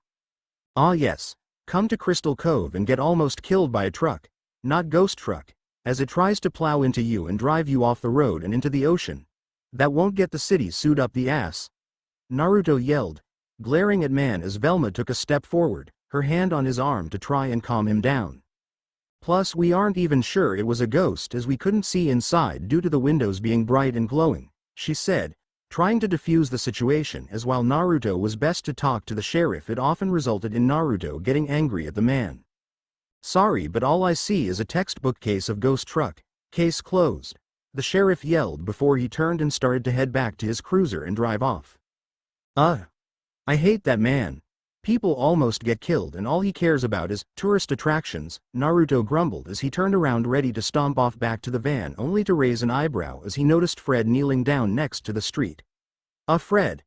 What are you doing?" Naruto asked, getting everyone's attention over to Fred. "I think I might have found something. Daphne let me borrow your camera phone," Fred asked before Daphne walked over to him, pulled out her phone, and handed it over to him before he took a picture of the street with it. "Yup." The phone's low-res camera brightened the contrast. "You see what I see, gang?" he asked them, holding up the camera to show a picture of tire tracks on it. "What kind of a ghost leaves tire tracks?" Shaggy asked as Velma rubbed her chin a bit. "Add to that a bunch of missing crystal doorknobs and we got one seriously weird mystery on our hands," Velma said while Naruto chuckled a bit. "Okay, now that makes me want to look forward to figuring out how whoever is behind this made the tires able to be on fire without, exploding," Naruto said as despite it almost killing them the flaming tires was pretty badass. Velma's response though was interrupted as Daphne's phone started to ring and Fred, not sure what was going on in his head, answered it on speakerphone. "Hello, Daphne's phone," he said with a smile, seemingly having no problem with it despite it being an odd thing to do, but then again it was Fred. "Daphne, rung here. Yeah, must have missed your call. Anyway, our date is on for tomorrow night at the Bloody Steak." This, rung, guy said, his tone screaming pretentious to Naruto as they looked to Daphne. "Oh, well, Daphne tried to explain, struggling with her words to make an excuse before she was interrupted. "Please, contain your excitement, okay? I'll see you there," Rung said before he hung up, his inability to notice Daphne's uncertainty and her attempt to make an excuse showing he was also conceited a bit. "Fred, I can explain," Daphne said, quick to try and let her crush not potentially get the wrong idea as it might damage what little progress she's made. "Oh, no need. This Rung guy really sounds cool and fun too," Fred told her, handing her phone back to him and getting a confused look from Daphne and somewhat sorry looks from the rest since even they knew that was bad. "That pretentious stuck-up dude sounded cool and fun," Naruto whispered to Velma, who could only give a tired shrug of her shoulders as it seemed that the thickness of Fred's head grew as the days went by. "What, I mean, you want me to go?" Daphne asked in shock before her tone got sad, as if hurt that her crush was wanting her to go on a date with someone else. "Of course. I love the Bloody Steak.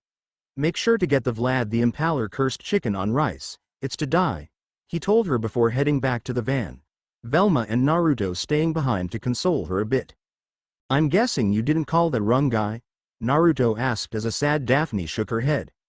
"Look, if you were nervous about this guy or not wanting to go, really, how about Naruto goes with you, keeps an eye out in case the guy is unsavory," Velma suggested before Naruto put his hand gently on Daphne's shoulder. "Plus this way it'd ease my nerves as something about how that guy talked made it very clear he has a punch-able face," Naruto said with a slight glare, smiling as Daphne laughed softly. "Really? You'd lend him to me?" Daphne asked, making Velma smile this time as she squeezed Daphne's hand. "Of course, a good friend lends out his eventual boyfriend to their friend," Velma whispered to her since Naruto had told her about Daphne being his comrade in arms, so to speak. "Thanks, Velma. That'd really make this a lot easier. You think I can grab him tomorrow around noon to help me get ready?" she asked before Velma patted Naruto on the back, getting him to lean down.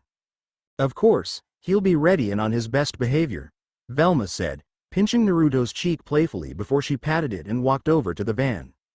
"So, eventual boyfriend, eh?" Daphne asked with a teasing smirk, giggling a bit as Naruto blushed and looked away.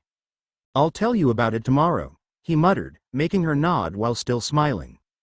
"Oh, I'll make sure you do," she said while following him back to the van. As Naruto was dropped off, Velma sadly not being able to stay the night due to her mom complaining about her staying at his place so much, he sighed and flopped back onto his bed. Without her here it really seems empty, doesn't it? He thought, turning onto his side before seeing one of the two books he had nearby. He knew he needed to tell Velma about them and ask her for help, but he knew how crazy this all sounded. A part of him was worried how she'd react since it all sounded too much to believe. The letter warned me of men in suits coming after me, but not to keep entirely quiet. Maybe I can find some help out there. Maybe I can go on an occult message board and keep it vague enough I'll still be able to stay safe. There has to be someone out there who knows what these things are since the supposed help hasn't come yet. He continued on with a groan, picking up the books and tossing them onto his desk before opening up his laptop. Trying to describe something that was so out there vaguely was a bit harder than he thought it'd be, honestly. After around an hour of pondering about how to word it, he stuck with owner of 2 books out of a set of 9, full of occult and supernatural knowledge. Beyond confusing. Need help of others who have parts of the series to decode. He included various other small bits of info, just hoped that was vague enough while still having info that might catch the eyes of those who actually have one of the books.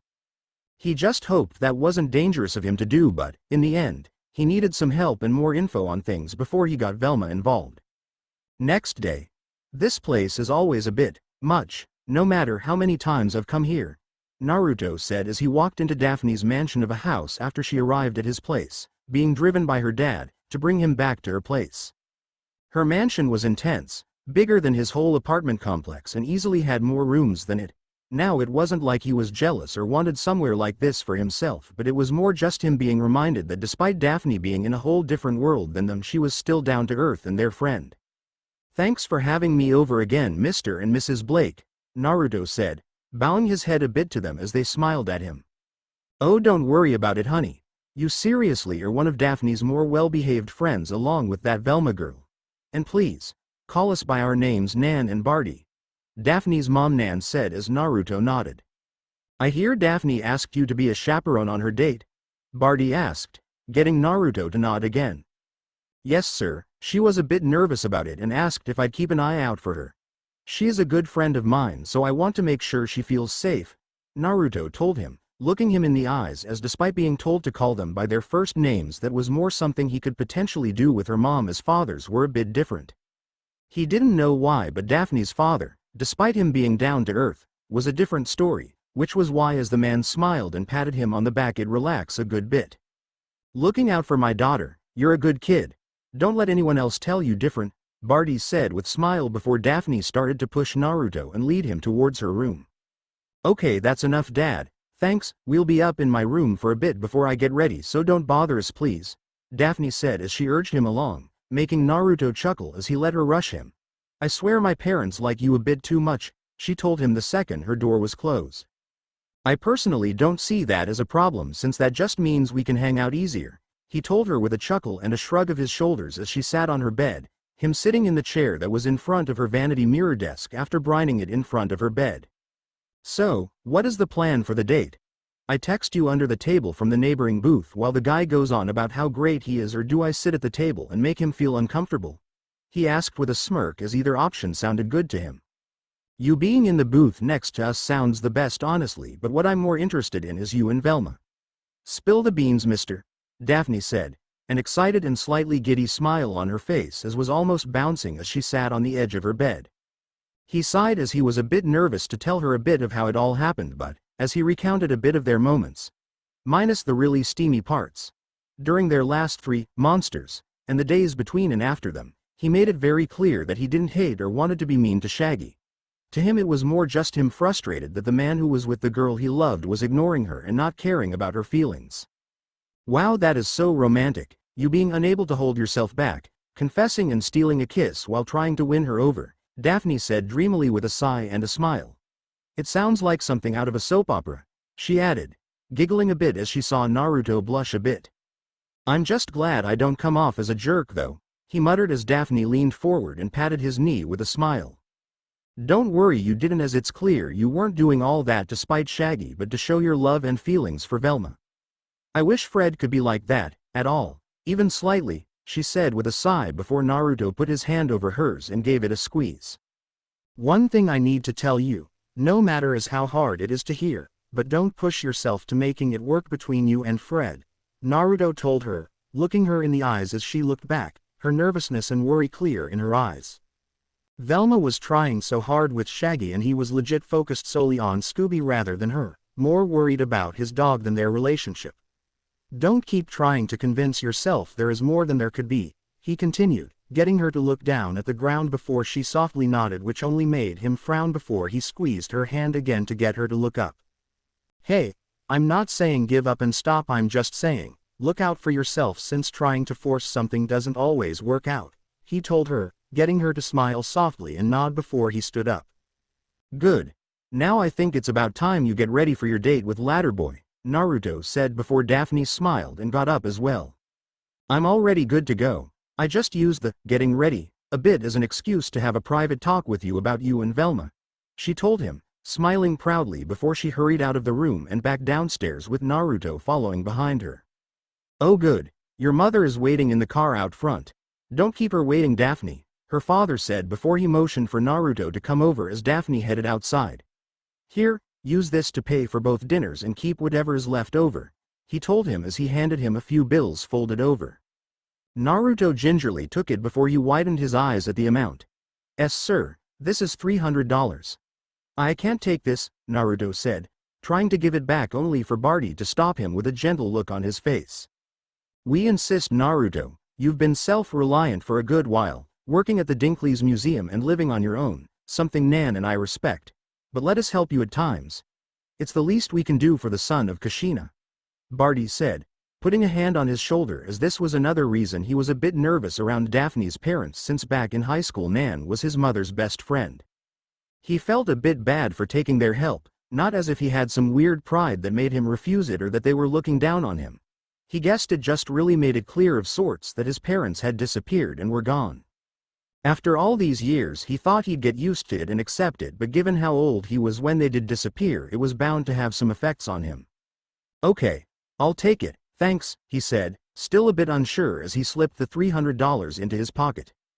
And please, if you are ever in need of help, know you can come to us. Nan worries about you a lot, so she's glad you and Daphne are such good friends, Barty said, walking Naruto out with his hand draped over his shoulder. I'll keep that in mind, thanks sir, Naruto told him with a soft smile before Barty patted him on the back and allowed him to head off to the car. Why did my dad keep you back like that? Daphne asked, a bit worried he might have said something weird as he got into the backseat of Nan's fancy convertible beside Daphne. Nothing, don't worry, we just had a nice talk, he told her, smiling softly as he noticed Nan looking at him in the rearview mirror with a smile as well. As they arrived at the bloody stake, they explained the situation, which thankfully the waitress they got found to be cute as she showed them to their booths, although he was told he could sit with Daphne until her date showed up. All the while they were waiting, Naruto alternated between talking with Daphne and replying to messages on his phone from the post he made last night. He didn't expect a reply so quickly, and at first he was hesitant to answer some of their questions, but it was clear they also knew how odd the books were and they were almost talking in pseudo-code about it. Through it he learned that the person had book number 2, which had been in her family for a good number of generations. Her grandmother told her though that if someone was collecting them then she had to help them, something he was grateful for. Other than that, he was also replying to Velma's texts, smiling and chuckling every now and again at what she said and told him while he and Daphne fed on finger fries. Keeping a lady waiting, I'm not liking this guy more and more. You deserve someone who doesn't keep you waiting, Naruto told her as they had already snacked on 12 hands of finger fries. I know, right? This is seriously ridiculous as we showed up an hour early and he's already 2 hours later, she said with a frown, resting her head on her hands as Naruto grabbed her menu. Okay, then let's eat without him as I can't eat any more fries without it ruining dinner.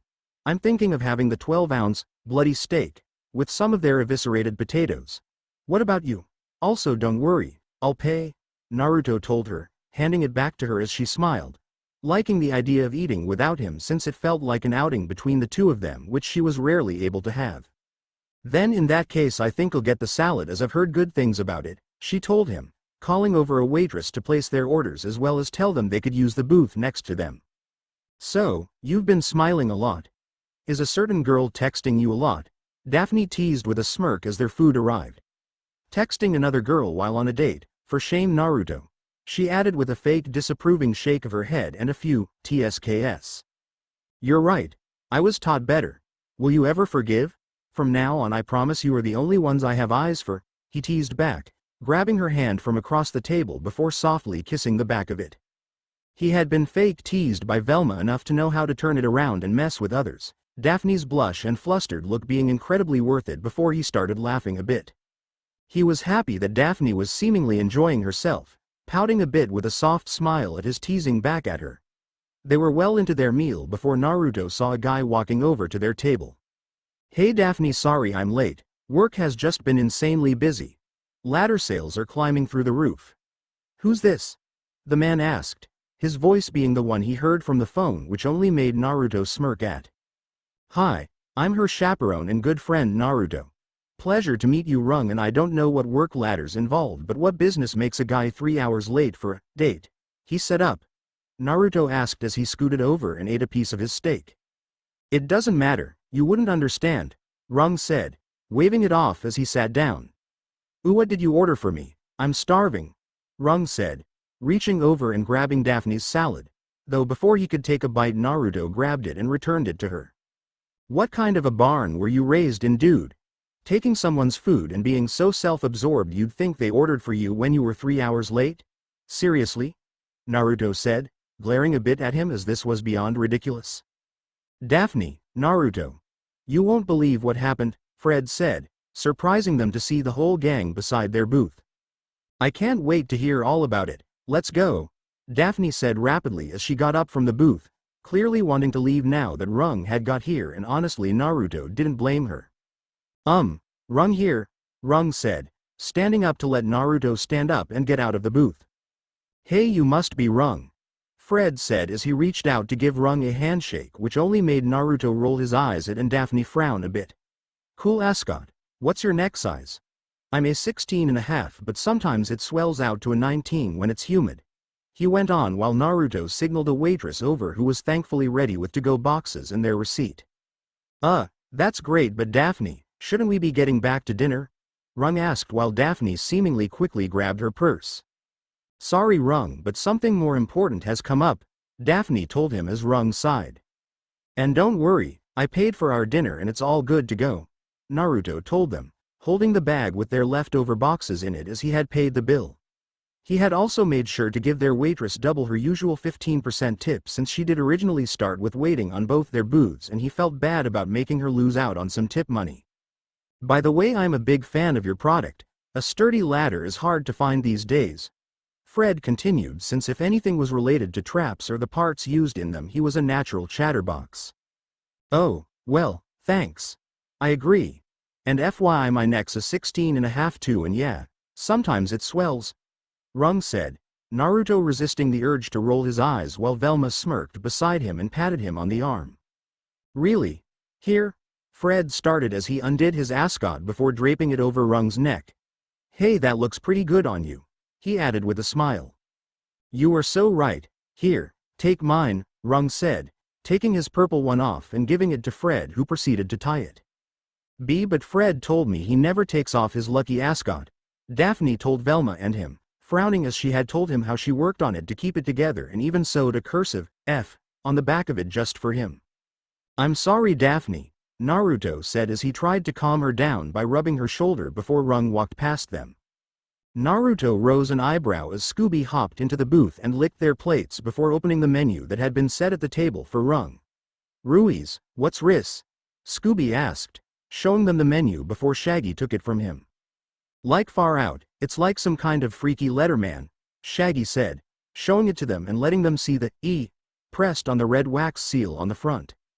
I have a feeling I know who it's from, and it's not the warm and fuzzy kind of feeling, Velma commented while Fred took the letter and opened it, revealing a CD inside, which prompted them to go back into the mystery machine to listen to it. Greetings everyone, this is Mr. E. If you want to solve the mystery you need to follow the fog. Remember, crystal can't open doors like a diamond. Talk soon, the recording said as they sat in silence for a bit trying to think over what he had just told them. Okay, so that either means absolutely nothing, or it's a clue, Velma said as the whole "crystal can't open doors" part was a clear reference to the crystal doorknobs going missing and the fog was referencing the ghost trucker. She though was confused about the diamond part. But how do we even know we can trust Mr. E? He could be the ghost trucker, Daphne said as Naruto patted her on the back with a smile. Don't worry Daphne, as he's contacted us before during other cases and it'd be odd for him to contact us if we were looking into him. I agree we shouldn't blindly trust him, but clues are clues, Naruto told her, easing her worries before Fred nodded. Yeah, don't worry Daphne, I won't let anything happen to you, he said, making Naruto raise an eyebrow since he felt this would only come crashing down. You wouldn't, Fred? She asked in a somewhat dreamy tone as this was just what she was wanting to hear. Of course not. I wouldn't let anything happen to any of my pals. You're all the same in my eyes, Fred said, doing exactly what Naruto felt was going to happen before he gently rubbed Daphne's back to console her a bit after having her hopes raised only to have them dropped instantly like that. Like Naruto said, whether we can trust Mr. E or not, a lead is a lead and we need to follow it, Velma said, changing the subject before they decided to set off. As they drove, Naruto was surprised to hear they ran into the ghost truck before coming to get them, finding it inactive before it started up and chased after them. And with that in mind, going to where they found it was the obvious choice. Okay gang, keep an eye out for tire tracks. Let's see if we can figure out where it's come from or where they lead to, Fred told them as they left the van, all equipped with flashlights that should make it easier to peer through the fog a bit.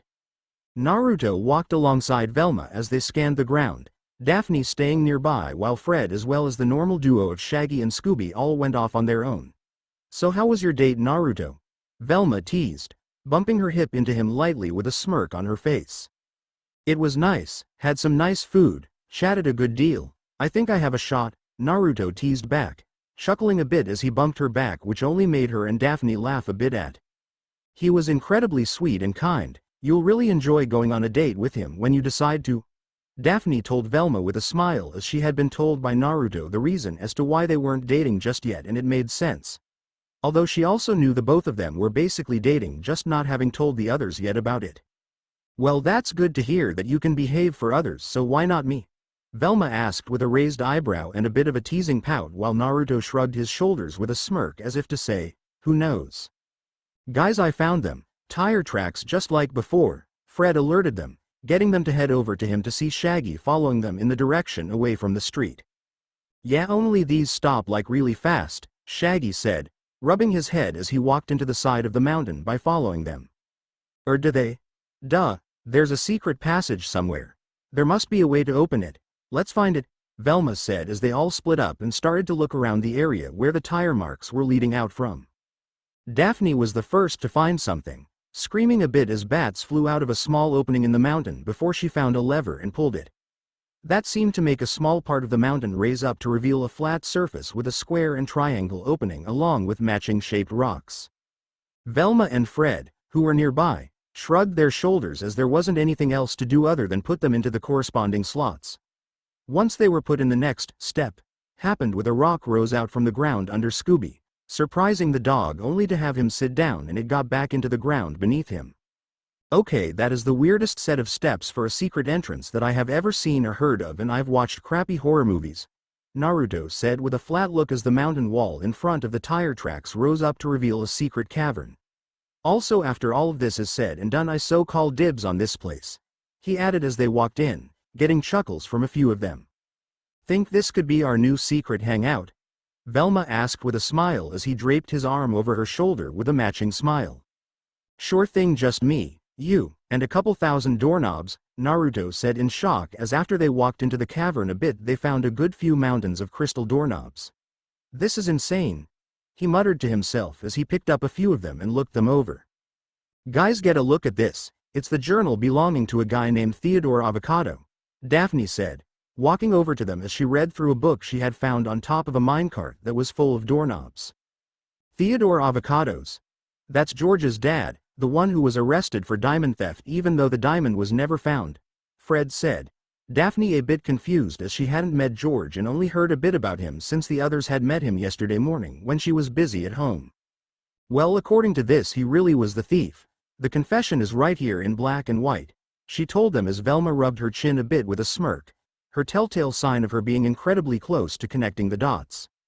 Hey, remember what Mr. E's hint said about how crystal can't open doors like a diamond?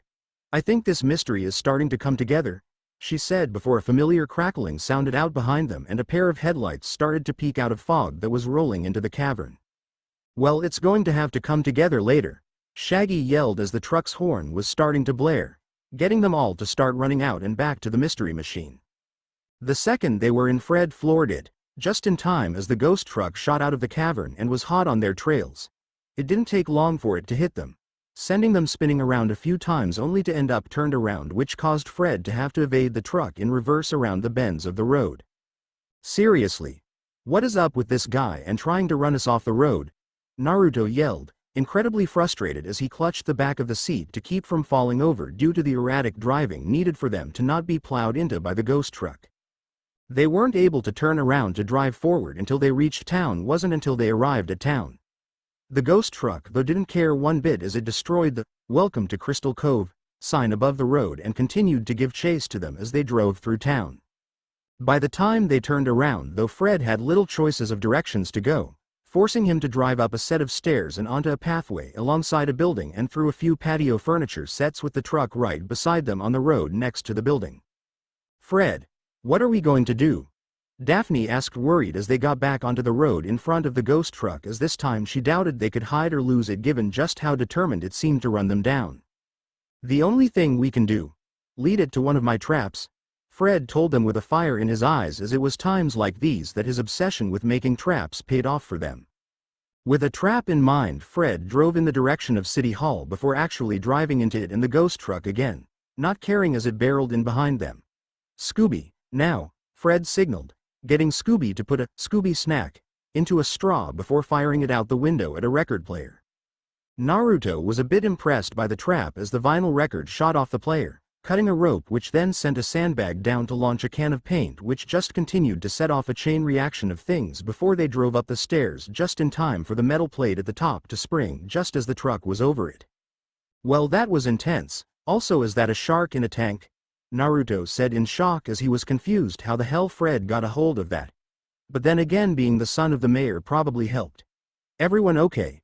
he quickly asked as the shock of the chase and the shark wore off, looking around to see everyone nodding before they got out of the van and looked down at the upside-down ghost truck. "Pickled porcupines, what's going on here, Fred?" Mayor Jones, clearly upset as he entered the main hall. "I was in my office working late when suddenly it sounds like some demonic forces are tearing apart City Hall. Tell me it's true," Mayor Jones said, clearly wanting to be able to use that as a potential tourist attraction. "It's even better, Dad. We caught the ghost trucker and he's none other than," Fred started to say before the door to the ghost truck opened. "Let me out of here," a familiar voice yelled out before they fell out of the upside-down truck to reveal themselves as Rung Latterton, who sighed in annoyance. "Rung Latterton," everyone said in shock as he got up and dusted himself off. "Ooh, shock, yeah, that's right. And I would have gotten away with it if it weren't for you meddling peers," he said, making Naruto chuckle a bit. "Never heard that one before," Naruto joked, as it was always meddling kids. "Of course, it all makes sense. Rung was using the ghost truck to smuggle doorknobs out of Crystal Cove so he could find Theodore Avocado's missing diamond," Daphne said as she too had put it together just like Velma was about to back in the cave. "Avocados disguised the diamond as a doorknob, that's why it was never found," Fred added onto it as Rung sighed. "You are correct, my little ascot-wearing friend, but that idiot Avocados didn't say in his journal which crystal knob was really the diamond, so I had to steal them all. And what better way than a ghost truck, fitted with nitrous and fog machines, to smuggle them all out of town?" Rung revealed, explaining how the truck was so damn fast as well as how it was always clouded with fog. "We should have known. While you two were away, we figured out the only two people with tires like the ghost truck were George Avocados and someone by the name of Jean Erno Treadle. That name alone was far too ridiculous to be real because it was Rung Latterton spelled backwards," Velma told them, making Naruto shake his head at the stupid fact that Rung's alias was just his name spelled backwards. "Here, I thought only cheesy cartoon villains did that," Naruto thought as he followed the others as they walked down the stairs towards Rung. "But Rung, you're rich, you've got everything. Ladders, ascots. Why did you need a diamond?" Fred asked as Rung turned back towards them, arms still crossed in annoyance. I inherited a ladder company. We make the one product in the world that no one ever replaces. Ladders don't wear out like TVs or personal trainers over 40. No, they're built to last, which means no sales. The company is broke, Rung said as Sheriff Stone and another officer came to cuff him before Daphne walked up to him with Naruto beside her. I don't think you'll be needing this anymore, she said as she took off Fred's ascot. As for me, Naruto said before he punched Rung hard in the face with a glare. That is for nearly killing us so many damn times, he yelled, taking a deep breath to calm himself down as Rung was walked off by the cops. God, that felt good to get out of my system, he told them with a smile, getting a smile from others as well since they knew he did it due to not liking that they were put in danger, before he draped his arm over Velma's shoulder. Thanks, Daph, Fred said as Daphne took off Rung's ascot and tied Fred's orange one back on him. No worries, I'm always here for you, Fred. No, seriously, right here, she said, trying to hammer in the point only to sigh a bit as it still seemed to hit the proverbial brick wall only to bounce off. I got to hand it to you, Fred. Your traps actually came in handy this time, Mayor Jones said, putting his hand on his son's back as Fred turned around with a hopeful look on his face. Gee, Dad, does this mean you finally accept what I want to do with my life? He asked, only for Mayor Jones to literally start laughing.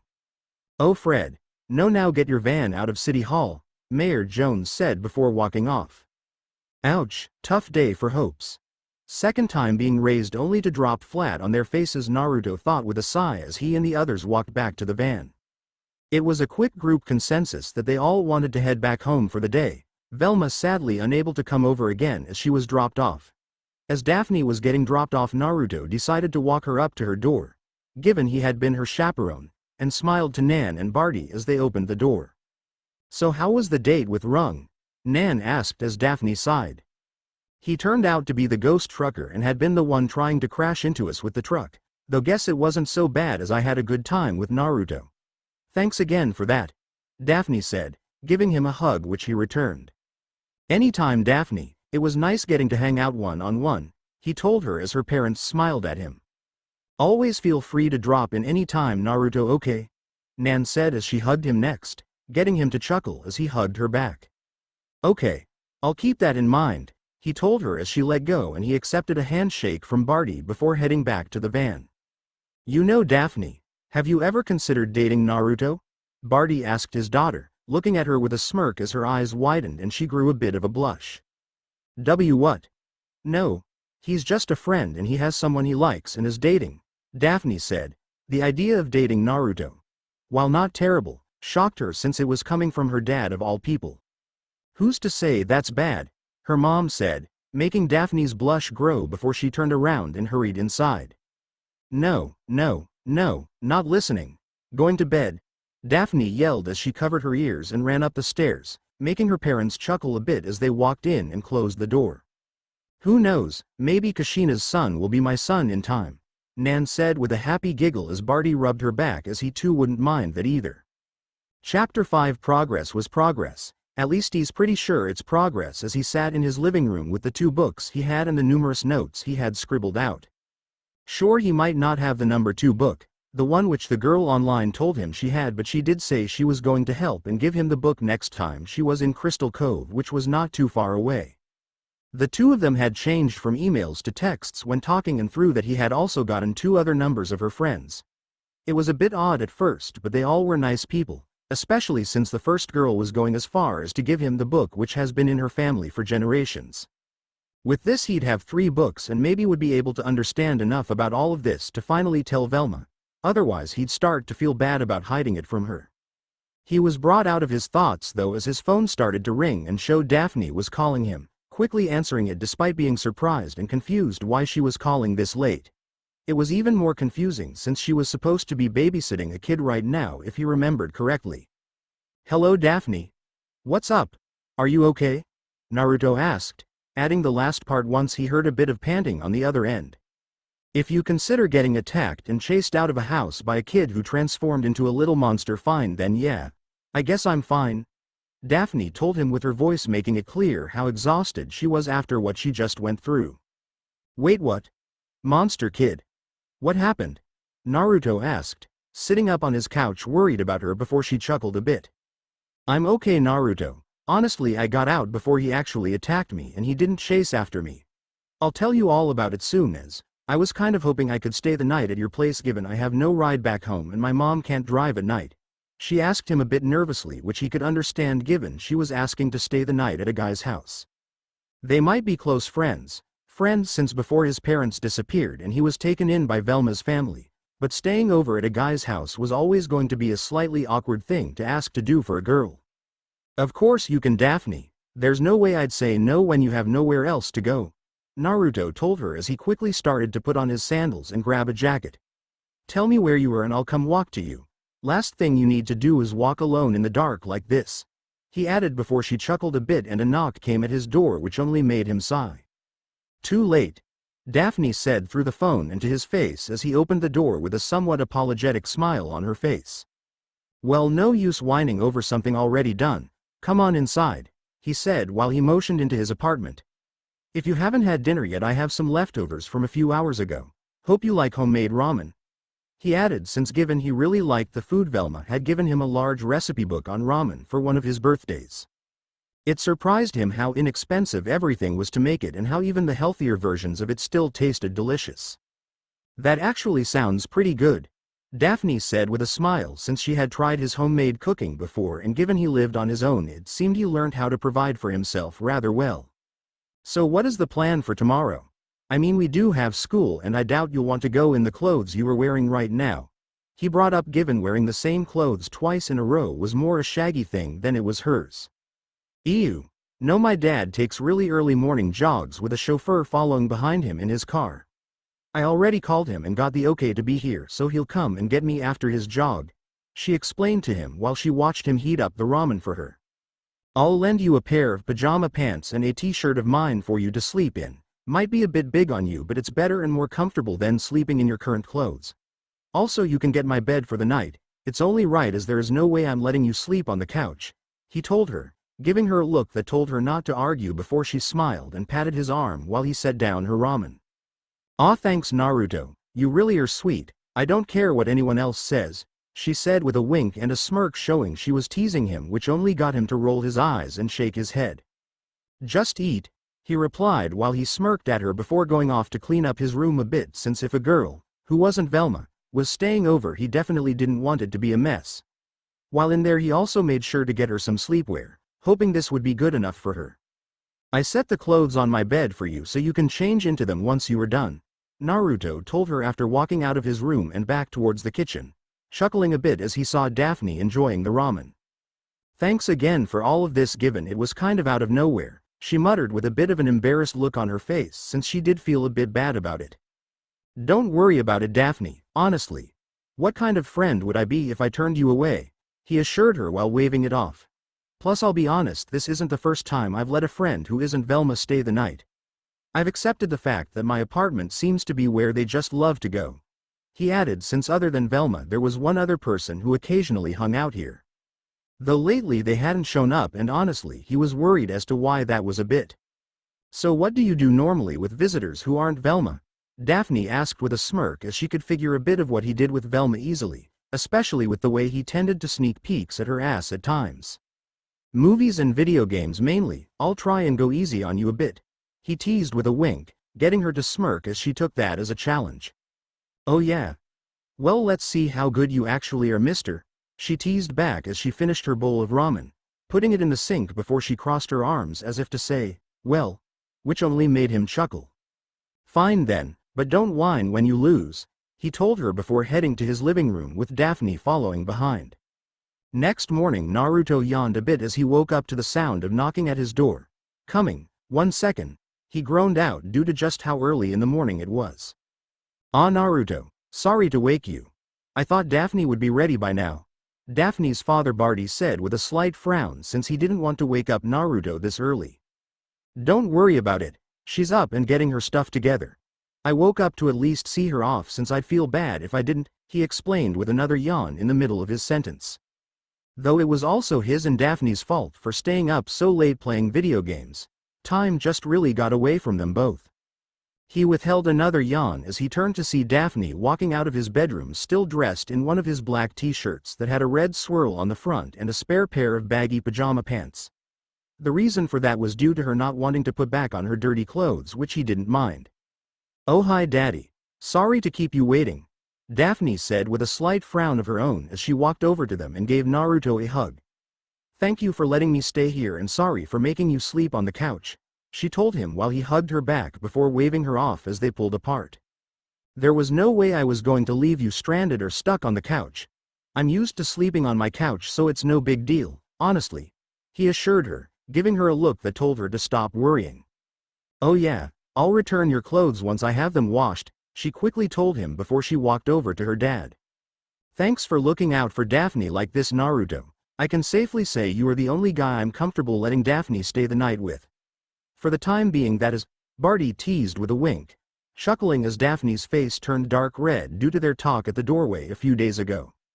"Oh okay, that is enough Dad. I'll see you later, Naruto," Daphne spoke out quickly, starting to push and urge her dad away while he waved to Naruto, who sleepily waved back with a bit of a confused look on his face. Daphne was definitely thankful he was half awake right now. Weird. Oh well, back to sleep, Naruto thought with a yawn as he closed the door and immediately passed back out on the couch due to not having any energy to walk to his bed. Few hours later. "So Daphne stayed the night, eh?" Velma asked him with a smirk as she got into the back of the van and sat beside him after Daphne had hopped out of the van to get her. It didn't surprise him that Daphne told Velma, since if she didn't he figured she'd feel like she was sneaking around, in a sense.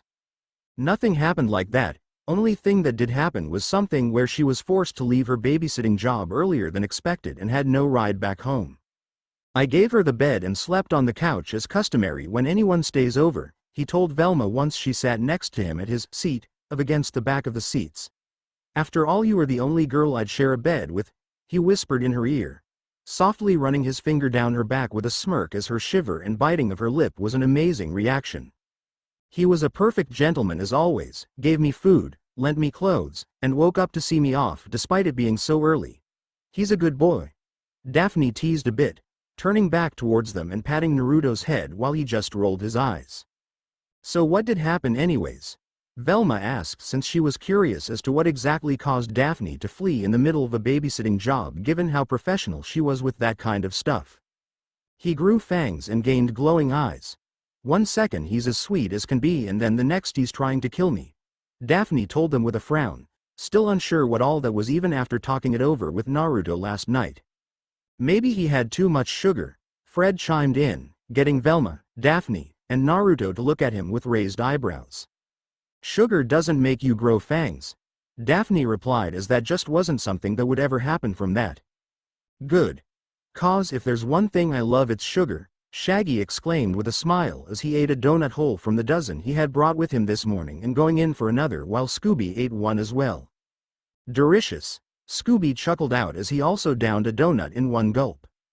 "We're only a few blocks from Arthur's house, could we stop by and see how he's doing?" Daphne asked once they started driving and noticed how close they were. "Sure, since we aren't going to miss anything at school," Fred said after he checked his watch. "Got to love being seniors at times like these," Naruto said with a content smile, as today was one of those days where seniors didn't have to come to school until later in the day. "Oh wait, I forgot about civics class," Fred quickly added after a moment of thought with a tone showing that he didn't like that class at all. "I'm flunking out and coach says if I don't pass I'm off the team," he explained with a frown which only made Daphne perk up at. "Hey, I'm great at civics, I could tutor you," she said excitedly, jumping at the chance for some chance to spend time with him. "I could come over and, help you study. Just you and me, alone," she told him, putting some charm in her tone as she leaned closer to him and fluttering her eyelashes at him. "Gee Daph, that sounds great," Fred started to say, that alone quickly making Daphne perk up at, "But my dad already hired a tutor. I'm supposed to meet her in library during lunch," he finished in true Fred fashion of not noticing anything Daphne was attempting with him. "Her?" Daphne asked with her tone making it clear how much she didn't like that fact. "Yeah, a senior. Dad said she's brilliant," he told her, once again not noticing Daphne's tone. "Whoa, look at this," Fred said, quickly getting everyone's attention as they looked out to see the police closing off the neighborhood. "Well, that doesn't bode well," Naruto muttered as they slowed down to not only see the police setting up roadblocks but nearly everyone on the street packing up their cars with a ton of boxes and suitcases. "Like, where is everyone going?" Shaggy asked once they got out of the van and walked past the police barricade. "Wait," Daphne yelled as she ran up to one of the cars to catch them before they left. "Mr. and Mrs. Baywasenthal, what's going on? How's Arthur?" Daphne asked after noticing Arthur wasn't in the car with them. Though the second after she asked, the upstairs window opened up to reveal the white-haired, glowing-eyed kid with claws and a mouth full of fangs who yelled out in growls for a moment before closing the window. "Any other questions?" Mr. Baywasenthal said in a flat tone before they drove off. "Jinkies. The whole block is leaving," Velma told them as one by one the cars drove off, all without their children with them. "A good thing too. Who knows what these kids are capable of?" A familiar voice spoke out which instantly made Naruto understand what was going on here, the gang turning around to see the mayor and sheriff walking up to them. "Please tell me they aren't planning to do what I think they're," Naruto hoped in his head while gritting his teeth a bit as he felt that this was going to only piss him off. "Kids? You mean?" Daphne asked, leaving her question open before the sheriff nodded. "Afraid so. Every child on this block has become inexplicably spookified," the sheriff told them, the mere word, spookified, making Shaggy and Scooby hug onto each other out of fear. Naruto rolled his eyes at them a bit before he looked over his shoulder with a frown as he watched a mother sadly say goodbye to her spookified daughter before leaving. "They can't just leave all the kids," Daphne told them, since to even imagine that just sounded terrible and something that would get CPS involved. "They'll be fine. We'll airdrop in some freeze-dried canned food. Just cause they're spookified doesn't mean they can't reconstitute macaroni," the sheriff explained, which only made Naruto scoff at. "Yeah, just care for them from afar and not actually help them," he grumbled before Velma held his hand and gave it a soft squeeze with a somewhat smile to try and get him to calm down a bit. She knew, as well as Daphne, since those were the only ones he could talk to on the matter, about just how much he disliked how the mayor and sheriff handled things. He swore they cared more about money than safety of others by far. "Any idea what caused this, Sheriff?" Fred asked, since he was curious as to what could turn the kids into what they were now. "We're not really sure, but it might have something to do with this," he said before pulling out a picture to show them. The picture was definitely odd. It wore a clear Mayan-inspired mask with a long white hair, blue skin, bandages wrapped around its skin, and a Mexican poncho over itself. "Isn't it creepy?" the mayor asked with a smirk as Shaggy nodded. "Like I'll say," he muttered with a shiver. "This thing shows up, plays its creepy flute, and all the kids are all spookified," the sheriff told them with a spooky wiggling of his fingers. "Well, gang, looks like we got another mystery on our hands," Fred said with a smile as he rubbed his hands together. Naruto knew this was going to go bad the second he said it, as it didn't take long for the sheriff and the other police to handcuff them all. "But Dad," Fred somewhat whined out as he frowned at his dad, confused as to why he was doing this. "Oh no. No no no no no no no, absolutely no mystery solving. We've got one heck of a monster here," the mayor told them, Naruto almost seeing the money signs in his eyes. "I smell tourists, t-shirts, concerts, tchotchke," he listed as Naruto clenched his fists. "Cause money means more than safety of people as always, Mayor Jones?" Naruto asked, which quickly got the mayor and the sheriff to turn his way. "You wouldn't understand, kid, but this is for the best of the town," the mayor said as he waved Naruto off, a stern look in his eyes as Naruto stepped forward, only for two police officers to struggle to hold him back as he kept walking towards him. "Yes, let's benefit off someone using kids like this and causing parents to run off, but everything is okay as we are giving the kids freeze-dried food as we exploit them for money," he ranted with a glare, getting real fed up with how this kept happening and how uncaring for everyone and everything if it meant they got money in the end. "Kid, I'd watch your tone when you're talking to the mayor. He deserves your respect," Sheriff Stone yelled, jabbing his finger into Naruto's chest before he, and everyone around, widened their eyes as Naruto grabbed his wrist. "Respect is earned and he'll earn it the second money and tourism isn't the first thing on his list rather than safety of his citizens," Naruto growled out, gripping the sheriff's wrist tighter to where the man was brought to a knee. Naruto. Stop, Velma yelled as she quickly ran up to him and, due to her hands being cuffed behind her, pressed herself up against him a bit to try and get his attention. Naruto quickly paused at Velma's voice and widened his eyes a bit as he realized what he was doing before he let go of the sheriff's wrist. His surprise turned a bit to worry as he noticed the broken chain that normally connected the handcuffs as well as the somewhat warped cuffs. "Whatever, just get us to school," Naruto said as he turned around and walked off, purposefully not looking at anyone as he got into the back of the police transport van. He was a bit thankful the others were leaving him alone as he was taking in what all had just happened. Did that really just happen? Naruto thought with a frown as he ran a finger over the warped cuff before tapping the broken chain. His mind was immediately brought to some passages in the books he had. This can't be related, can it? He worried a bit before the police transport arrived at school. Once everyone had their handcuffs removed, Naruto being allowed to pocket his broken pair, he was quick to start walking off. "Wait, Naruto," both Velma and Daphne said in near unison, getting him to look back at them before Daphne motioned for Velma to go on after they looked at one another for a moment. "Are you okay?" Velma asked while Naruto sighed a bit and rubbed his wrists before he accepted his bag from the cop that drove their van to school and slung it over his shoulder. "I just need some time alone. I'll catch up with you guys at lunch," he muttered, not looking at either of them before he headed inside with his hands in his pockets. He didn't care much about getting in trouble from skipping his first 2 classes while he laid down on the roof of the school. What he was more focused on was trying to see if something in the books could explain what happened to him. Though, just like everything with these confusing books, they found a way to make a simple paragraph difficult to read. The words were one long column from the top of the page down to the bottom but pushed over to where they only took up half the page and, from his attempts to read it, he only had half of the sentences. "Bet I need to put another book next to it for the other half," he grumbled as he tried his best to read it and make sense of things.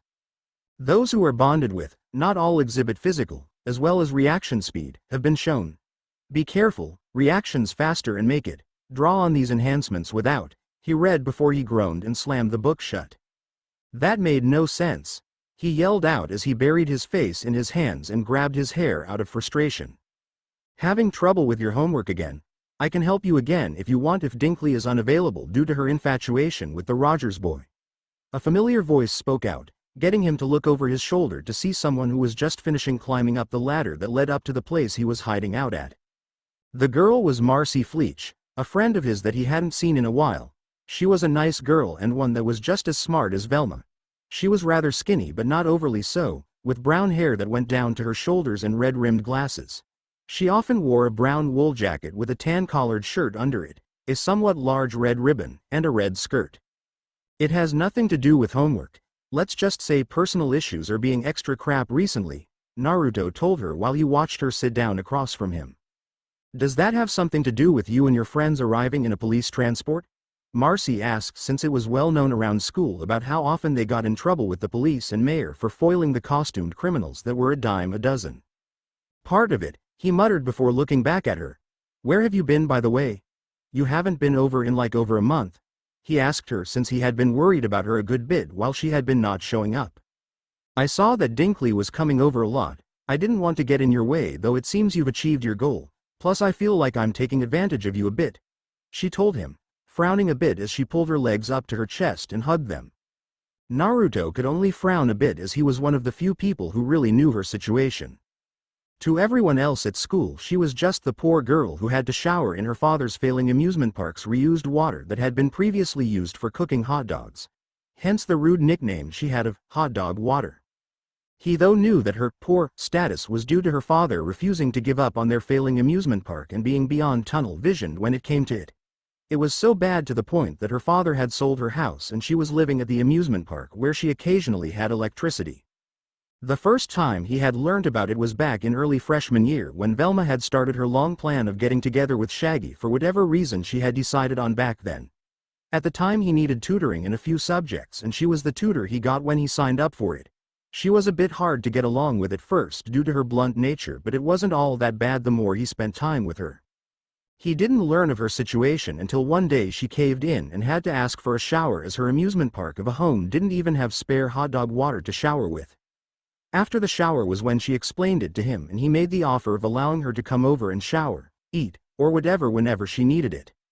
Back then Velma was rarely over, so the two of them never crossed paths, due to their strong rivalry, due to them both being incredibly smart, so it had never really mattered. You aren't taking advantage of anything, Marcy, honestly. You are a friend, so if you ever need anything or somewhere to stay you are always welcomed. Hell, that's why I gave you a key. He reassured her while nudging her with his foot while looking her in the eyes as she looked back at him, her mouth hidden by her knees before she let go of her legs and stretched them out. I guess you're right, she relented with a sigh as she nudged him back with her foot. What about you? What has you so frustrated if it isn't homework? I'd figure you'd have Dinkley helping you since she stopped going after the Rogers boy. She asked to change the subject away from her, taking silent note of how Naruto put the book he was reading back into his bag. Just a personal research project that is bothering me mixed with something that happened earlier today. I just need to figure it out a bit on my own before I ask for help, as it's a really weird project. He tried to explain as best as he could while still being vague about it. Well, know that you can also come to me for help if you wish once you figure it out more. It's only fair after all, she told him, smiling down at him while she stood up and dusted off her skirt. I might have to drop by in a few days, so we'll see. Try not to let whatever is getting to you worry you too much, she added before she started to leave, but not before giving him a soft smile that he returned. As she left, he could only sigh and lay back. He knew she was right. He knew he should ask for help, but at the same time, how would he explain crazy spirits and all the stuff the books went on about? After school, as Naruto got home, he sighed, tossed his bag on the floor and instantly collapsed onto his couch. School, even after his rooftop frustration, didn't get much better. Velma had made it clear that she was giving him space in regards to not asking about the handcuffs, but it was still obvious that she wanted to ask him. The mental exhaustion from everything he had been through today made him quick to fall asleep. His sleep, though, didn't last for long, as he stirred a bit in his sleep from the sensation of someone stroking his cheek. He smiled softly as he put his hand over the person, since he knew, even without opening his eyes, who this person was. Sorry, I didn't mean to wake you, Velma apologized before he grabbed her hand and softly kissed it. It's fine, I'm glad you're here, he told her as he sat up and gently pulled her towards him. He was thankful she was so used to him pulling her onto his lap that she just sat down with her arms going around his neck. My mom's probably going to be upset, but I had to sneak out due to how you've been today. I was really worried with the whole handcuff breaking and all, she said before she put her forehead against his and closed her eyes. I'm sorry, I'm just a bit confused at how things have been with me recently, he admitted, stroking her sides before she opened her eyes and pulled away a bit. Then talk to me. Maybe I can help make it less confusing, she said as she cupped his cheeks, her eyes full of worry which honestly stung him inside. I want to, trust me, I really do, it's just, I have to find a way to explain it without sounding insane. I'm not hiding it, I just need to get more info on it on my own, he told her while worried she might think he was maliciously hiding it from her. His worries quickly vanished though as she tilted his head up and kissed him softly. It's fine, Naruto, take your time. I just want you to be safe, since when you turned around after breaking those handcuffs your eyes weren't blue, they were blood red, she told him, frowning as she felt him tense up and squeeze her hips a bit reflexively. I'll let you know as soon as I can, it's just for now, I can't, he muttered while non-perversely burying his head in her chest, finding her petting of his head to be comforting. Shish, it's okay, Naruto, she whispered to him softly, since this was all she could do for the time being for him. She knew Naruto wasn't the one to be malicious and hide things if it wasn't for a reason, and from how he asked her to wait she knew it was important. She could only imagine what it really was from the weight of it that she saw in his eyes and the worry he showed after breaking the handcuffs like that. It didn't take smarts to realize something was up with him, since breaking police-grade handcuffs was not something an ordinary person could ever do. All she could hope for was that when he did tell her about it, whatever it was, she could help him with it. Next day Naruto definitely felt refreshed after the bit of couch cuddling he did with Velma before they went off to bed to sleep in each other's arms. After the stress of things, it was exactly what he needed and then some. Oh, that doesn't look good, Naruto muttered a bit as they slowed down, once noticing another street being blocked off by police with parents packing up their cars. Yeah, looks like the creepy flute player struck again last night, Fred said before putting the van in park to let them all get out for a closer look. More parents are leaving. Daphne commented with a frown as they stood behind the police barricade and watched as car after car drove past it and out of the new, spookified, street.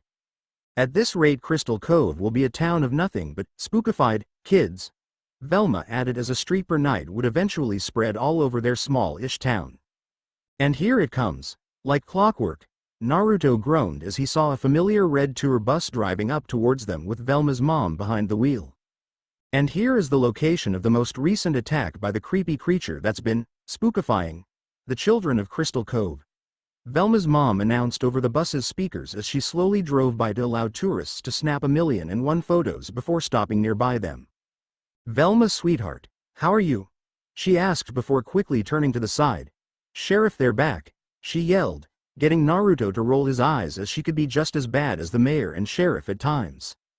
"Mom, please, we just wanted to see what was happening," Velma said in a fake tone that she occasionally used to try and assure her mom that nothing was up. "There's nothing to see, not unless you're paying," her mom started in a sweet tone that just annoyed Naruto since it made it feel like again, like all the others in the town, that money was most important.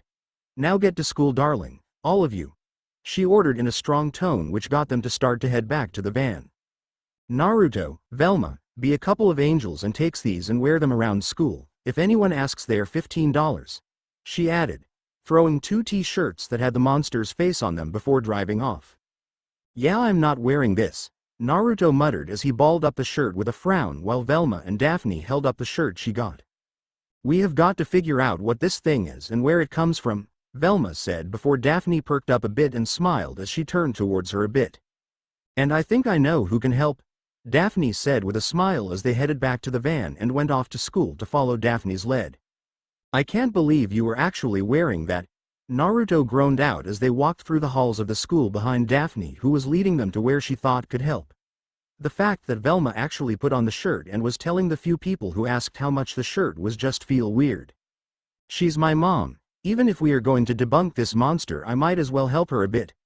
Though you don't have to since you don't like the town profiting off others' misfortune," she told him before they arrived at the office of a teacher. "Dr. Portillo?" Daphne called out as she opened the door, peeking in before she and the rest of the gang walked in to see no one was inside. He must be teaching a class," she said once they really were able to see that he wasn't here.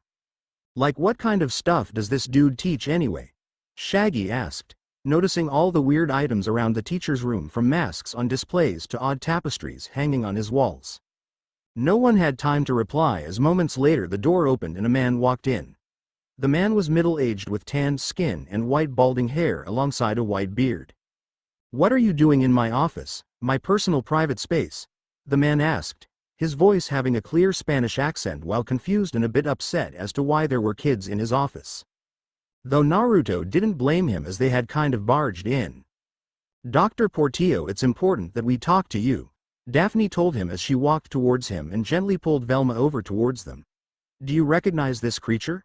she asked as she pointed towards the image on Velma's shirt while Dr. Portillo frowned as he looked at it. "Yes," Dr. Portillo said with a sigh before he closed the door and walked into his office. He stayed silent as he sat down behind his desk.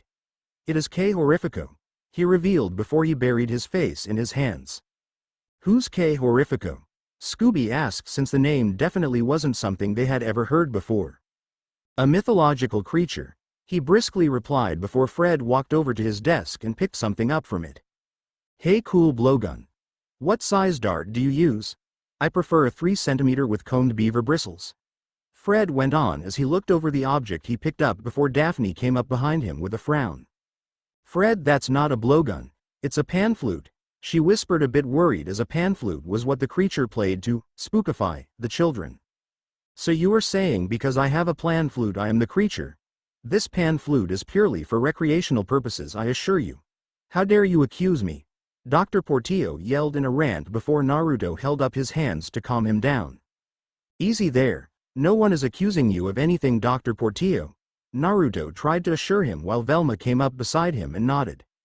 "We just want to find out about this thing," she added, hoping it'd calm the man down. "Oh, I don't know what is wrong with me. Where are my manners? Yes, of course I can help you. I gave a lecture about K Horrifico to my honors class a few weeks ago. I'll get the slides, they're in color." he told them with his mood instantly calming down while he walked off to get them and set up the projector for them. From what he told them and what the slides showed them, it seemed that K Horrifico was a mix of the Pied Piper and a werewolf, as K Horrifico's song of mystery was what turned the kids into monsters and the creature was apparently a normal man by day but transformed at sundown. I hope that was of help, children, as that is really all I know, Dr. Portillo told them as he let out a long and loud yawn. Now if you excuse me, I'm going home to rest. I haven't slept well these last 2 nights, he added before he left and closed the door behind him. I know this sounds crazy, gang, but hear me out. Velma started out as they left Dr. Portillo's office and started walking down the hall. But what if Dr. Portillo is K Horrifico? He has the pan flute, the blankets, and he hasn't been sleeping well the last 2 nights, she told them while listing off reasons.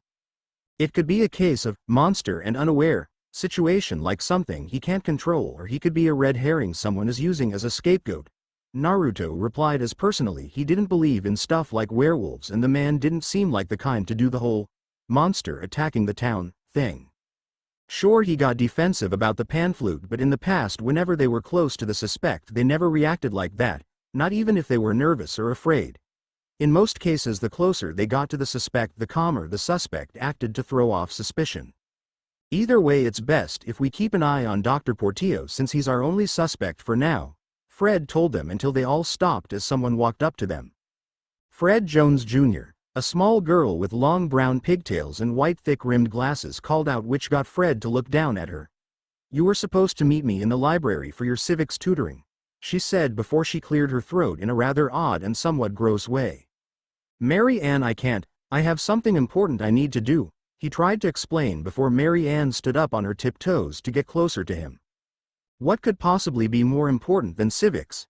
She asked with a stern tone and narrowed eyes.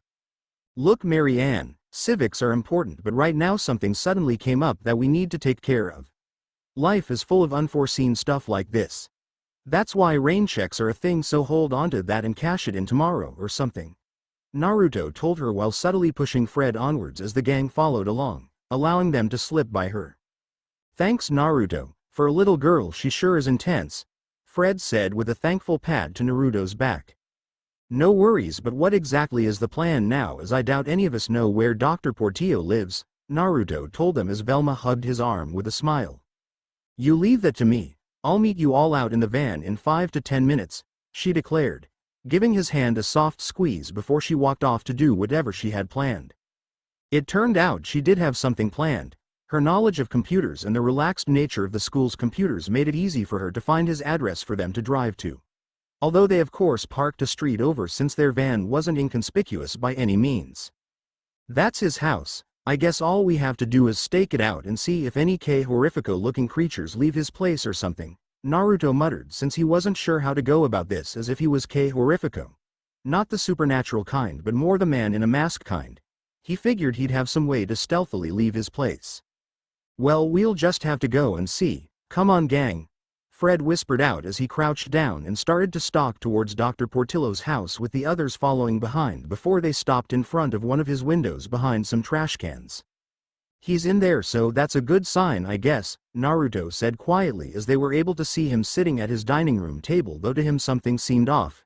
It wasn't like someone trying to hide or act natural. If anything, it looked like a man worried and scared. You guys trust me, right? Naruto asked, getting them to look at him confused a bit but nod before he stood up and knocked on the window. Like what are you doing? Shaggy stuttered out before Dr. Portillo opened up the window, surprised at them being there. So you do think that I am K Horrifico? He asked while Naruto nodded with a frown. And so do you, am I right? Naruto asked back, getting the man to nod nervously with a worried look on his face. Perhaps you can help, he pleaded with desperation until Naruto put his hand on the man's shoulder. Of course, we'll be right around to the front door, he told him, making the man smile massively and nod before closing the window. Why did you call out to him like that? Fred asked while he followed behind Naruto with the others, him and Shaggy confused while Velma and Daphne seemed fine with what just happened. The reason for their lack of reaction was due to the fact that they trusted Naruto. He had proven more than enough that when he did stuff like this it wasn't for no reason. Because he looked like someone afraid and scared, definitely not a monster, so the sooner we assure him he isn't some Pied Piper werewolf the better, He told them before the front door opened and they walked in. What happened next, well, was not what Naruto expected. Wow, these chains are fantastic.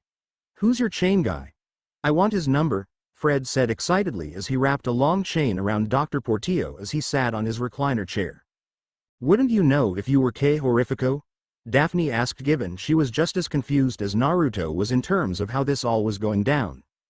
The transformation may be so totally complete that I don't remember it the next day, like after you've had too much fudge, Dr. Portillo explained, the explanation making some kinds of sense, before he got to the fudge part of things.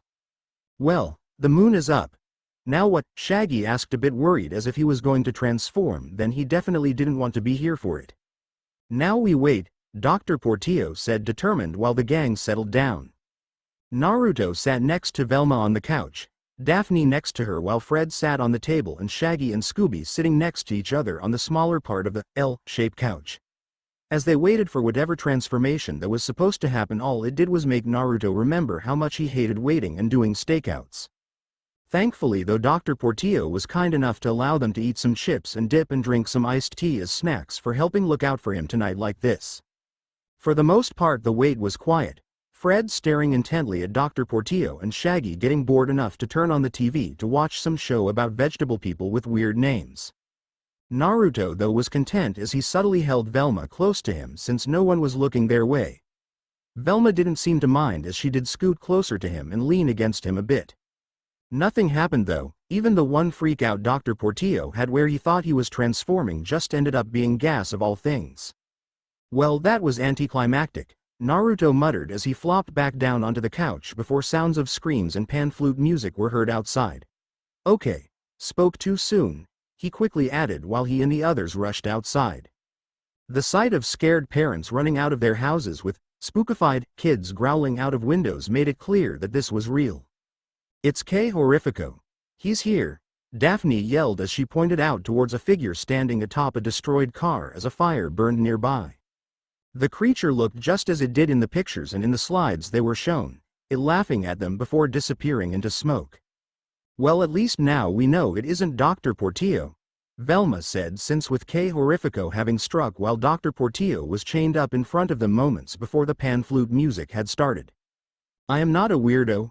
Woohoo, yay for me, Dr. Portillo cheered as he hopped out behind them, still chained to the chair and easily able to stand with it, which honestly surprised them all.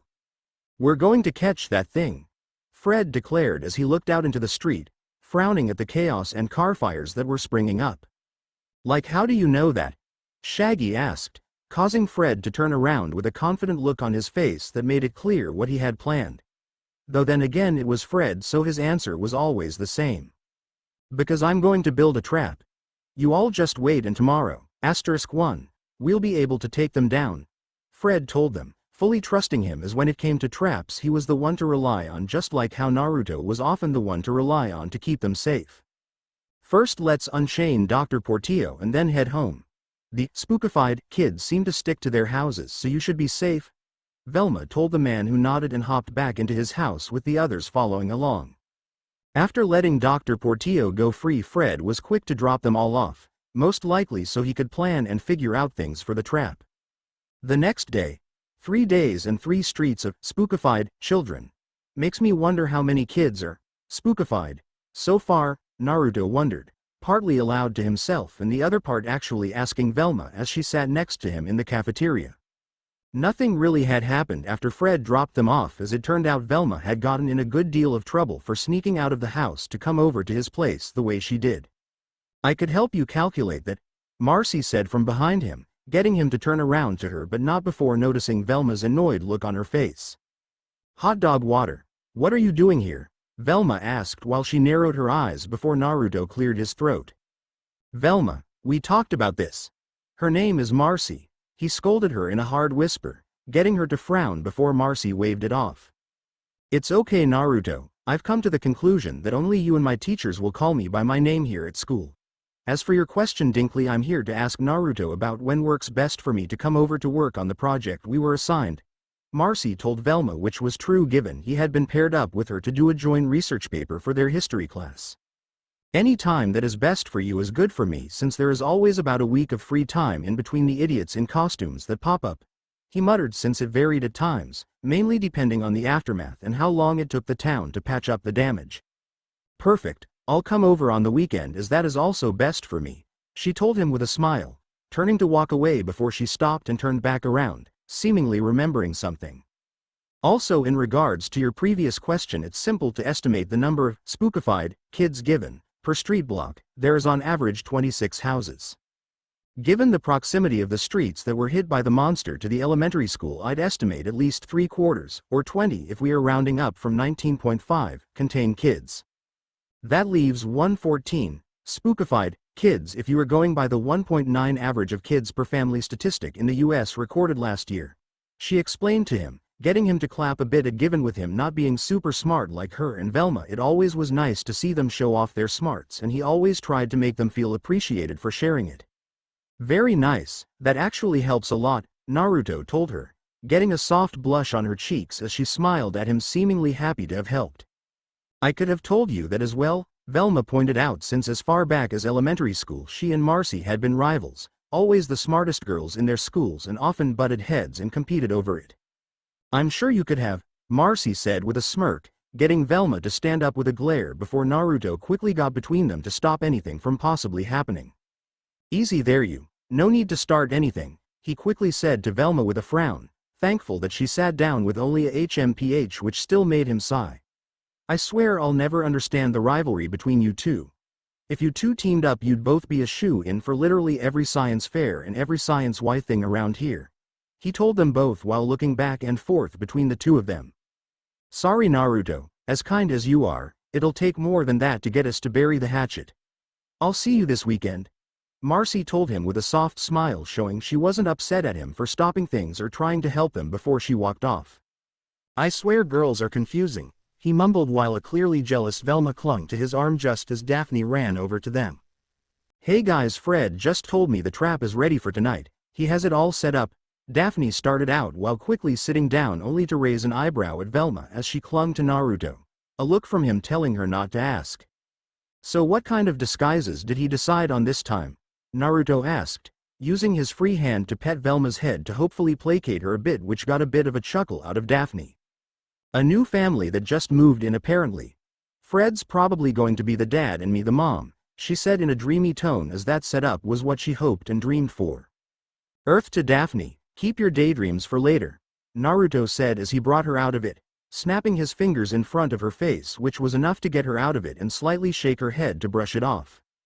All right, she muttered while clearing her throat, Scooby and Shaggy are the children, and you and Velma are the grandparents apparently. Daphne finished, the last part's confusing him, but then again they've fooled other mask-wearing weirdos with odder disguises and setups. Well whatever, the sooner we stop this nonsense the better, he muttered with the ringing of the bell for class only signaling they were closer to being done with school for the day so they could soon take care of this, horrifico. That afternoon, Jinkies, the kids have really taken over Crystal Cove, Velma said as she saw a few damaged cars and trash can fires while they drove in the van to where Fred had set up the trap. She even spotted a few spookified kids running around. Yeah, like, this whole neighborhood has been spookified, Shaggy muttered with a scared tone as he peeked out of the rolled-up window from behind Velma, whose seat he was cowering behind. But not this house, it's been for rent for a year, Fred explained just as they pulled into the driveway of a two-story house with an attic space and was obviously vacant. Wonder why, Naruto commented, since the place looked pretty nice and a perfect house to live in, especially for a family. No idea, but it's a fully furnished 3-bedroom 2-bath with upgraded appliances, perfect for a couple just starting out, Daphne said, hinting heavily to Fred as he walked up. Not anymore after all I've done to it, Fred told her while once again totally not catching any of the hints Daphne was giving him, like usual, which only got Naruto to give her a sympathetic pat on the back. Why would Horrifico come here? Scooby asked, clearly confused as to what the plan was. He wouldn't, unless there was a family with new kids moving in, Velma explained to the dog, getting his other half to come up alongside her just as confused. But who would be dumb enough to do that? Shaggy asked and immediately regretted it as Velma, Naruto, and Fred all gave a knowing smile at him which never spelled anything good for him and Scooby. Few minutes later, "Oh my, don't our two young children seem to having a wonderful time?" Fred asked louder than usual to project it out, hoping that K Horrifico potentially overheard them now that they had everything ready in terms of disguises and parking the van elsewhere. Naruto though, as he rocked in a rocking chair next to Velma in their old person disguises, had to really struggle to resist laughing at Shaggy and Scooby as Scooby haw a bib and bonnet while Shaggy looked like those old averts of sailor boys you'd see frolicking with lollipops or something like that with a blonde wig and tiny little Donald Duck-like hat on top. "Ah, this is nice," Daphne said with a dreamy sigh as she leaned against Fred who was wearing a pair of fake glasses, a suit, and fake mustache while Daphne did her hair to where it appeared shorter with a white blouse that was a good deal open in the front and a hot pink apron with a longer lighter pink skirt under it. "Watch it, Daphne, we're supposed to be married. Don't look so happy," Fred chastised her as he pushed her away, making Daphne frown and look a bit hurt at. "It's almost sunset, we should probably head inside," Naruto told them in a bit of an attempt to speed things up and move away from Daphne's, as usual, denial of closeness with Fred. "Right," Fred said as he turned towards Shaggy and Scooby.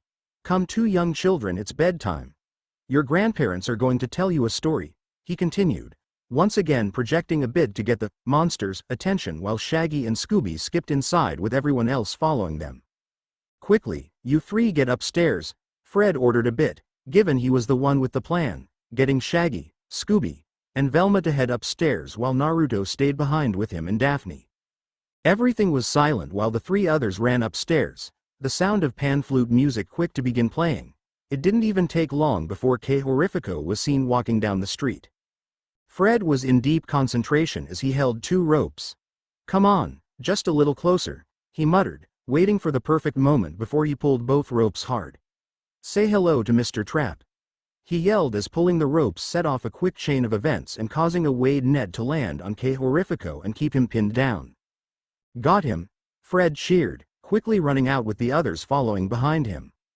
Though, as K Horrifico quickly began playing their pan flute music again, Naruto knew it wasn't going to be so easy, and the sight of spookified kids walking towards them only made that more clear. "You all know I'm always down to punch rather than run, but these are kids and we are severely outnumbered, so we need to get back in the house now," Naruto calm told them, pulling Daphne and Velma back behind him to let them start walking backwards and ensure they get inside first. The sight of the kids ripping the net of K Horrifico just made their situation worse. "This town is ours now. Get them," it yelled out, pointing at them and sicking the spookified kids after them, which got them to change their slow walking backwards to the house to running full speed back into it. Naruto immediately helped Fred push against the door in hopes of keeping it closed, the rapid sound of kids slamming into the door making it clear how many were out there. With the amount of kids, it didn't take long before they forced the door open a crack, and their constant pushing made it difficult to shut it again. With all the kids pushing against the door, Fred struggled to lock it with them opening the door right before he was able to latch the deadbolt. He tried to undo it so he could close the door, but the kids were real monsters, one kid grabbing his ascot and repeatedly pulling on it to bang his head into the door and cause him fall backwards. It was beyond chaos as Naruto struggled to keep the door closed before Fred quickly came back to the door. The sound of Daphne screaming as he could see her holding a kid barely at arm's length made him want to help her, but he knew if he did a ton more would rush in. Though, in the end, it was useless as one kid poured corn oil to make them all slip away from the door and force them to run into the house for safety. Naruto was quick to pull the kid off of Daphne and throw him back towards the other kids who were now rushing in through the front door. He pulled her up to her feet quickly in front so she could run with him, Velma, and Fred, while Shaggy and Scooby were separated and started to run up the stairs. From barricading one door to another, Naruto and Fred found themselves quickly keeping another door shut as best as they could. This one though they were able to close before the kids got there, but even then it was difficult given the number, it easily being in the ballpark that Marcy gave them with the amount of slamming and growling they heard on the other side. Velma's scream quickly got him to turn around, watching as some kids grabbed her through an open window. Fred nodding to him was all he needed as he and Daphne ran over to her, grabbing an arm each to pull her back towards them with her K Horrifico shirt thankfully ripping apart and causing the kids to fall out the first-story window. "Daphne, you try and help Fred, Velma, and I will keep the window closed," Naruto directed, quickly picking up a nearby table to help barricade the window since it wasn't able to be closed. The girls quickly nodded as they all tried their best to keep all the kids out of the small room they were cornered in. This is going nowhere. Girls, get behind me, and Naruto on three we're going to do the same, Fred suggested, as it was obvious what the plan was given the window and door were right across from each other. Go. I'll be able to hold this on my own until it's time, Naruto told Velma, smiling a bit at her worry before she nodded and moved over to the side of the room with Daphne. With a nod to one another, Fred counted down. The second he got to 3, they both quickly moved out of the way, Naruto dropping the table while Fred let the door burst open. The kids on either end flying forward and crashing hard into one another and leaving a disoriented pile of spookified kids on the ground. With those kids out for the count, Naruto quickly grabbed Velma's hand and ran out with the others, only to see more kids growling and stalking towards them from multiple directions. Great. From one corner to another, Naruto thought with a frown while he moved Velma behind him, Daphne joining her as he and Fred were shielding them while being forced backwards into the living room near the TV. For a moment there, Naruto was worried he might actually have to fight children to protect the others, but the instant the TV turned on from him stepping on the remote, everything immediately changed. The second the vegetable show from last night started to play, the kids instantly froze, transfixed on it, and even laughing at the jokes on it while all sitting down on front of the TV. Okay. What is going on? Naruto whispered out while they slowly walked away from in front of the TV, as not quite sure what was happening while also not wanting to ruin it. What are you doing? Attack them! Kei Horrifico yelled out from an open window, clearly angered that its kids weren't obeying it. In a minute, we want to watch this, one kid said before he and the other kids all removed their spookified masks and fake teeth. Fools! You're ruining everything! Kei Horrifico yelled again, stepping halfway through the window and trying to get the kids to obey it again like they did before. Oh, you are so done for, Naruto said with a smirk as he started to walk towards the monster, it quickly leaping out the window with him right behind it. Kei Horrifico was frantic as it tried to run away from him, the sound of police sirens growing louder only making it visibly frantic as it tried to run between 2 trash cans only to snag a rope and send a second net that Fred had set up onto it. What in the name of whole wheat toast is going on? Mayor Jones yelled out as he and Sheriff Stone stepped out of the police cruiser and the sheriff started walking towards them. Whoa, you all are fast. Normally we have to call you, Naruto said, for once surprised by their speed and quick action. That is because I called them, Dr. Portillo said as he stepped out of the backseat of the cruiser after Mayor Jones opened it for him. I was worried you all might be in danger as I saw the spookified kids running in a herd. I'm glad you are all right, he told them with a smile, thankful that they had someone looking out for them. We got him, Dad, Fred declared excitedly while Shaggy took the net off Kei Horrifico, allowing Naruto to pull off the monster's mask. You mean her? A familiar girl yelled out in annoyance as she looked up at them. Mary Ann Glearden. Most of the group said in unison, Naruto again, not one for these, say at the same time, moments. Your tutor? But why? Mayor Jones asked, clearly confused as a girl like her was the utter last person he expected to be the monster. I was trying to scare all the adults out of Crystal Cove so I could run this city my way, she admitted while Fred helped her up only to pull her arm away from him with a glare. I told you I have brilliant ideas. With all the adults gone there'd be no to stand in my way. I learned about the legend of Kei Horrifico in Dr. Portillo's honor class and it was the perfect solution. I used the high school's theater department for my costume, then went to every kindergarten and elementary school in the city to convince the children to pretend to be spookified, and in return I offered them utopia. When that didn't work I offered them candy. She went on, explaining how and why she did everything. Whenever the children heard me playing the pan flute, that was their signal to put on their fake hair and fangs and commence spookification. I almost had the whole town cleared of adults, and I would have too if it wasn't for you Quomita Bulls Quad Pella. Asterisk 2. She yelled only to sigh at their confused looks.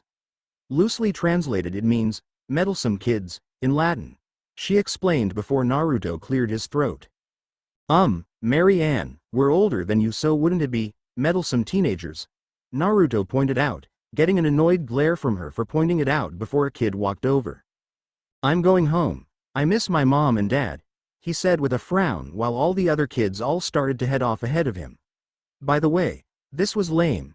he added with a frown before he too started to head home. Mary Ann frowned, raising a hand to reply only for a handcuff to latch around her wrist. "Wait, you're taking me to jail. But I'm just a kid," Mary Ann said with worry in her tone as the sheriff cuffed both hands behind her back and started to walk her to his cruiser. "Do you know how many boxes we're stuck with of K Horrifico t-shirts, K Horrifico pan flutes, K Horrifico dance CDs, K Horrifico okay, I see your point," the sheriff went on before Mary Ann interrupted him with a defeated sigh and allowed him to put her in the back of the cruiser and close the door. "That's mostly your fault though, Sheriff and Mayor.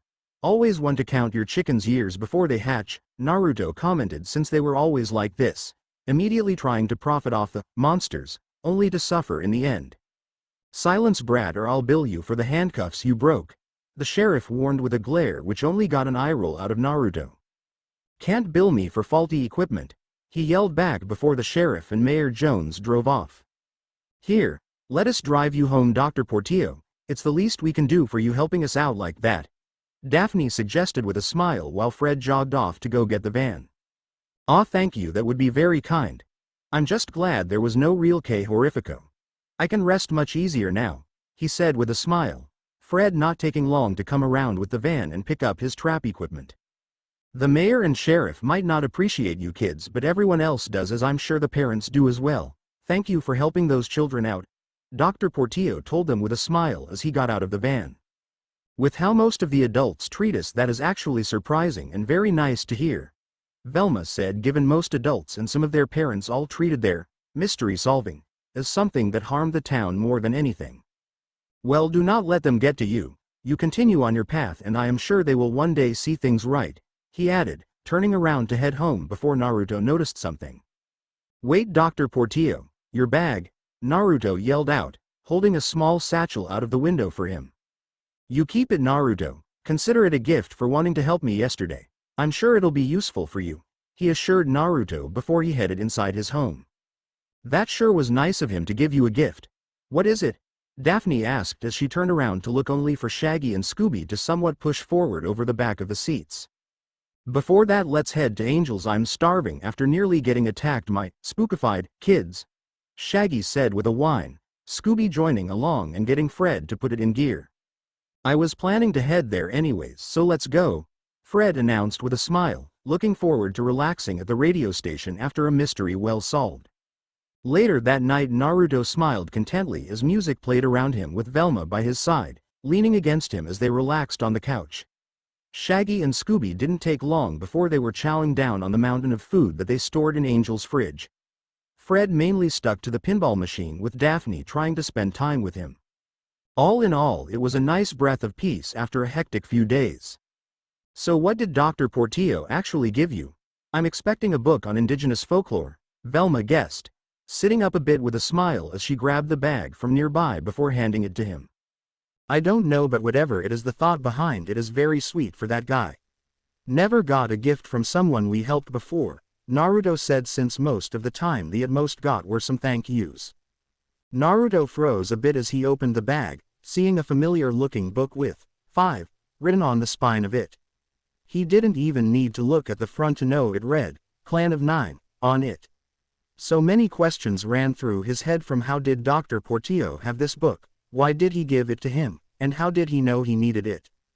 "Hey Velma, I think I'm ready to tell you a bit about what was bothering me a few days ago," he told Velma, looking her in the eyes as he closed the bag, which got a worried but subtle nod from her while she squeezed his hands. "With Dr. Portillo, yes, I made sure he knew the bag was for him, as he made certain that I didn't forget it in their van.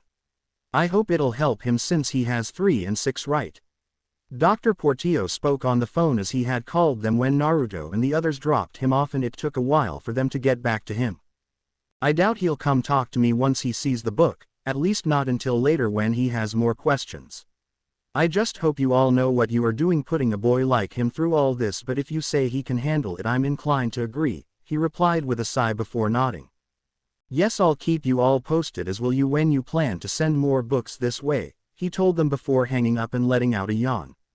Moving all the way from Brazil was rough, but it was decided it was needed, and who am I to argue with how things have been going here? He needs people he can trust and people who are trusted to hold the books and pass them on. Let's just hope he can handle this burden, as if not, then this was all for nothing. Dr. Portillo thought with a frown, since so much was resting on the shoulders of that boy, more weight than there should be, but given everything this was their last chance. Naruto was there. Hail Mary, so he just hoped he could handle it all.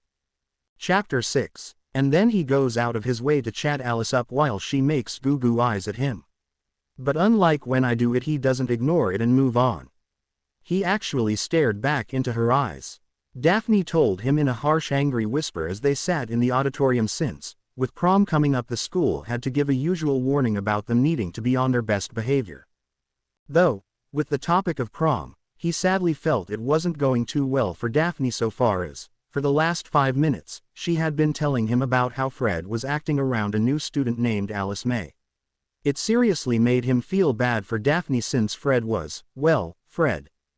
"Oh Daphne, I feel for you, I really do," he told her as he started to pet her head as she rested it on his shoulder with a tired and sad sigh. "When this is over, Velma and I will try and figure something out to help you," he assured her, which got a weak nod from her as students slowly started to filter in for the assembly to begin. They were also waiting for Velma, and Fred, to show up. Velma being Velma, he had lost track of her this morning since the second the library had opened, with her sprinting off to it.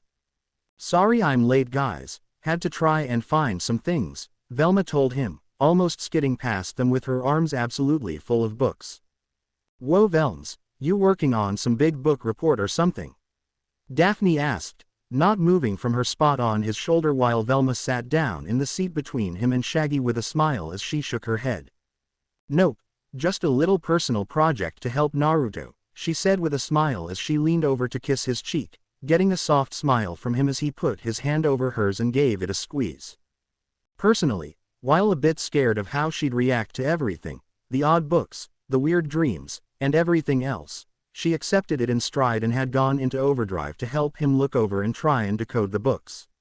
It surprised him a good bit given how rooted in fact she was, but, with everything so far about finding all these books so easily and one being pretty much handed to him, she felt there was more to it in the end. "So, not to pry or anything, but, please tell me you guys have plans for prom, right?" Daphne asked as she sat up and looked back and forth between the two of them. "I kind of assumed we'd be going, right?" Velma asked, it having somewhat slipped her mind only for Naruto to smile as he pulled out 2 tickets. "Already got it, and I even rented a limo, so we're set there as well," he told her, which got a happy smile from her as she kissed his cheek again and in turn got an "oh" from Daphne. "What about you? Any luck on your end with getting Fred to ask you?" Velma asked, only noticing Naruto's head shaking to try and stop her once it was too late. Where is Fred anyway? He's not the type to be late, right?" Velma quickly asked, Daphne sadly slumping over on Naruto's shoulder as he pet her head and rubbed Velma's back to assure her it was fine, since she had no idea about the recent blindness with Fred. Though as of late he swore it was getting worse and worse. "Oh no he didn't," Daphne exclaimed as she shot up from her seat as she saw Fred walk in with a girl by his side, a girl Naruto figured to be the Alice May Daphne had told him about. The girl looked nice enough, wearing a black and green striped sleeveless shirt and pink skirt with platinum blonde hair and indigo-colored eyes. Though, with how smiley both Fred and Alice were as they walked over, he understood Daphne's annoyance in the matter given Fred's, well, intense ignorance towards Daphne's rather blatant signals. "Hey gang, this is Alice, she's new and I've been kind of showing her around," Fred said, introducing her to the group as they sat down with Alice sitting next to Daphne. "He's been like my white knight," Alice said as she and Fred smiled at one another, getting Daphne to clench her fists hard enough to where Naruto swore her knuckles were turning white. "What a sweetie," Daphne almost hissed out through clenched teeth, Naruto putting a hand on her shoulder to try and calm her down as Mayor Jones cleared his throat to get everyone to quiet down. "And now, if you could all quiet down, Sheriff Stone has a few words," the mayor said, getting everyone's attention before stepping to the side and allowing the sheriff to walk to the podium after a quick "thank you" to the mayor. "Prom," Sheriff Stone started, the mic having a bit of feedback that thankfully died down. Obviously we want a safe and enjoyable evening, but some of you might be aware there have been several recent reports of a phantom limousine with a ghost girl inside stealing young men into the night, which is probably a part of some arcane ritual," he explained, eliciting some gasps and murmurs from the students. Because of this, we are advising all students not to get into phantom limousines on prom night, if at all possible. That's all I've got," he finished. Somewhat surprising Naruto, they weren't trying to profit off of it, but, then again, he doubted they'd be able to spin this like they have the previous ghouls in the past. "Jinkies. Talk about a bad date," Velma muttered before Fred stood up with a telltale look on his face. "I'll say. Gang, I think we've got a new mystery on our hands," Fred declared as the school bell rang and students started to leave the auditorium. "Well, I better get going. Still a lot of unpacking to do at my house," Alice said. Naruto and Daphne, by the glare on her face, noticing her leaning towards Fred a good bit. "Need a lift?" Fred offered, only for Alice to wave him off with a smile. "That's okay. I like walking," she assured him before turning to the rest of them. "It was nice meeting all of you," she said, waving to them, with Fred almost following her for a step or two before seemingly stopping himself and sticking to watching her the entire time as she walked off before turning to Daphne. "Hey Daph, you coming?" Fred asked, seemingly, as always, not noticing Daphne's mood at all over his behavior. "I'm going to walk too," Daphne said as she crossed her arms and, very thinly, gave him a "done with you" glare. "Besides, I want to do some more research on those kids who disappeared in the Crystal Cove caves. You know, the ones that Mr. E warned us about, as I hate going home clueless," she said as she leaned towards him and stared him in the eye with her brows furrowed before she gave a HMPH and turned and walked away, all but spelling out her annoyance with him with a neon sign. Though given how all this didn't have any effect, Fred just blankly standing there totally not registering anything, Naruto doubted even that would work with him. He could only sigh and shake his head. A shared look between him and Velma made it clear they'd also be heading home on foot, Velma following him by his side as they left school after this short half-day. "Really makes you feel for Daphne, doesn't it?" Velma said with a bit of a frown as Naruto nodded. "I know her situation all too well," he teased, smirking over to Velma, which in turn got a flat look from her before she elbowed him lightly in the side. "Oh come, it wasn't that bad, and it worked out in the end," she told him as she reached over for his hand, giving it a squeeze as he squeezed it back. "Yeah, it did work out in the end," he accepted, leaning over to give her a kiss on the top of her head as they left out the front door of the school. "About time you arrived, Naruto," and Dinkley, the familiar voice of Marcy, called out as they walked down the front steps, her waiting for him as she stood in the middle of the flow of foot traffic with her arms crossed before she noticed Velma by his side. "Hello to you as well, Marcy," Velma said, getting a smile from Naruto for not calling her hot dog water. "What's up, Marcy? You need me?" he asked, since Marcy was very much the type to seek him out if she needed him rather than wait for him. Though normally she either texted or called him, since she found it easier than tracking him down given how on the move he always was with the gang. "Recently my phone has died and I haven't been able to replace it, so I had to wait a while to get in contact with you," she explained, which made sense as, given her circumstances, replacing her phone would be difficult and take a bit of time. "As you know, the prom is coming up and I wish to know if it'd be viable for me to follow through on our agreement on the days leading up to it," she asked, referring to how he allowed her to use his shower due to her father's amusement park making things difficult for her. "Of course, Marcy. I already told you a while ago you are free to come over, and since I'll probably be out of the house for the most part later on with all this phantom limousine and ghost girl talk that's going around, it won't be an issue at all," Naruto explained as, over the years with the gang, he had developed a sort of sense for when a mystery was about to pick up and keep him busy. "If you need to get a hold of me, you can always use my home phone to do so," he added, getting a nod and a soft smile from her. "Thank you again, Naruto. Your assistance always means a lot, and on the topic of prom, I figure you are taking Dinkley?" she asked as Naruto nodded, which got a light sigh from her that he didn't fully notice. "Well, I too will be going, although I will be alone, so I guess I will see you there," she said, as the only reason she was going was to get out of the house, which he understood. "I'll save you a dance," he told her with a smile, Marcy looking at him a bit confused, unsure if he was serious or not given he was going with someone else, but the look of sincerity in his eyes made her quickly stop questioning it, since she knew he wasn't the type to fake stuff. "Well then, I guess I'll see you there," she said a bit quietly before leaving, giving a nod to Velma as she walked off back into the school.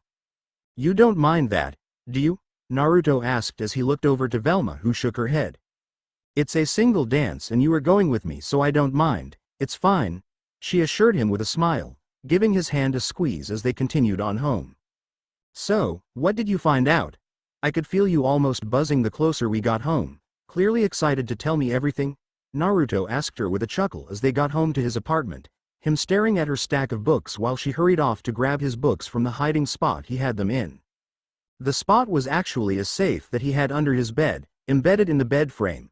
It was something he had for his super important papers and whatnot, but had started putting the books in there as he collected them. Turned out the odd gift from Barty, Daphne's dad, was really paying off. It's everything I could find on anything I felt would be remotely helpful.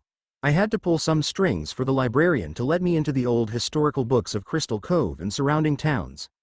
Velma called out from his bedroom before she hurried back into the living room with the letter he had received as well as the 3 books he had so far, which were 3, 5, and 6.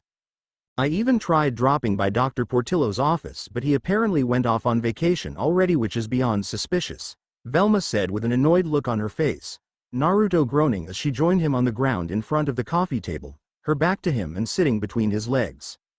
I told you, whatever his role in whatever all this is, there'd be no way we'd get answers from him as these books just keep popping up around me. He reminded her, since he had randomly found one at the library of all places, so he had a feeling they were being placed around him for him to find.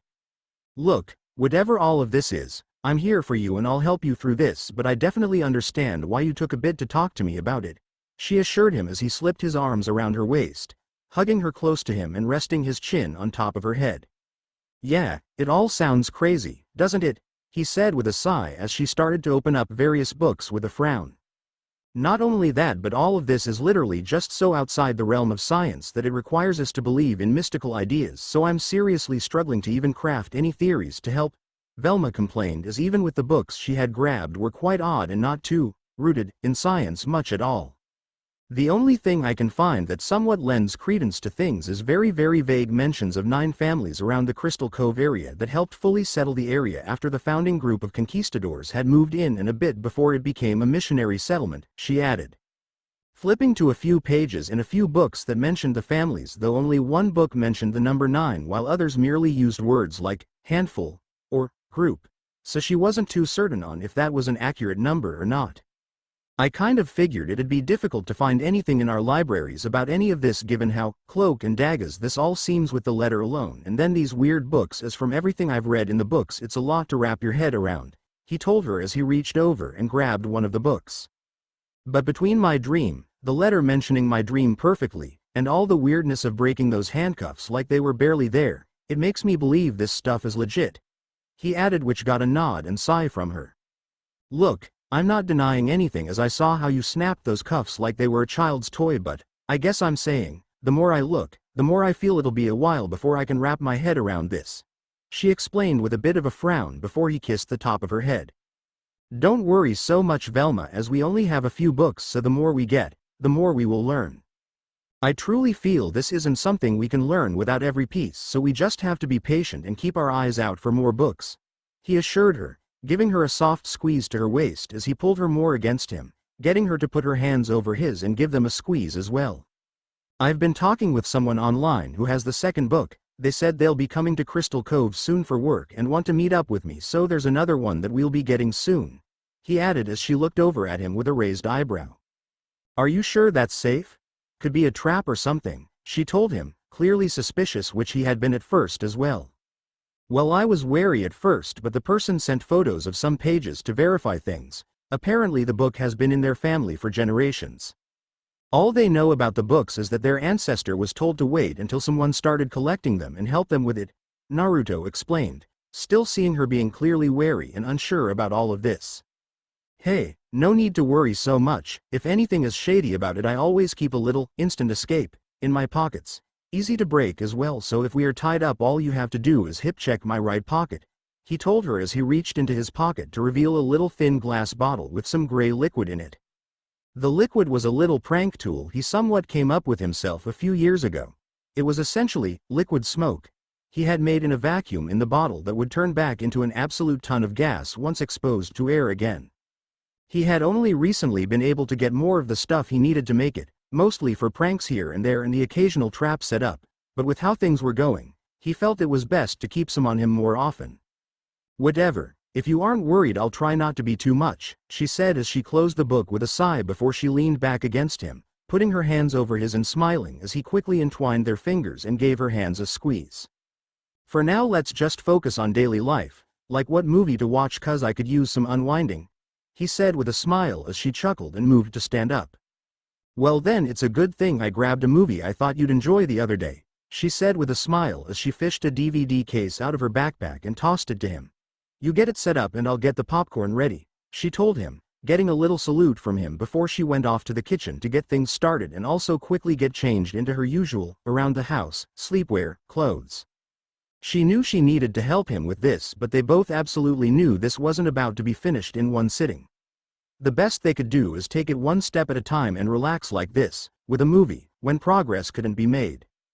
"Come on Velma, enough thinking over what we can't help," Naruto told her, seemingly knowing what was going through her mind as he snuck up, hugging her from behind with his arms around her waist.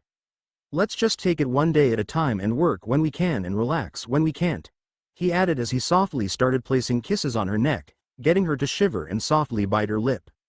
"I can know, I thought the exact same thing," she agreed, a soft moan escaping her lips from his kisses on her neck before she pinched his hand with a not serious scolding look on her face which only got a smirk from him before he gently started guiding her back to the living room. "As the saying goes, great minds think alike," he said with a smile as he gave her a soft squeeze before they plopped down on the couch, Naruto quickly starting the movie before Velma getting settled in his arms with a happy content smile on her face. They might have a lot ahead of them, but, so long as she was by his side, he knew they'd be able to handle it without much issue. Until then, he intended to take it one step and one day at a time.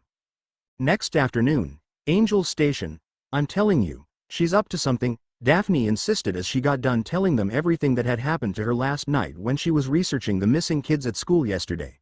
Naruto definitely agreeing with her, though the look from Fred definitely worried him.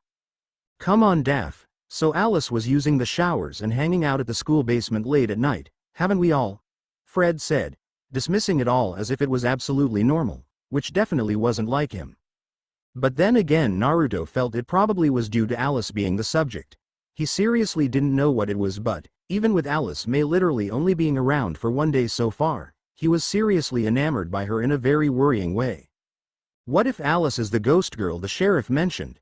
You could be in danger, Fred," Daphne suggested, her tone full of worry as well as just a touch of jealousy, though it was understandable a bit.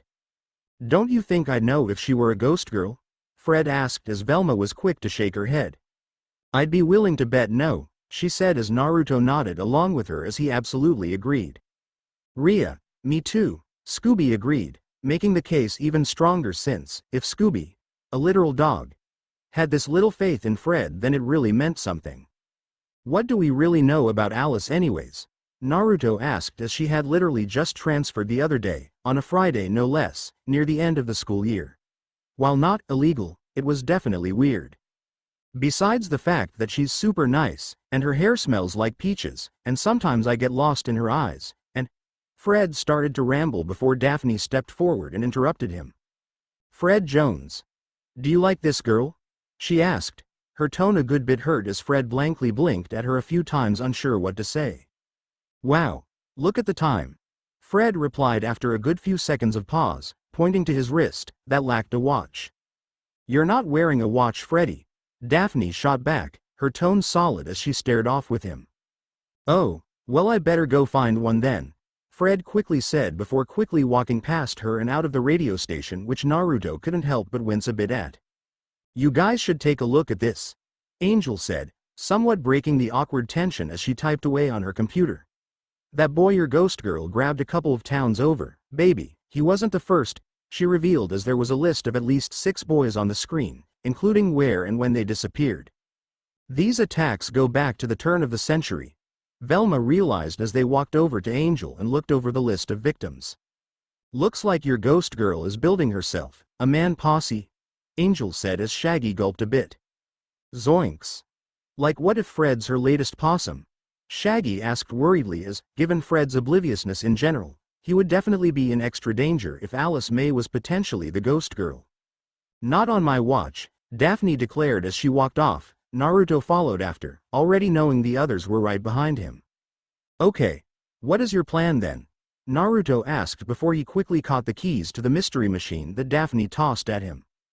The keys surprised him a bit as, despite the van being open for any of them to use, Fred did own it and often drove it everywhere. Though, with how he's been acting due to Alice May, forgetting to grab the keys and walking on foot wasn't actually all that surprising. We're going to go pay Alice May a visit and you're driving, Daphne told him as Naruto sighed, knowing it was no use arguing with Daphne about this and that she'd be safer if they went with her given. Even if they said no, she wouldn't be dissuaded. Though not like any of them would let her go off on her own like this. Exactly how did you get Alice May's address again? Velma asked as she sat between him and Daphne in the front seat as they drove through town. The moon having risen up by the time they reached town from Angel's place. Wait a second, yeah, how did you get her address? Naruto asked, only just now questioning it now that Velma had been brought up. I found it in her locker, Daphne told them in a simple tone as if it was a normal thing. I noticed the combination while Fred was helping her and went to get it right after that weird moment at school last night. She explained which, after what she told them, he didn't quite blame her for it too much. His worry grew a bit more as they pulled into the entrance to the cemetery as, according to what Daphne got from her locker, Alice May lived here. Like, tell me she moved, Shaggy nervously said as he and Scooby got out of the back of the van. Doubt it, I don't have a good feeling about this so no splitting up this time, I don't care about covering more ground, Naruto told them as he grabbed some flashlights from inside the van and handed them to the others, his tone serious as they nodded and followed him as he opened the gate to the cemetery and walked in. Look, I'm not one to point fingers or anything but this being her address just means she has to be the ghost girl, right? Daphne asked as Naruto frowned as he looked around. It's not helping her case, that's for sure, but until we unmask her we can't be accusing people, Naruto told her as that was one of their rules. Sure they could have all the suspicions they wanted but they couldn't and didn't go running to the cops about who they should arrest until the monster was caught and unmasked. Don't want to end up with egg on our faces like we did a few times when we were first starting out, Velma reminded them, getting nods from everyone as they continued along. Honestly, the more they walked the more, nothing, they found as it was literally just the cemetery and it wasn't like there was a tent or anything remotely resembling a domicile around them. Though he quickly stopped in his tracks as he heard something concerning. Did you guys hear that? Daphne asked as Naruto quickly turned around with everyone following suit, finding nothing but his instincts screamed something was wrong. I didn't hear anything, Scooby said before Naruto held up a finger to his lips to silently tell Scooby to stop talking, allowing them to hear the sound of footsteps crunching through the dirt around them. When I turn around, I want everyone to run the direction you all are facing right now and don't stop, Naruto whispered to them all nervously nodding as they also felt what he felt. Now, Naruto yelled, signaling them to run as he turned around and instantly launched a kick, striking the ghost girl in her torso and sending her toppling back, giving everyone a window to run before he followed. You'd really strike a woman. The ghost girl screamed as she chased after them, Naruto smirking as he caught up to everyone, staying at the back to play defense should he need to. You lose all rights to chivalry when you dress up in a monster suit, Naruto yelled back as he looked behind him in time to see the ghost girl leap at them, him reacting fast enough to shove his friends forward to help them dodge, only for them to knock over 2 headstones and start sledding down the hill on them. While he felt a bit bad for the graves, making sure to take a note to explain to the groundskeeper later, he was thankful for the quick escape as Velma and Daphne were quick to pull him along onto their headstone. The ghost girl though, even as they got down the hill with some air at the end, was still hot on their trail and was definitely extra angry. Quick! In there, Velma yelled out, pointing to a nearby mausoleum for them to hide out in which they all decided was better than being outside in the open. Like if that was Alice May then she needs some serious moisturizer, Shaggy exclaimed with a nervous laugh once Naruto had slammed the door shut. Where even are we? Daphne wondered as they started to look around, shining their flashlights around to figure out just whose mausoleum they were in before coming across the name, Carlswell, on a nearby plaque. Carlswell? Like Deacon Carlswell, the Creeper? Naruto asked, as that was a name he absolutely remembered, it being one of the big monsters that really started things at the start of their mystery hunting career. Wait, isn't Carlswell still in jail and alive? Velma said, getting her and Daphne to quickly move off the lid of the tomb inside it only for some bottles of water, a sandwich, some clothes, a bag, and a replica of the Creeper mask to be inside. A replica of the Creeper mask? And what is this? Daphne asked as she pulled out the mask only to notice a scrap of paper inside. A transfer slip from Crystal Cove High, she exclaimed before there came a pounding on the mausoleum door. Zoinks! She's back, Shaggy screamed out as Scooby leapt into his arms. We're doomed! He yelled, continuing to panic as he, as well as Velma and Daphne, got behind Naruto, who was clearly ready to fight back as the pounding on the door got more intense. Only, once the door did burst open, instead of a ghost girl there was instead Fred? Hey gang, what are you doing in here? Fred asked as he calmly walked in like he would if they were at Angel's or the cafeteria.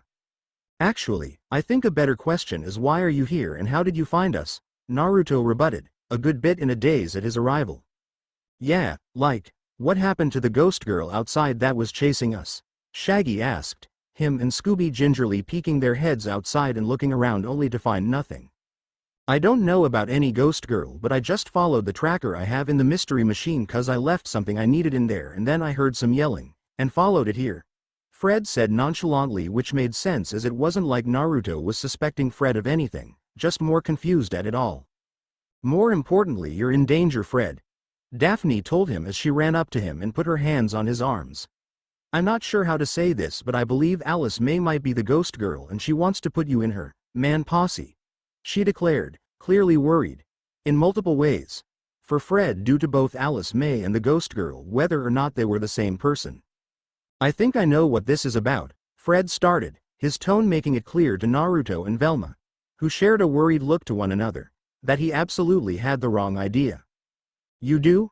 Daphne said, her hope and faith in her voice absolutely about to make whatever Fred was about to say most likely even more painful for her. You found out Alice has asked me to the prom and you think it's going to affect our friendship, Fred said, Naruto physically recoiling in pain at his statement, but he could only imagine how painful it was for Daphne. You're going to the prom with Alice? Daphne asked, her voice shaky and weak as Fred, as unobservant as ever, nodded with a big smile. Yeah. I might have just met her 2 days ago but something just felt right with her, so when she asked I couldn't say no. Fred rambled on, his tone almost dreamy as Daphne took a step back, clenching her fists as she nodded. I understand, it's getting late, I should probably call my parents and have them take me home. Daphne told him, her head down and her voice strained to keep from breaking before she quickly walked past Fred and only started walking faster once she was outside. God damn it, Naruto muttered under his breath as he followed after Daphne with Velma right behind him. As he followed he gave her space, knowing how much pain she was in as he could see her clearly wiping tears from her eyes while on the phone with her father. He also knew that she was aware of him following her, though obviously she didn't wish to talk, at least, not in the middle of the cemetery. The second they stepped out of the front gate though, she quickly turned around and rushed to him, his arms open for her, welcoming her as she hugged him tightly and buried her face in his chest. The quiet sobs and the dampness he was feeling on his shirt really hurt his heart. He could only rub her back and pet her hair, not saying a word as he knew nothing right now would help at all and sometimes people just want silent acceptance.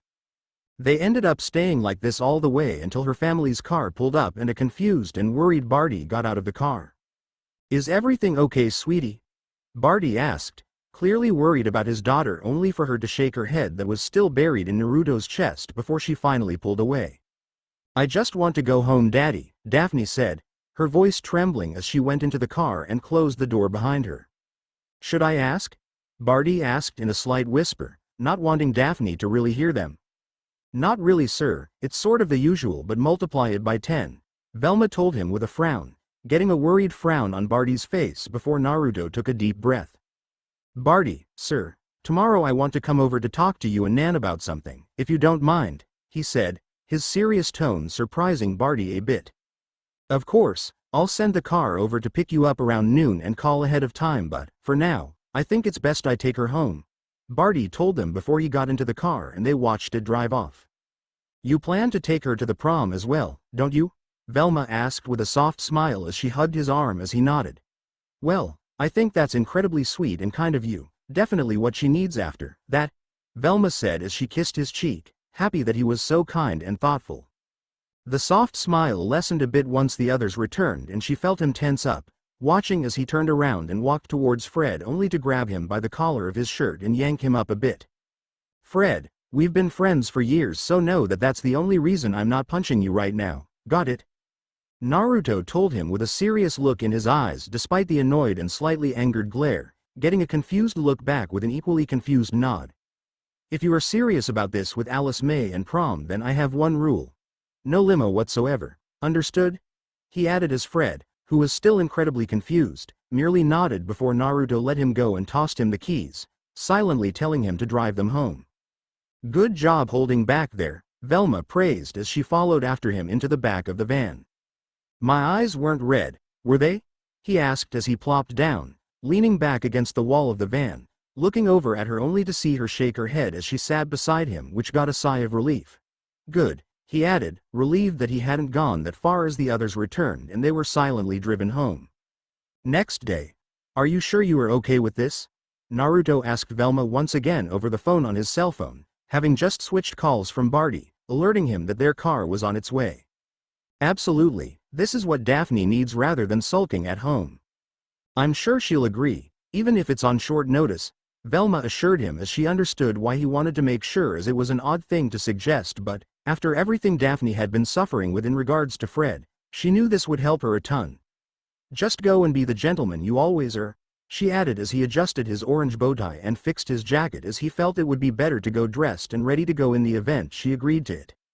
Okay, will do, he said, chuckling as he finished up and grabbed the corsages that he had bought for her and the other he got for Daphne, putting them into the black grocery bag the store had given him to keep them secret, which actually came in handy here. If all goes well, I guess I'll pick you up from your place after I talk to her, Naruto told her just as a car outside honked, alerting him that Barty's car had arrived. Okay. If Daphne has any worries, just have her call me. See you then, Velma told him before she hung up and he headed outside to the car, the chauffeur already waiting outside the car for him with the door open. Once inside, it didn't take long to arrive at Daphne's place and, as the front door opened, he was immediately greeted by a smiling Barty and Nan, with Nan especially happy to see him.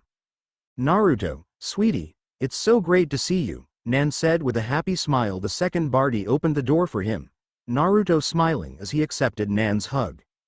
It's always nice to see you too, Nan, he responded before she pulled away, her hands still on his shoulders as she looked him over in her usual, making sure he was growing up well, way before she stepped back.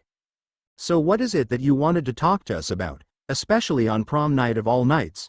Barty said you looked awfully serious last night, Nan said with a worried look as she and Barty sat down on the couch with Naruto sitting down on the couch across from them. It's about Daphne and prom and everything that went on last night, which I can only guess how she is right now because of it, he told them with a frown as Barty sighed, showing it wasn't too good.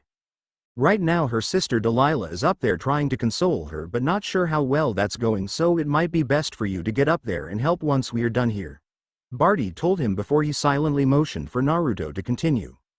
Right. Well, the thing is, I want to take Daphne to prom and hoped you guys would approve of it despite me already taking Velma to it, Naruto told them as he pulled out the purple corsage he got for her, feeling a bit awkward about asking this kind of thing, but the sudden happy squeal and clapping from Nan told him he really didn't need to worry. We were so worried she'd lose out on going due to that Jones boy, but having her go with you would be perfect, Nan said excitedly before she clapped her hands together as if she just got an idea. Barty, dear. We could lend them the car and chauffeur to save on costs and allow them to stay the night in our guest house since those things end so late, wouldn't that be so nice? She said as Barty nodded along with a smile that showed he definitely liked the idea. As always, Nan dear, you've read my mind, Barty said with a chuckle and a smile as he patted his wife's knee. Why don't you go talk to Daphne? While we appreciate you running it by us, she's the one you have to actually ask, he reminded him. Naruto nodding as he stood up with Barty giving an encouraging off you go wave with a warm smile. As Naruto walked upstairs, he chuckled as he heard Delilah talking to Daphne, her giving the usual military general rallying speeches and stories that pretty much always fell flat with Daphne despite Delilah genuinely trying to help in her own way. "Sorry to interrupt, but may I take over, General?" Naruto asked with a little salute as he smiled at the two ladies, making them aware of his presence. It also made him notice that Daphne was already wearing a prom dress, which made him feel more confident that she might agree to the idea. Her dress, if he was being honest, made her look incredibly beautiful, as it was a purple strapless dress that went down to her ankles that had a light pink stripe around it near the bottom, a light green cloth belt, and light purple gloves that went up a bit past her elbows. Naruto. Cadet, Daphne and Delilah said at the same time, Cadet being a nickname Delilah gave him ages ago. "Good to see you, Cadet," Delilah said with a smile as she looked him over, which made her smirk a bit before nodding approvingly. "By the looks of it, you're just the soldier needed for this task, so I'll leave it to you. Treat her well, got it?" she said, giving him a slight warning before he stood up straight and gave another salute, getting a chuckle from her as she walked past him and closed the door behind her. "What are you doing here, Naruto? Shouldn't you be getting ready for the prom with Velma?" Daphne asked as he walked over to her and nodded as he sat down beside her on her bed. "Yes, but after last night and seeing how hurt you were by Fred, I decided something, and, with Velma okay as she had the same idea, I decided to come here and ask you out to prom as well," Naruto told her with a soft smile as he pulled out the soft purple corsage he had bought for her, still thankful the shop still had it last minute. "Wait, what? Seriously?" Daphne asked in confusion, looking back and forth between him and the corsage that he was gently putting onto her wrist. "Look, I know it's really odd, but, after how Fred acted, even I got angry at him," he told her, surprising her as he sighed, still feeling rather blah about it all. "I just got fed up over constantly seeing him hurt you unintentionally, but all I did was pick him up by the collar of his shirt and bit and warn him how if he wasn't my friend I would have punched him, but it's fine. He was unfazed as always. I did though make him promise not to take any limo to give you some ease," he added with a slight awkward chuckle before he patted her hand, knowing that the limo was a worry of hers given her suspicions about Alice May, which he shared a good deal. "So, Velma is really okay with this?" Daphne asked as she looked at the corsage, finding it to be beautiful and unbelievably thoughtful of him given he undoubtedly thought this idea up last night. "She knew what I had in mind the second you left the cemetery and instantly said she approved and wanted me to.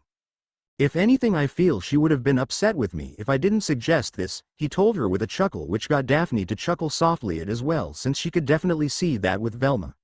"Plus your parents are also okay with it, they're even lending us your family's car and the guest house to stay after prom," he added as he stood up and offered his hand to her, seemingly surprising Daphne, who could only shake her head with a sigh. Though the smirk on her face showed it wasn't anything bad. "If everyone else is on board, then I really don't have a reason to say no, since, being honest, I also like the idea of going with you," she told him with a soft smile as she accepted his hand and he helped pull herself up to her feet. "Should we go tell your parents you agreed?" Naruto asked as he rubbed the back of his head as she linked her arm with his, softly hugging it before the honk of a horn made her chuckle at. "I think they already know," she told him, the two of them walking out of her room to see her parents and Delilah waiting for them by the front door the second they got to the top of the stairs. "And of course Mom brought out the camera," she muttered with a sigh as she shook her head while they made their way down the stairs. "Come on, Daphne, don't frown, you'll ruin the photos," Nan whined out with a bit of a pout, which got a sigh from Daphne as she returned to smiling for the photos as Naruto chuckled, seemingly finding it cute. "It's fine, Daphne, let her be, it's a mom thing," he told her as he posed beside her and, with a little urging from Barty, put his hand on Daphne's waist, which got a big happy smile from Nan as she started snapping even more photos. "All right, sweetie. Best we let the kids head off or else they'll be late, as he still has to pick up the Dinkley girl," Barty said as he put a hand on his wife's shoulder after noticing the time and knowing his wife would keep taking pictures for at least an hour if left to her own devices. "You all have fun and we'll have our people make sure the guest house is ready when you return," he added, Naruto chuckling at the thankful look on Daphne's face and slight pout on Nan's face as they made their way out of the house. "Sorry about my mom, she rarely gets like this," Daphne apologized with a bit of a blush as they walked up to the car. "It's okay, Daphne, I find it sweet that she's so excited over it, but for now, let's enjoy our night, so please, your car, milady," he assured her as he opened the car door for her, getting a warm smile from her as she entered. "Why thank you," So gentlemanly as always, she said with a chuckle as she entered, watching as Naruto closed it and even went around to the other side to get in. I want to make this nice for you, so I'm pulling out all the stops, he told her before nodding to the driver to start driving. I have to do my best to make this not feel as awkward or weird as it sounds, he said with a bit of a dry chuckle, only for her to put her hand on his and give it a squeeze. Odd, yes, but weird.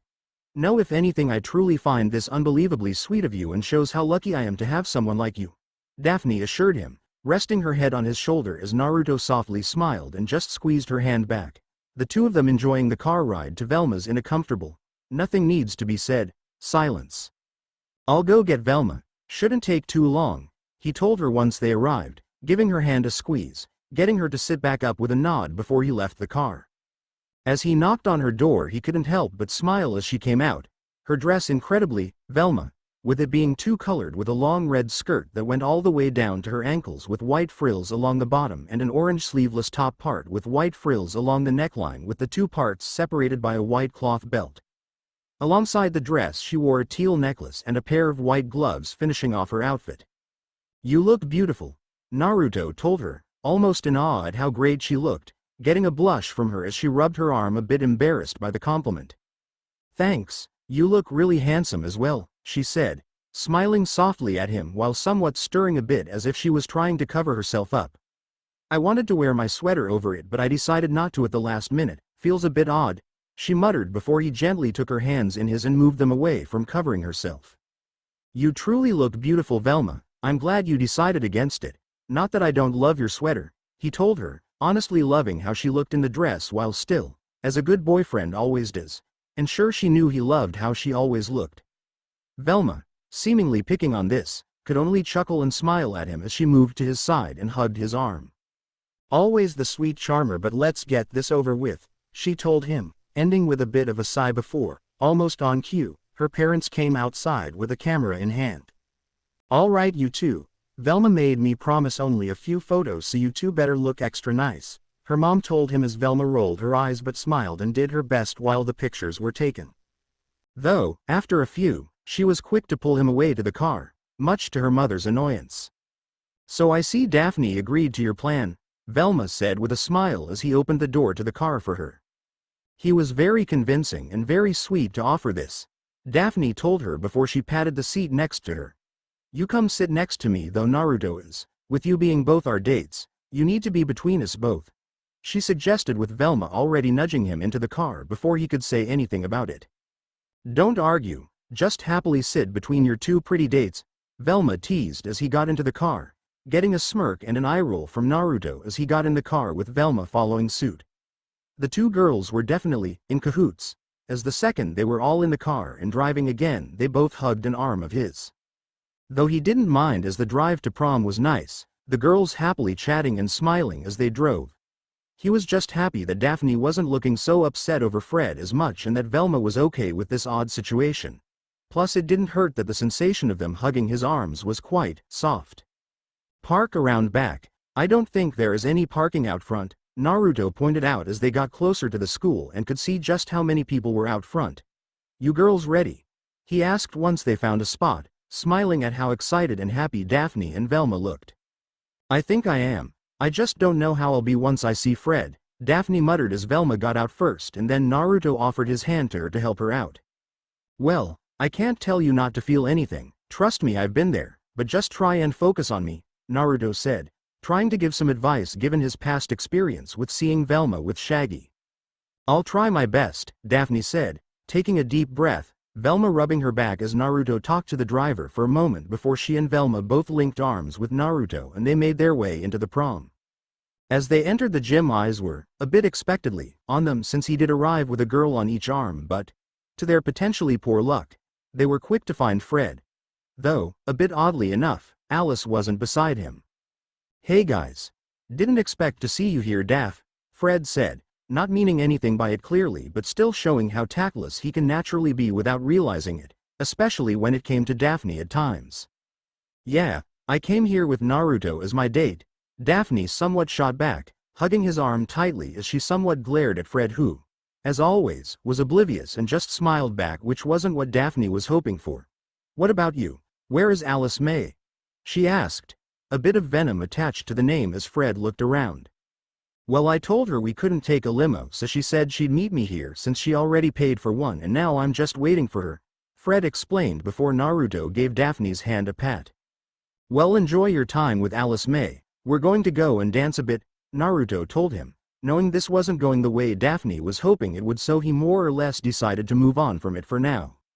"Look, I know you're glad she isn't here, but the fact she isn't is a bit worrying, I feel," Velma mentioned as Naruto nodded while he looked around. "Yeah, and the fact she booked a limo makes things more so," Daphne added as they found a table before Naruto gave both of their hands a squeeze. "Look, we can worry about Alice May later. Right now I want to enjoy prom with the both of you, as odd as that is to say," he told them, chuckling at how odd it sounded to him, which got the two girls to chuckle at as well. "He's right, so how about you take the first dance, Daphne, since he is going home with me at the end of the night?" Velma told her, only to blush darkly once she realized what she was implying, with Naruto blushing a bit as well as Velma started to stammer a bit to try and explain it before Daphne started to pull him away. All right, I got you, Ms. Confident, you find us a table and I'll go enjoy a dance," Daphne teased as she led him away, leaving behind a cutely annoyed pouting Velma.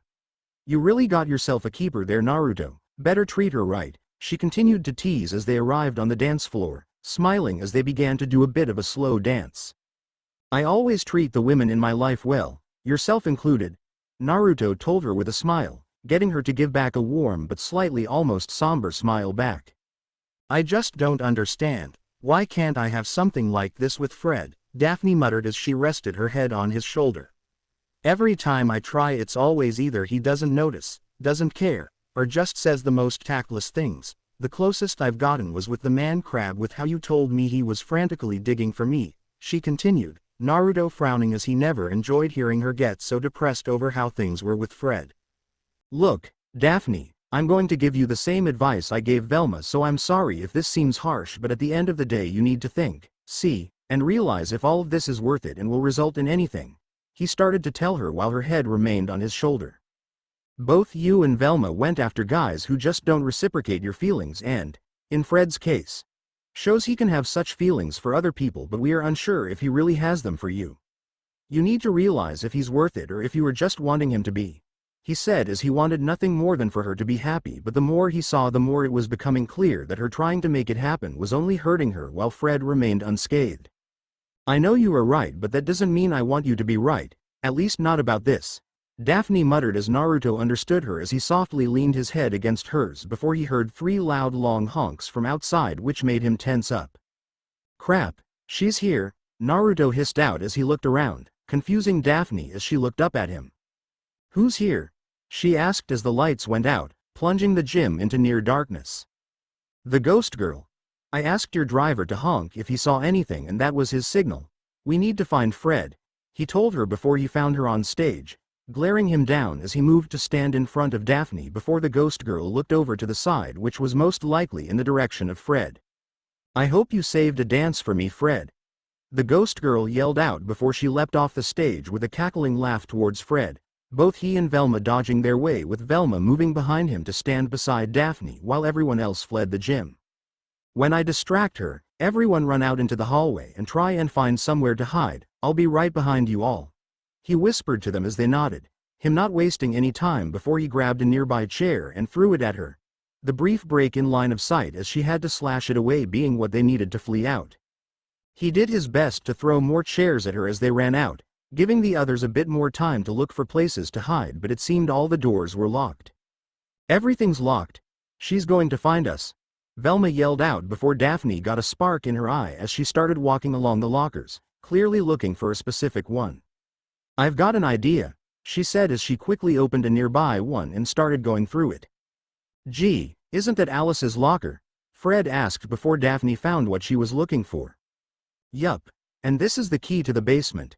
We can hide there while trying to figure something out," Daphne told them, quickly handing the key to Naruto as they rushed over and quickly headed inside with him locking the door behind them. Everyone did their best to stay quiet as Naruto watched through the keyhole, them all hearing her outside before Naruto saw her run past and her growls grow quieter and quieter. "Okay, We've lost her for now, so let's try and figure out how to take her down, Naruto assured them as he stepped away from the door and followed them down the steps. Hey guys, look at this, Velma called out, getting the others to go over to her and see she had found a somewhat familiar-looking bag. That's the same kind of bag from the Carlswell crypt, Daphne pointed out as Velma started pulling things out of it. Wait, those are Alice's clothes, Fred pointed out before Velma pulled out another piece of clothing. Alongside the creeper's costume, Velma said, confused why that was in there as well. So this is where the ghost girl stashed her normal clothes for safe keeping while she's running around in her costume, Naruto pointed out as Fred gained his trap-making spark in his eye. We're getting close to solving this mystery, only one thing left to do, Fred declared as he took the key from Naruto and set off to set up his trap with the others carefully right behind him.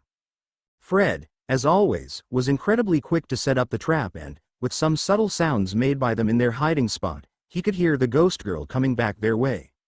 She was clearly confused as she walked in, the confusion only growing as the disco ball lights turned back on to reveal Fred standing in front of the stage with everyone else on the stage seemingly taking up the role as the band. What is this? The ghost girl said, clearly suspicious of them just handing themselves over to her out in the open like this. It's what you wanted, me and one last dance, Fred offered as he opened up his arms to her, getting her to start walking towards him. I'll destroy you all, she yelled out, screaming as she ran at him only for Fred to smirk as he dodged her at the last second. Now, he yelled as a light above them lowered down, the rope hanging from it quickly capturing her hands before Naruto pulled on the rope, raising her and the light back up into the air, quickly capturing her without any issues. Let me go, the ghost girl yelled out as she struggled in the air, the lights in the auditorium turning back on moments after with the mayor and Sheriff Stone walking in. Daisy Fantasy Fred, didn't you hear me when I said, if you see a ghost girl do not go to the prom with her, the mayor chastised as Fred held up his hands in defense. Don't worry Dad, it may look like a ghost girl but in reality she's Alice May, Fred declared as he unmasked Alice May, which was rather obvious. Or she's also known as Alice Carlswell, he revealed with Velma and Daphne joining in with him for the Carlswell reveal. Carlswell? As in Deacon Carlswell the Creeper? The sheriff asked, a bit surprised by the reveal as Alice May glared at him. That's right. He was my father, she confirmed with a fierce glare. When Daddy was imprisoned I vowed revenge on those who put him there. I used his old costume to construct my own and once I found the legend of the ghost girl online I was ready to spring my trap, she revealed as Naruto helped Velma and Daphne off the stage. I grabbed that fool Randy to throw you all off the track and I kept him hidden and fed in my father's crypt until I could let him go. After that it was just a matter of getting rid of your precious leader Fred. I wanted to destroy your precious gang like you destroyed my father, and I would have succeeded too if it weren't for you meddling, schoolmates of mine, she said, Naruto finding the change in what came after meddling to always sound odd whenever it wasn't the usual kids. So what's going to happen to the prom? Naruto asked as they followed the mayor and sheriff out to the police car. Oh, we'll tell everyone it's safe to return. I don't know if everyone will come back but the band is on contract so they'll have to come back, the mayor revealed before he got into the car and drove off to book Alice May. So, I don't know about you guys but I don't want to let a prom get ruined by a ghost girl, he told them as Daphne nodded as moved over beside Fred. Yeah, it wasn't that bad, right? Plus we still have time to enjoy it together, she asked as she looked up to Fred. He nodded with a smile. Yeah, it was awesome, Fred said, getting Daphne's hopes up. I mean I came up with that trap on the fly. Did you see how well it worked? Fred quickly continued, dashing Daphne's hopes again as she sighed and walked over to Naruto only to notice something resting against the mystery machine's tire. Oh no, the sheriff forgot to take Alice's backpack for evidence. Daphne noticed as she picked up the back, trying to flag down the car before a book fell out of it. An old Crystal Cove yearbook, she said confused as she picked it up with Fred, Velma, and Naruto gathering around her. Seems she marked a page, a little worried about what she might be looking at, Naruto pointed out. If Alice May had marked it then it could be interesting to take a look at it, as he opened it up with Velma gently taking it from him to hold for them all to see. Hey, it's the kids who went missing, Daphne pointed out as she pulled out the locket she had been holding onto for a while, revealing it to be the same couple. Look at the caption. Brad Chiles, Ricky Owens, Cassidy Williams, Judy Reeves, and mascot Professor Pericles. They were all a part of Crystal Cove's Mystery Solvers Club, Mystery Incorporated, she listed off as Fred smiled a bit. Hey, I really like that name, he said as Naruto rolled his eyes a bit at that being Fred's takeaway of it.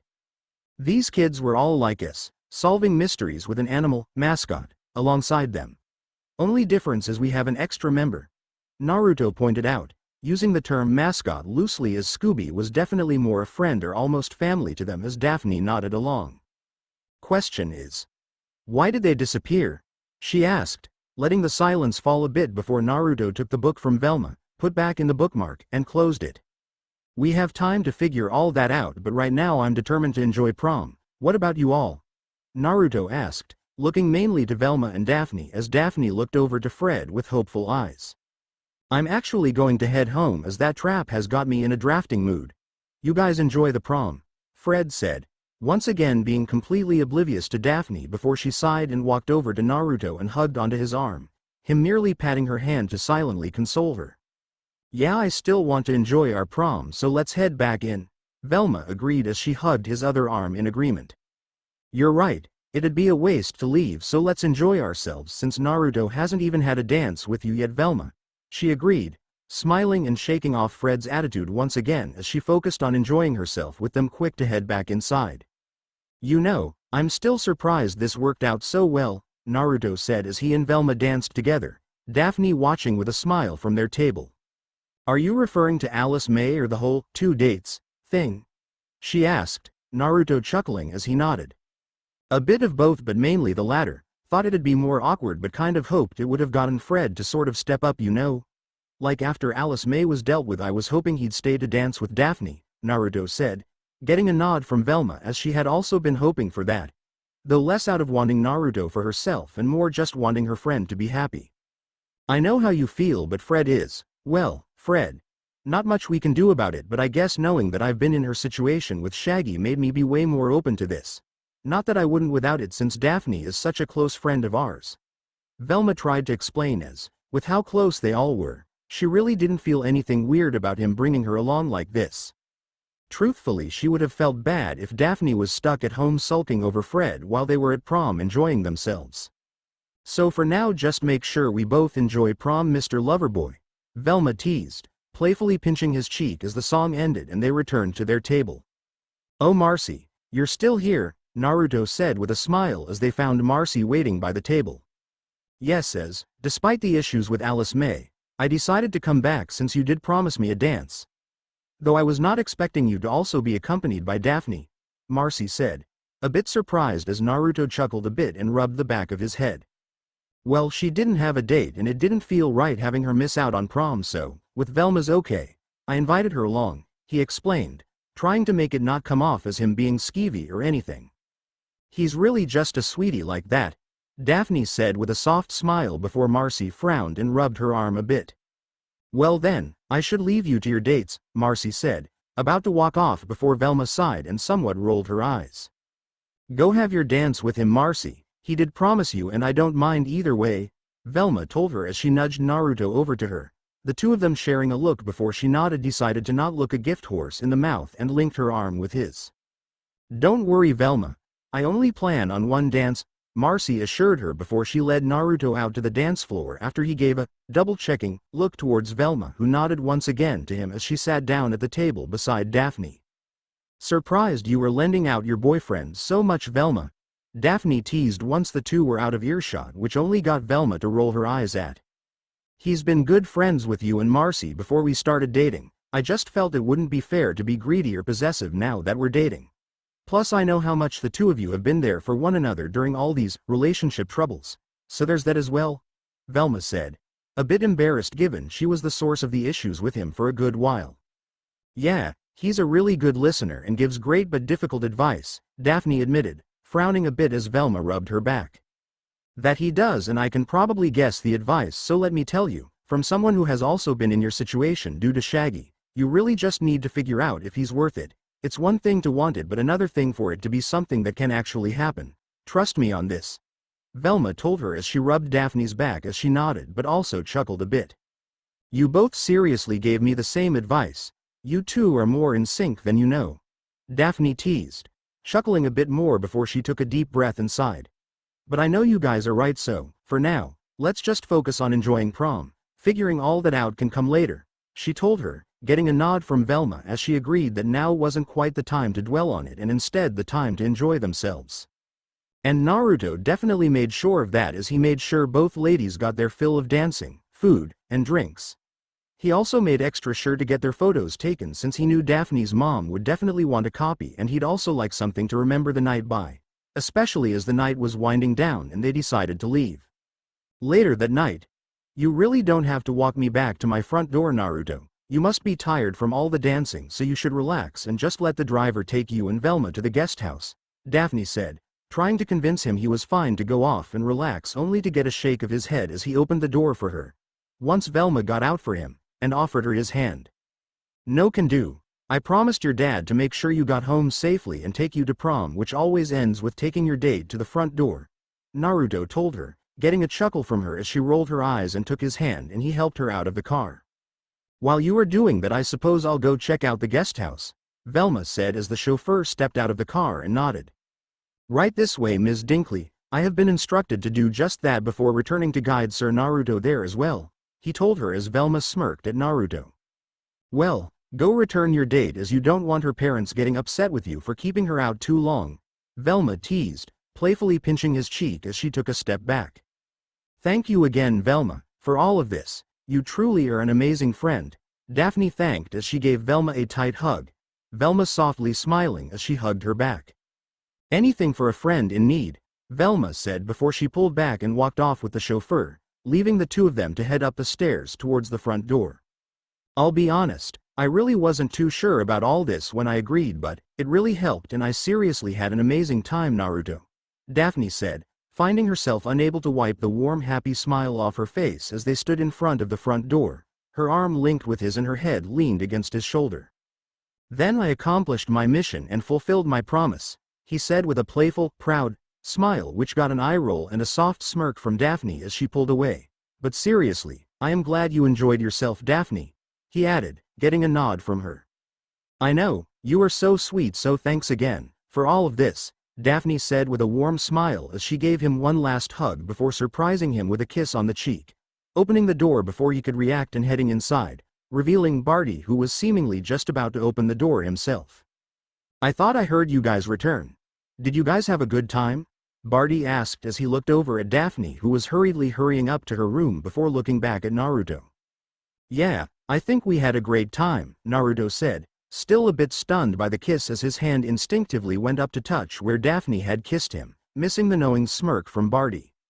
Well, I'm glad and I really do want to thank you for being there for Daphne like this, Barty thanked, patting Naruto's shoulder with a soft smile.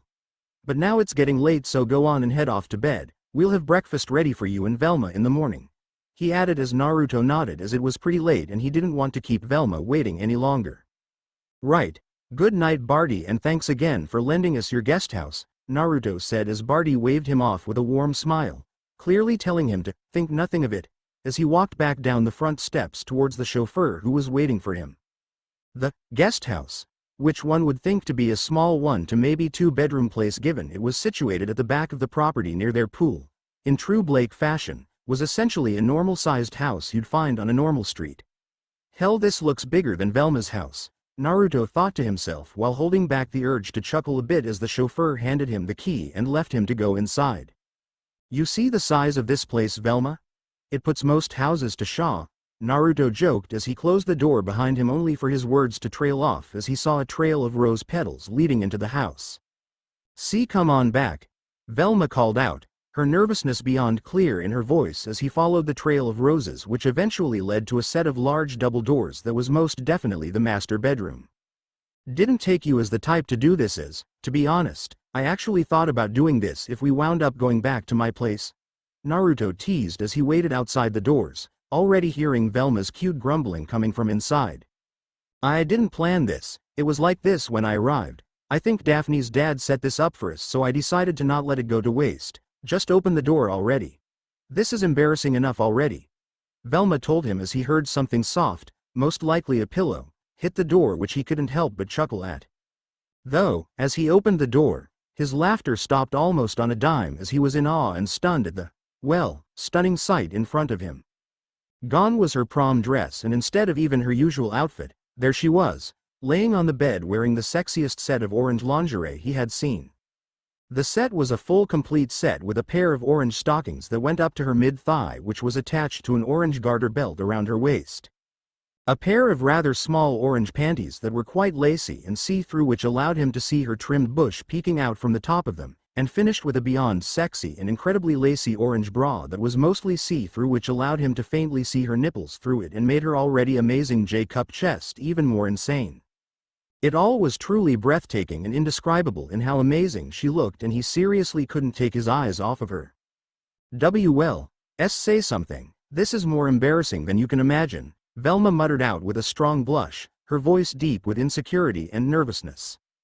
You look seriously gorgeous and sexy, Velma, to the point I seriously can't put it into words other than I'm a real lucky man to get to enjoy this sight, Naruto told her, still in awe as he walked towards her. I know it's a bit of a cliché to do this on prom, but it also kind of feels right, as this is our first real big thing as a couple, and, after everything between us, this would cement things wholly and fully, she told him, reaching out for him as he gently held her hands. I love you, Naruto, and I'm ready, she added before she pulled him towards her, causing him to almost fall on top of her and pin her to the bed. No words were needed as he leaned down to kiss her, the kiss very quickly becoming more and more passionate, with his clothes getting discarded before he even realized. The passion of the night made things a wonderful daze, the sensations of each other's bodies, the euphoria, and pleasure etching them as something neither would forget and also both craved more of. *1. As they laid in each other's arms panting, Velma's head resting on his chest with the blanket covering their sweat-covered bare bodies, words were still not needed. The soft smiles on their faces showing just how content and at peace they were together, Naruto was the first to notice that Velma had fallen asleep, holding back a chuckle as he softly kissed the top of her head. I love you, Velma, he softly whispered, smiling at how the words made her smile in her sleep as she hugged him tighter before he decided to head to bed as well, with the love of his life happily sleeping in his arms. Unaware of what was Crystal Cove Police Station. Took you long enough, Alice May said as her cell door opened, a balding man with gray hair and a black suit stepping into view as her cell door opened. Is it taken care of? The man asked, Alice May nodding as she stood up from her cell's bench. They bought the story. It'll be a couple of days before they realize Deacon Carlswell never had a daughter, she assured the man while walking over to him. And by then you'll be long gone, the man said, finishing her sentence in a way. And the yearbook? He asked, wanting to ensure she didn't forget a single thing. In the backpack, just like you said, she replied, getting an approving nod from the stone-faced man before he motioned for her to follow, the two of them casually and simply walking out of the police station without any issues. Someone went to a lot of trouble to hide that yearbook before I found it in the basement. You ever going to tell me why you cooked up this whole Alice May scheme just so I could then hand it over to a bunch of kids and their dog? Alice May asked as she walked with the man to the car that was waiting for her, opening the door before turning around to face him. You were paid for a job by my employer Mr. E, and that job is over. You don't need to know his motives. Let's just say he needed them to start looking into the real mystery hiding beneath Crystal Cove, a mystery that led to the disappearance of 4 youths, a mystery whose time has come to be solved. The man cryptically both answered and refused to answer, Alice May simply nodding before getting into the car and closing the door with it, driving off almost the second the door was closed and leaving the man standing outside the station.